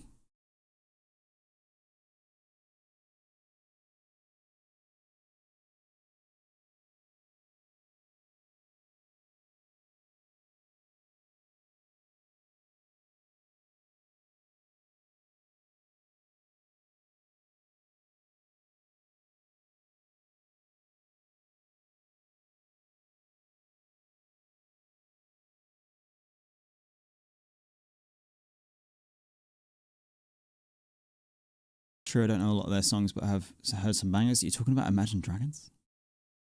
Imagine being there for Heavensward's launch. Just imagine dragons. Just imagine. 1.0 launching today would have been Square Enix's death. Definitely. I'm not sure it's a franchise thing and unique to FF games being numbered like that. For sure, there's a reason WoW Classic is popular, for sure. A large population of players just don't like the newer versions. Yeah. Yeah, 100%. With how fast information travels online these days, it would be way different. Yeah. Yeah. Media is different. Journalism is different. Reviews are different. Players' tastes and expectations and preferences are different. It could never have happened at any other time. Like, say that they would have delayed it by 1 year. That might have been that might have been too much. 6 months might have been too much. It's just incredible. Another thing that is incredible, by the way, is all of you. All of you are incredible. Because we have raised $1,800 in 2 streams, and we still have 3 streams to go, as part of Llama Todd's charity event named WoW vs Final Fantasy XIV, supporting the American Heart Association and all of the work that they do to combat heart disease and strokes, as heart disease and strokes are the #1 killer worldwide. Every 40 seconds, someone has a heart attack or a stroke. It is one of it's one of the biggest adversaries we face as humanity. But let's be honest, like I just said, it's the #1 killer worldwide. I can't really phrase it any other way. It is what it is. It is a fucker. But thanks to great organizations such as the AHA, that felt weird to say, but it is the AHA. Thanks to their hard work and many other organizations like them, people are made more aware and get more support around these issues than ever before. So I just want to say a big thank you to everyone who is watching. That is a form of support. Donating is obviously a huge form of support. Sharing links and spreading the word is also free and a great way to show support. And of course, all of the other streamers who are part of the event too and what they are up to. Just want to remind everyone why we're here. And just say a big thank you for everything that you've been doing so far. It's absolutely incredible. You guys are the best.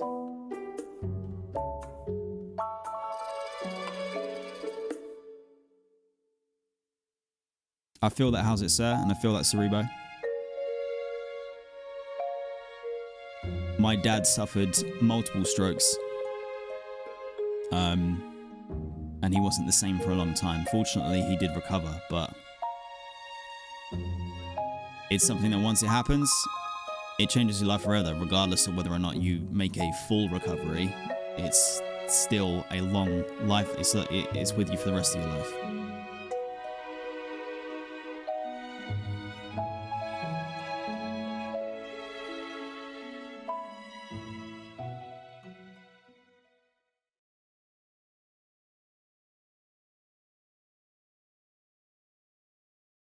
Okie dokie. It is time to make good on the final milestone that was unlocked yesterday. And there are some milestones that have been destroyed today.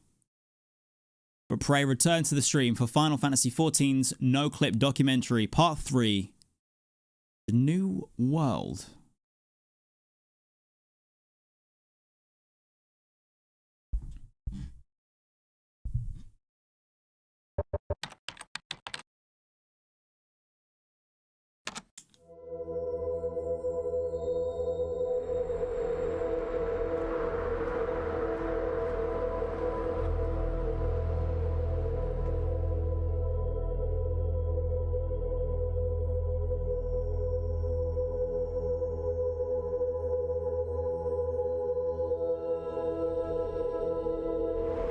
Welcome to the final part of our fantastical tale. We sit on the eve of the rebirth of Square Enix's new world. Almost exactly 3 years after the original catastrophic launch, Eorzean was going to be getting a second chance. But this time, everybody knew it wasn't going to be getting a third.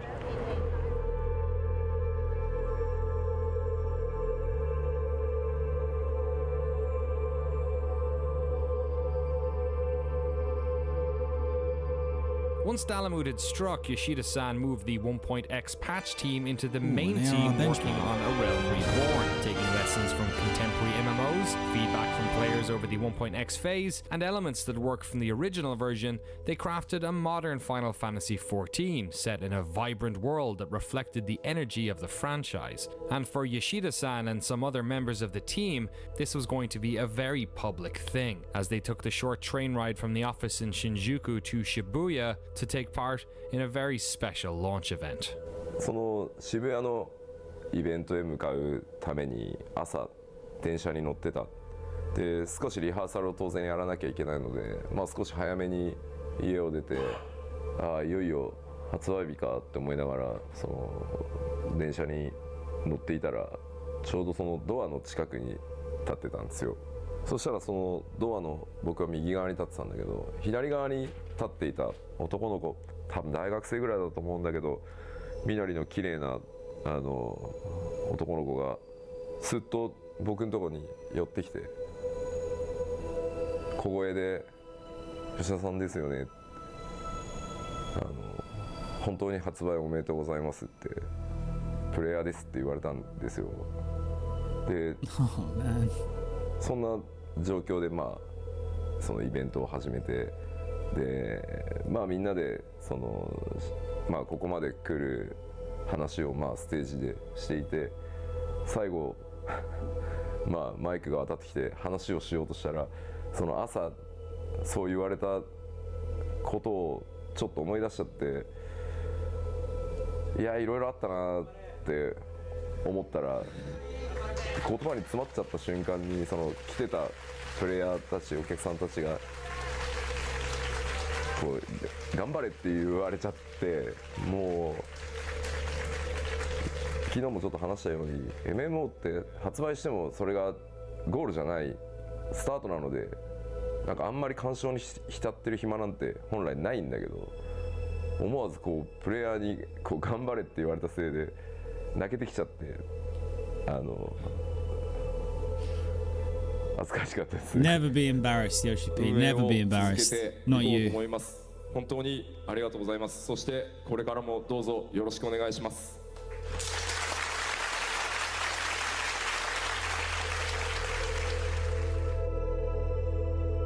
Almost 3 years after its original launch, Final Fantasy XIV A Realm Reborn was released on PC and PlayStation 3 on August the 27th, 2013, the day after my birthday. Behind the scenes, Square Enix had suffered a disastrous 2013 fiscal year, resulting in a loss of around 10 billion yen, which is $105 million. They couldn't afford another failure.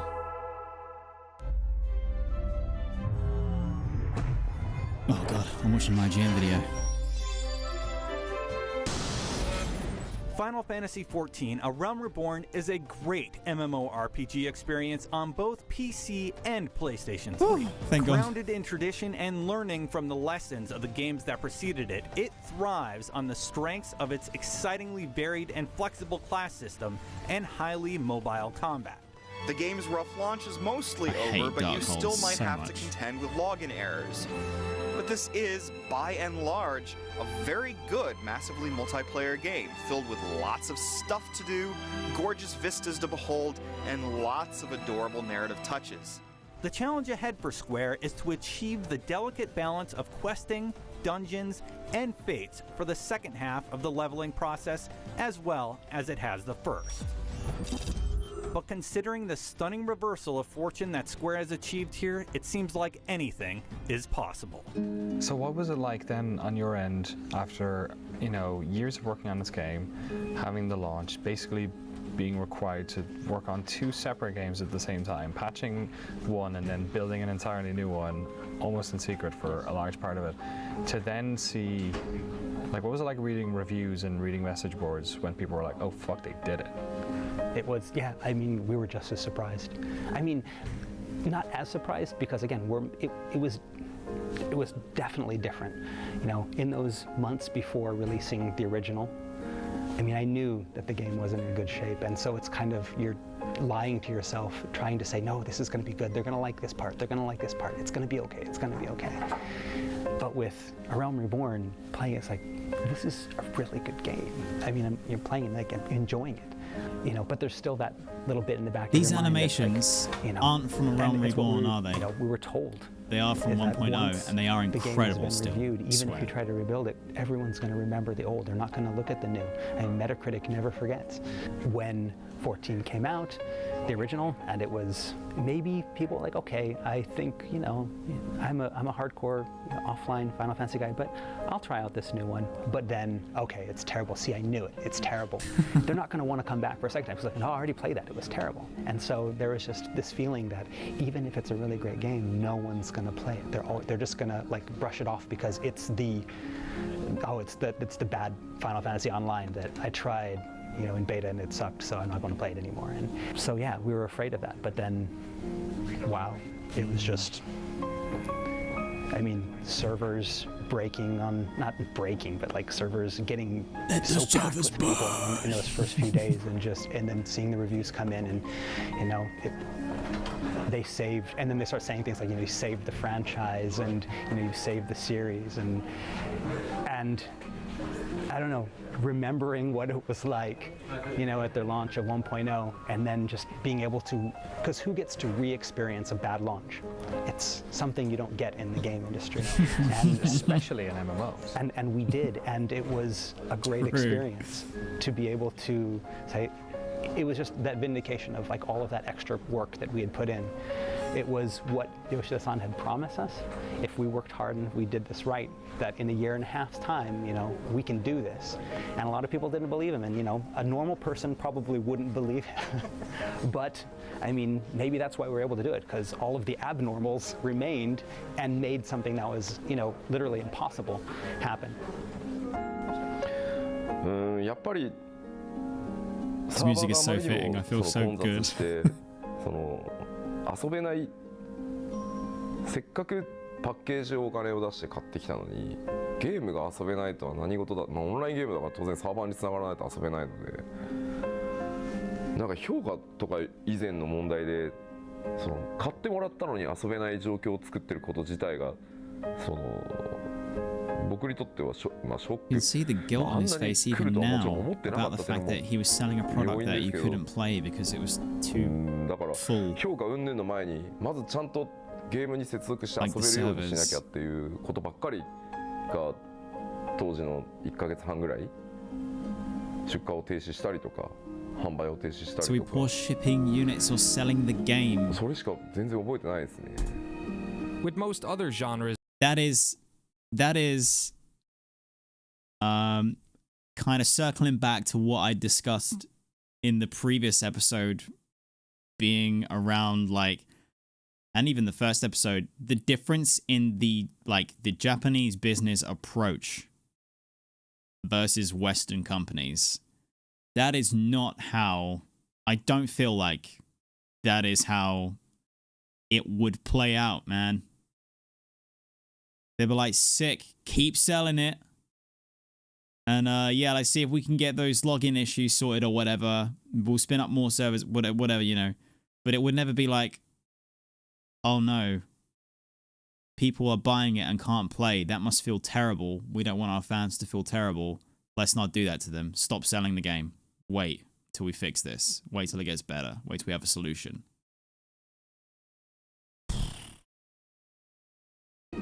With most other genres, and it this would be the part of the Endwalker story 2. where we fade to black and roll credits, but such luxuries don't exist in the world of massively multiplayer online games. In fact, after the release of A Realm Reborn, or 2.0 as they call it internally, the team applied the same content-rich patching schedule they had undertaken with 1.0, releasing a significant 2.x patch to the game every 3 to 4 months. Over the next 2 years, these patches progressed the story of ARR, added in epic raids and new modes such as 72-player PvP battles. But just like before, while the team was working on these 2.x patches, they were concurrently building an updated version of the game, the first expansion pack, Heavensward. They did it again, baby! 2014年の10月 What do you mean? 9月10月ぐらいから開発チームにも吉田さん申請したら You told us it would get easier after ARR. バカ MMO これだけ巨大な規模の MMO は最初のエクスパンションパック出すところまでがスタートダッシュなんだよって言ってごめんねって No, you moved the goalpost, man. Come on, you can't do that. Well, I mean, it was what was in our minds was, you know, not having another letdown. Don't take for granted that the rebuild was a success. We can't just expect our users to say, oh, they're going to release expansion so we can do whatever we want and doesn't matter, they'll buy it, ha ha ha. You know, there was none of that sense. One good thing that came out of the failed launch is that it's instilled into, you know, the developers, all of the developers' minds that, you know, we have to always strive to be better. We can't, you know, let our guard down. It's in everyone's mind, and it's always lurking back there. We don't want to repeat that, and because of that, everyone is like always on the top of their game. Is that still there even now? Because it's been 3.5 years. Well, I mean, yeah, the old guard. Yes, we all have that. We all have that. But it's not all the old guard anymore. People have moved off onto other projects. Some people have left the company to go freelance, you know, explore new opportunities. A lot of new people have come in. And so a lot of people, yeah, don't remember, you know, what happened in 1.0 because they you weren't summer there. children. That's right. Yeah, exactly, sweet summer child. Exactly. And, you know, us old timers can tell them, well, back in my day, we did it. And they'll be like, yeah, okay, whatever. And, you know, sometimes it does feel like that. There's always the chance that, you know, you can just get too full of yourself and not do 100%, not learn from your mistakes, and that, you know, the community was like, no, we're done. Final Fantasy XI, you know, and 1.0's mistake. To be given a second chance. We were really lucky to have that second chance actually succeed. I don't know, third time, I don't know if I want to, you know, press my luck any further. It's not a good, fun situation to be in.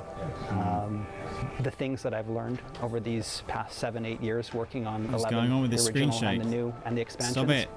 is something that I'm going to carry with me to all future projects, as it will with, I mean, all of the other devs that have done that.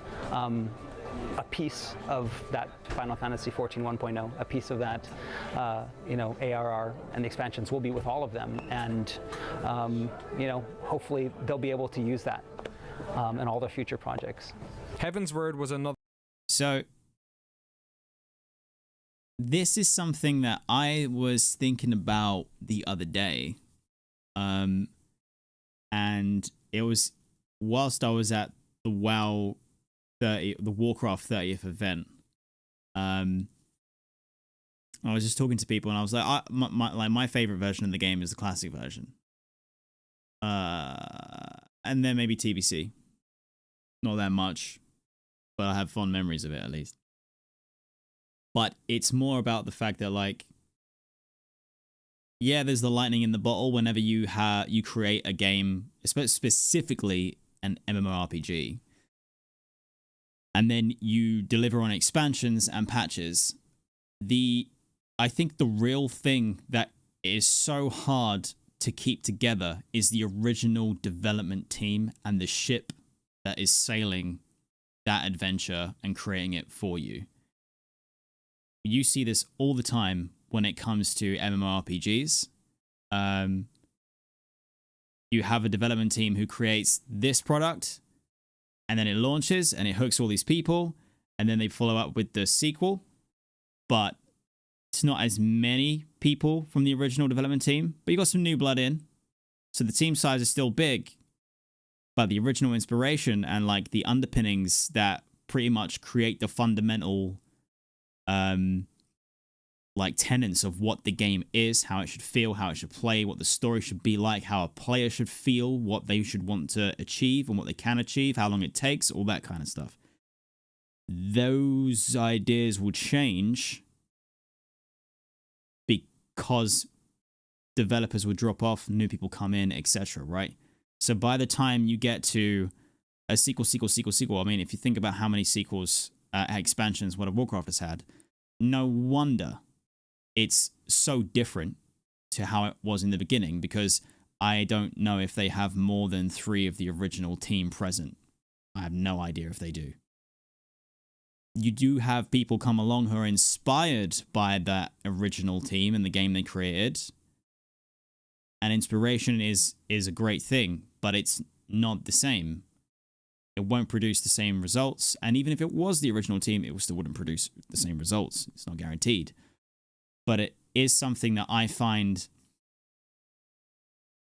is like a real challenge that I don't think you can just ever find a solution to when it comes to game design specifically for MMORPGs. Eventually, if the game is successful and is long-standing, eventually you're going to have a bad expansion. Eventually you're going to have a bad patch. And that is inevitable even if you had the best of the best, like, always developing the team. If you had the old guard stay all the way through, they're going to make a mistake at some point. There's going to be issues. They're going to arise. But I think I feel like it's more likely to happen when you have an old guard switching out with new guard who are not aligned in the same core tenets, I guess. It's so hard. And it's like, yeah, it's a good point, Emmy. Like the live service game situation that we have, if you look at what's been going on with PlayStation, Jesus. And live service models love to look at this long-term development process and be like, yo, that's a big cash cow. You got no idea how to operate that ship. You've got no idea how to keep a development team together and consistently produce like a product and an experience that customers and game like fans of the game or the genre are gonna want to experience time and again. Because if you do the same thing as always, people get sick of it and it will be stale. And then if you try too much stuff, you're gonna have that situation where you have a bad patch or a bad expansion.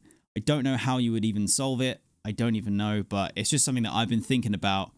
And it was kind of in relation to what people perceive as being a good or a bad part of a game, like an MMO's life cycle and expansions. People have favorites and have their least favorites, and they don't always align, but a lot of people like to just fit in and say, for example, with World of Warcraft, Wrath was the pinnacle because it has the most subscribers. But actually, I was really surprised that I felt the same. And then when I played Wrath Classic, I was like, I don't like it. And I literally cleared the first phase and I left. I don't care. It isn't actually what I thought it was. It's not how I remembered it. And it's just one of those things where I don't really know how you would ever find a solution to the problem of eventually you're going to have a bad thing. But I think you do need to change enough from expansion to expansion to provide new experiences, but you need to have your core skeleton of deliverable. But again, surely that's what they do anyway in their development cycles and processes with like expansion and updates and patches and stuff. And that problem still arises. So I'd just be interested to hear your thoughts or like comments on YouTube when this video is a standalone. Like, what do you think we should could be done about that? Not we should do. I'm not going to do anything about it. I don't make games. I play them, baby, and I barely play them. Okay, this is me yapping. And hopefully they'll be able to use that in all their future projects. Heavensward was another win for the team. Critically praised and loved by the community, it helped push cumulative subscriptions for the game beyond 5 million. In fact, the amount of players in Eorzean has kept rising. 当然上がり下がりはあります。上がり下がりをしながら少しずつ右へ上がっていくっていうのが、あんまり他の MMO ではない曲線なのかもしれないですけど、とにかくゲームデザインでずっとこのファイナルファンタジー14っていうゲームをプレイし続けていなければついていけなくなるとか、その一度やめてしまったら戻れないっていう風に絶対にならないようにっていうのが14のゲームデザインの根幹にある。なぜなら今本当にみんな忙しい。一つのゲームだけになんだろう、毎日ログインし続けられるわけじゃない。それはもともと MMO が大好きな僕ですらそうなので、そう考えた時に遊びたい時に遊んで、メジャーアップデートが来たら一気に遊んで、少し落ち着いて他のゲームを遊んだり、家族サービスをしたりで、またメジャーが来たらそれでいいと思ってるし、これからの MMO はそうじゃないと多分やっていけない。でやっぱり大きくゲーム1本分の新しい体験が来た時、全員集合して最新のファイナルファンタジーをプレイしてもらいたい。 Final Fantasy and enjoy the latest together. That's like, yeah, it's so nice. Such a nice way of thinking about it and approaching it. 上がり下がりはする。ただ評判を聞いてずっと増え続けていくっていうのが理想だと思ってるし、 It's like what he did with Dawntrail, right? それでやれてきてるので。So like you guys have もっともっと遊んでほしい。 a few weeks to play Elden Ring. と思ってるので、チャレンジ But then it's Dawntrail time. まだまだ続けたいとは。Something like that.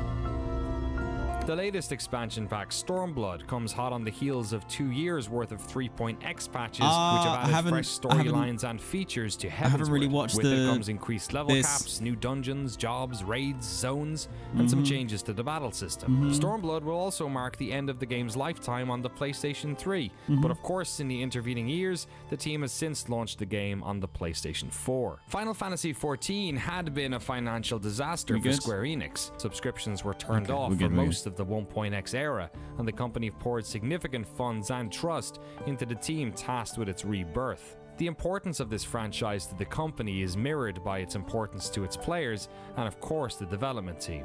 This is a group of people who have dedicated years into ensuring that this game came back from the dead. Yoshida-san says he only needs about 4 hours sleep a night. I asked him about his social life. He says he doesn't really remember anything except work. He speaks fondly of those players that stuck with the team, those warriors of light that were saved at the end of 1.0. His respect for fans of this game and all Final Fantasy fans is clear to see. The realm of Eorzean is totally different now. A bustling, vibrant place full of stories, quests and adventurers. A world expanded upon even more with the release of Stormblood. But the old world, the story of 1.0, the fall of Dalamud and the people who survived the cataclysm will always live on. Those who were there, be them player or developer, will forever be bound together by that experience.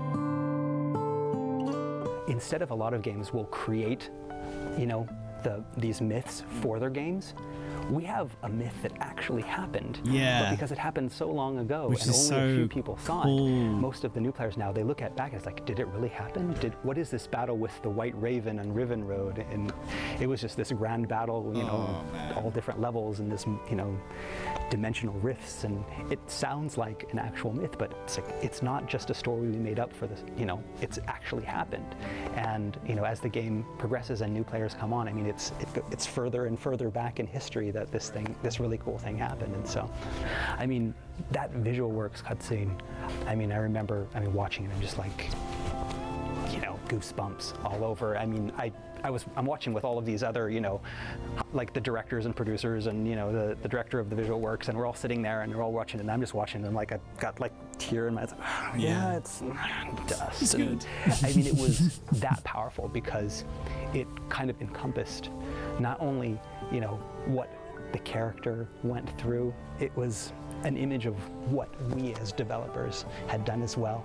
At the beginning, we're all, let's do this. It's going to be an adventure. We're like that first cutscene where, with the party that goes out and they have their guild leave and they go out and they fight the Morbull, and that's us at the beginning. And then the release hits you and you're down. Then you have that cutscene where it's just like everyone's working together to make something new, and then it failed, but no, it didn't fail, and you're just, and all of the memories of the past years, the good and the bad, kind of all come together, and just so overwhelming. And it's just so special. Pretty much the reaction then when we finally released it to the public that we got. So many people, I just remember the forums, checking out the forums that day. People were just like, I've been in tears all day, I've watched it 10 times, and to see that, that everyone felt the same way. It wasn't just the development team. It's that you have this hardcore group of very, very loyal fans that, they believed in the game, we believed in the game, we stuck together, we were able to build, this new thing that's not just for us, but it's opening up the doors for a whole new audience. But remember, we were there first. We're the ones that, that stood by it, and we're the ones that did this. And, they have the pride in that. Those players, those warriors of light that were, the before Meteor guys, Yoshida-san in interviews will always talk about, those people that supported us and we couldn't have done it. I mean, it sounds so cliche. Oh, we couldn't have done it without your support. Literally, we could not have done it. Literally, we could not have done it. I mean, if those people hadn't remained, we just would like, no, let's forget it. We're not going to do it. We wouldn't have put as much effort in. It would have just been, okay, this is so, yeah, whatever, let's just free to play. So lovely and sincere. And just like straight up. When, 1.0 came out, and could you have imagined that 3-4 years later you'd be in a fan event with thousands of people in Germany? No, I don't really imagine that. Yeah, I mean, one day, we were, always saying one day we want to run a big fun event. We were, actually dreaming to have a huge fun festival in the future at that timing. But actually, yeah, we made it. So yeah, that was really great. Some dreams come true. Yes, yes.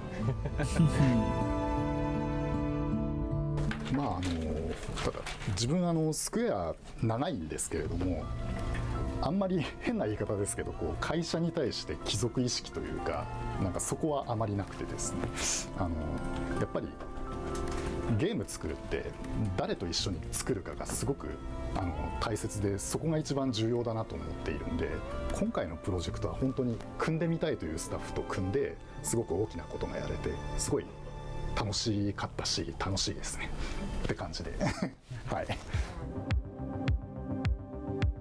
That was an interesting thing to say. 強調したいことがあるとすれば、 Again, it's just like the candid honesty. It's so 初日に refreshing. 1.0 の話をしてましたけど、誰か一人もしくはデベロップメントチームがということではなくて、やっぱり今でも本当に会社自体の大きな過ちが全ての悪い部分がファイナルファンタジー14で出てしまったっていう。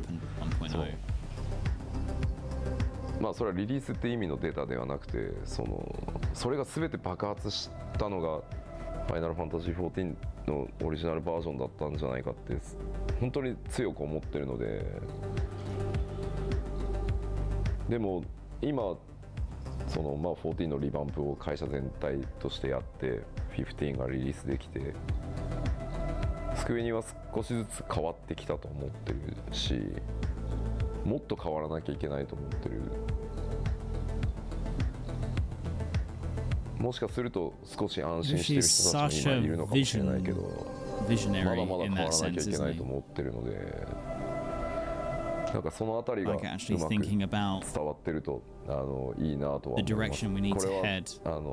す。これはなんだろう、スクエアエニックスっていう会社が作るゲームに期待してもらってる人が世界中にたくさんいると思うんですけど、僕もそうだったから、でもまだまだスクエアエニックスってこのレベルじゃないじゃん、もっと上いけるじゃんって思ってくれてるはずなので、そのためにはもっと変わらなきゃいけないし、チャレンジもしなきゃいけないと思ってるので、そういった要素も今回のそのお話でうまく伝わってくれると嬉しいかなとは思います。僕らはそういうつもりでやってますっていうメッセージが少しでもね出ていけばいいなとは。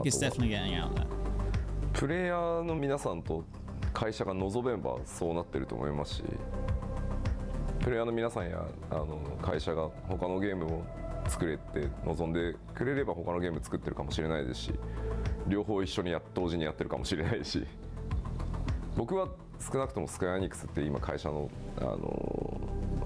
スタッフで自分の会社なわけではないので、やっぱプレイヤーの皆さん、ファンの皆さんがスクエアエニックスに何を期待するのかっていうのを会社がどう考えるかだと僕は思ってるんで、もちろん自分で作ってみたいゲームがないわけじゃもちろんないですけど、好きなものを作りたいならね、会社辞めて自分で会社作ればって思っちゃうんで、As long as I want it, I'll give it my 望まれ best. る限りは頑張ろうと思いますけ Lovely ど thing to say. ただそろそろねプロデューサーとディレクターのどっちかは誰かやってくんねえかなって思いますけどねYeah.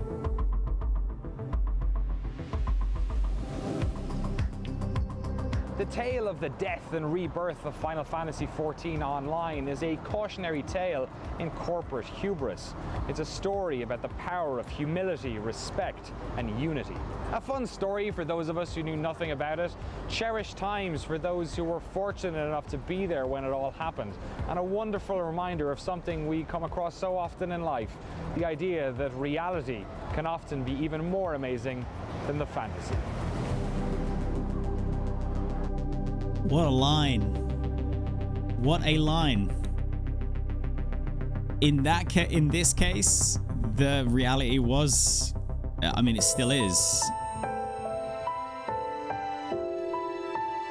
on par or beyond the fantasies that are being told.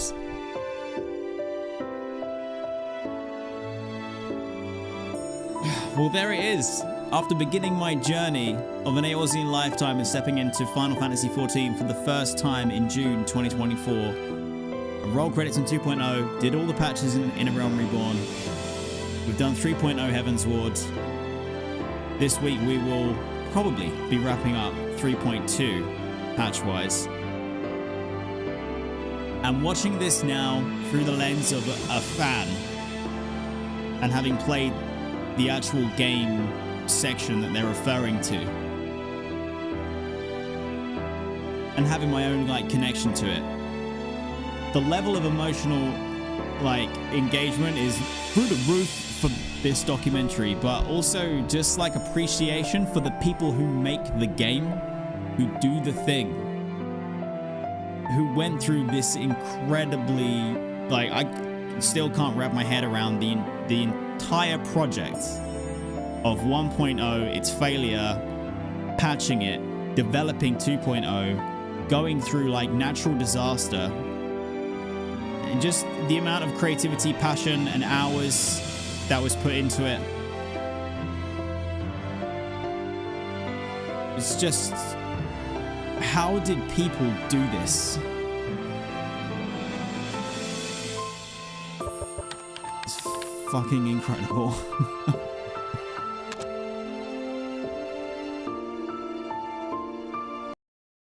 And yeah, I mean, NOCLIP's documentaries are top tier as well. It really is just...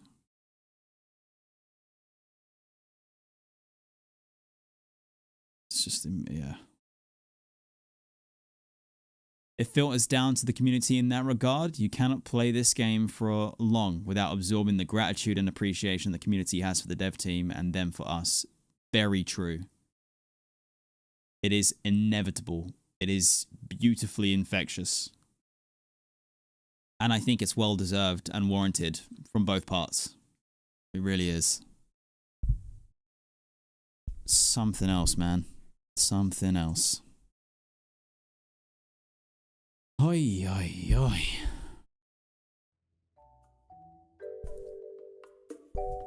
Well, it took close to a year. But there we are. The NOCLIP documentary, baby. So special. In so many ways.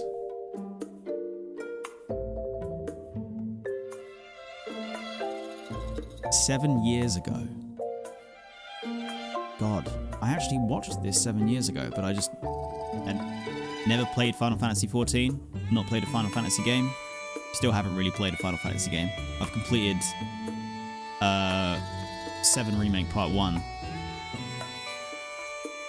But now that I've been on my FF14 journey, I'm like, holy. It just hits so different. Also, where the hell did 7 years go? I guess it do be like that. It do be like that. God damn. Well, friends, once again, thank you so much for all of your support on our second day of charity streaming as part of Team Final Fantasy XIV supporting the American Heart Association for Heart Month 2025. And of course, as part of Llama Todd's charity event, WoW versus Final Fantasy XIV. Oh, you guys are absolutely killing it. I can't believe that we are now at 1,800 rays, and we had to set a whole new goal again. You've smashed all the milestones now, which means that tomorrow we will be doing the Catch 'em All, a Realm Reborn Extreme Pony Edition. We're gonna get all the mounts. Before we do that, though, we need to become a Lalafell, so I will actually be using my first ever Fantasia in Final Fantasy XIV, and I will be switching from Catboy to a Lala, and the Chaos arc will commence.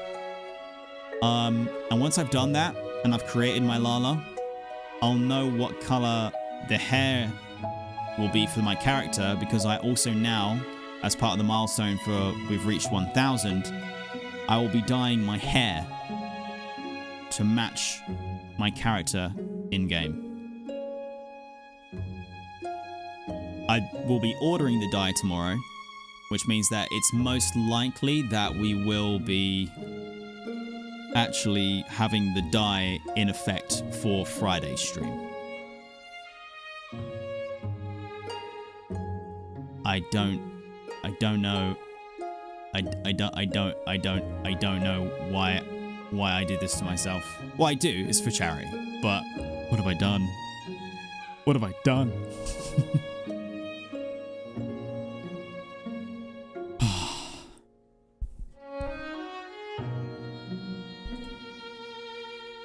It's going to be great. Well done, you. I hope so. Thank you. But yeah, that is the end of today's stream. I am going to take a look and see if any of fellow Team Final Fantasy XIV members are live. And send some raid love over there and keep the charity love going.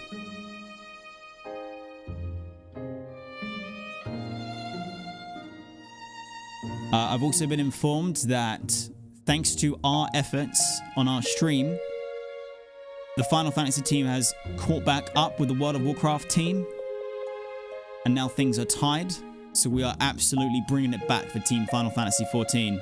It's anyone's game now. We love to see it. We love to see it. You know, we love to see it so much that we need this. We need this. Hold on.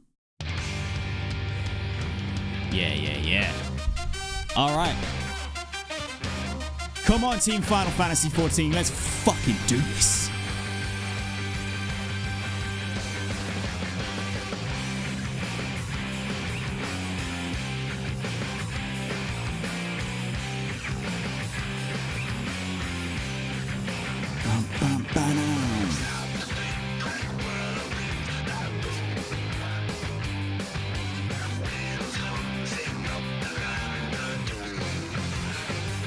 Alright, let me just check who live.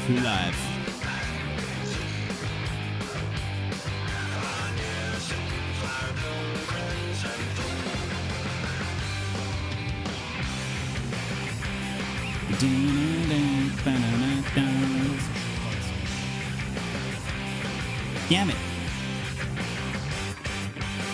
Hold on.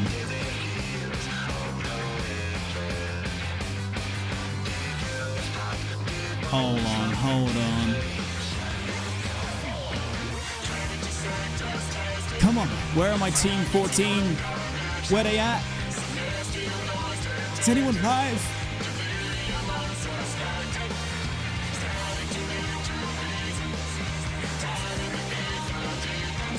Oh, damn. It doesn't look like they are.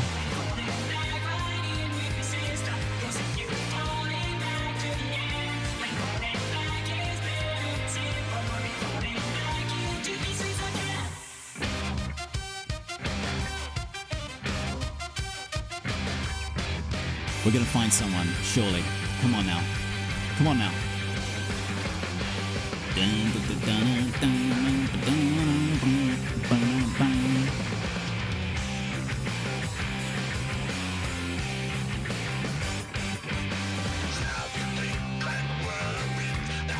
Yeah, we keep vibing. We keep vibing. We keep vibing. Hold on.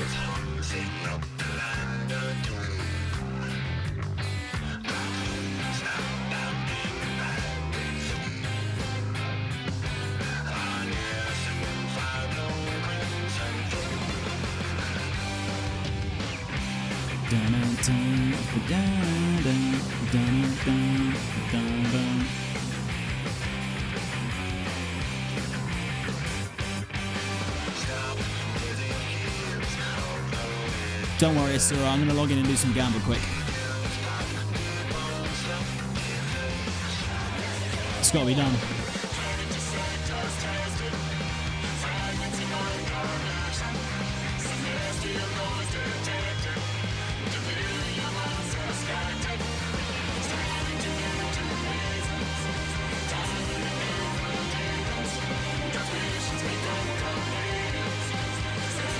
Man, I am so confused. I guess like timing wise, people just aren't live.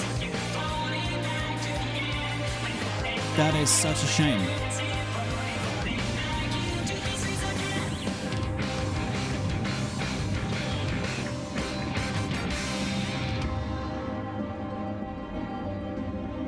Well then.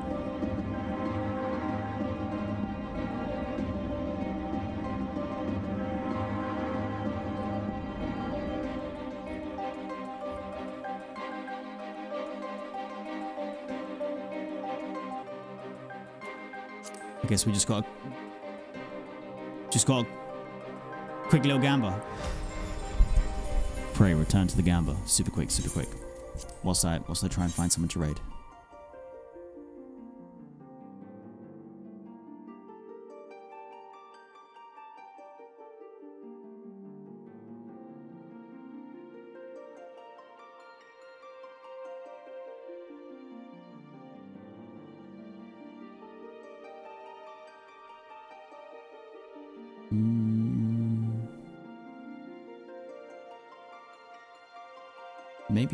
Maybe I can go to like the Tiltify campaign link, and that might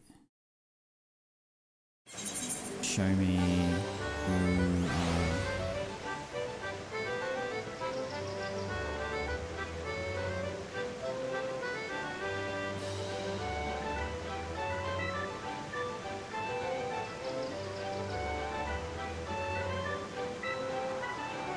I mean, that might show me who live.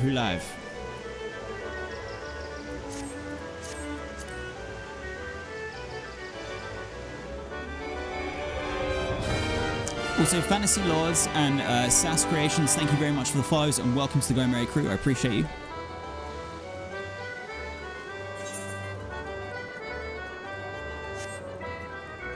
Super duper fast gamba.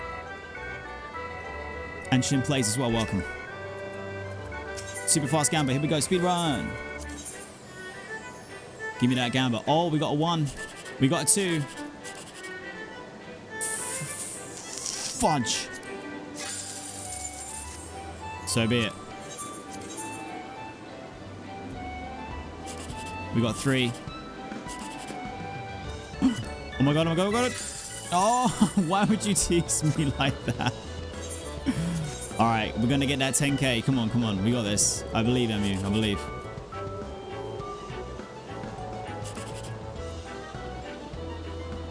Oh. Shit. Damn it. Actually rigged. Rigged beyond belief. I'm kind of shocked. The game be fighting us on this one. Well. This is the cat boy. This is our main squeeze. And he's going to have to go away for a little while. Because tomorrow, the Lalification for charity begins. It is what it is, man. It is what it is.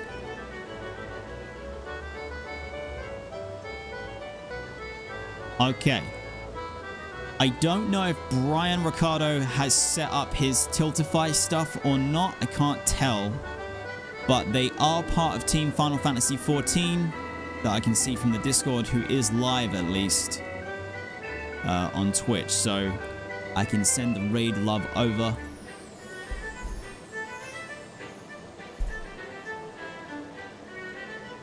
Okie dokie. Once again, friends, thank you very much for the support. 1,800 raised for the American Heart Association on day 2 of 5 of our charity stream event. We return tomorrow, same time, same place, 4 p.m. UK. We will be becoming a Lalafell using Fantasia as part of the donation milestones. Then I will go to Amazon and I'll order some hair dye to match whatever we do with the Lala, goddamn, as part of the milestones for donations. And then we're gonna go and catch them all. A Realm Reborn Extreme Pony Edition. Also, it's whatchamacallit. It is also the Moogle Tome event, right? So we got that too. Plenty to do. I'll see you tomorrow. Take care. Be well. You are the best. Take it easy.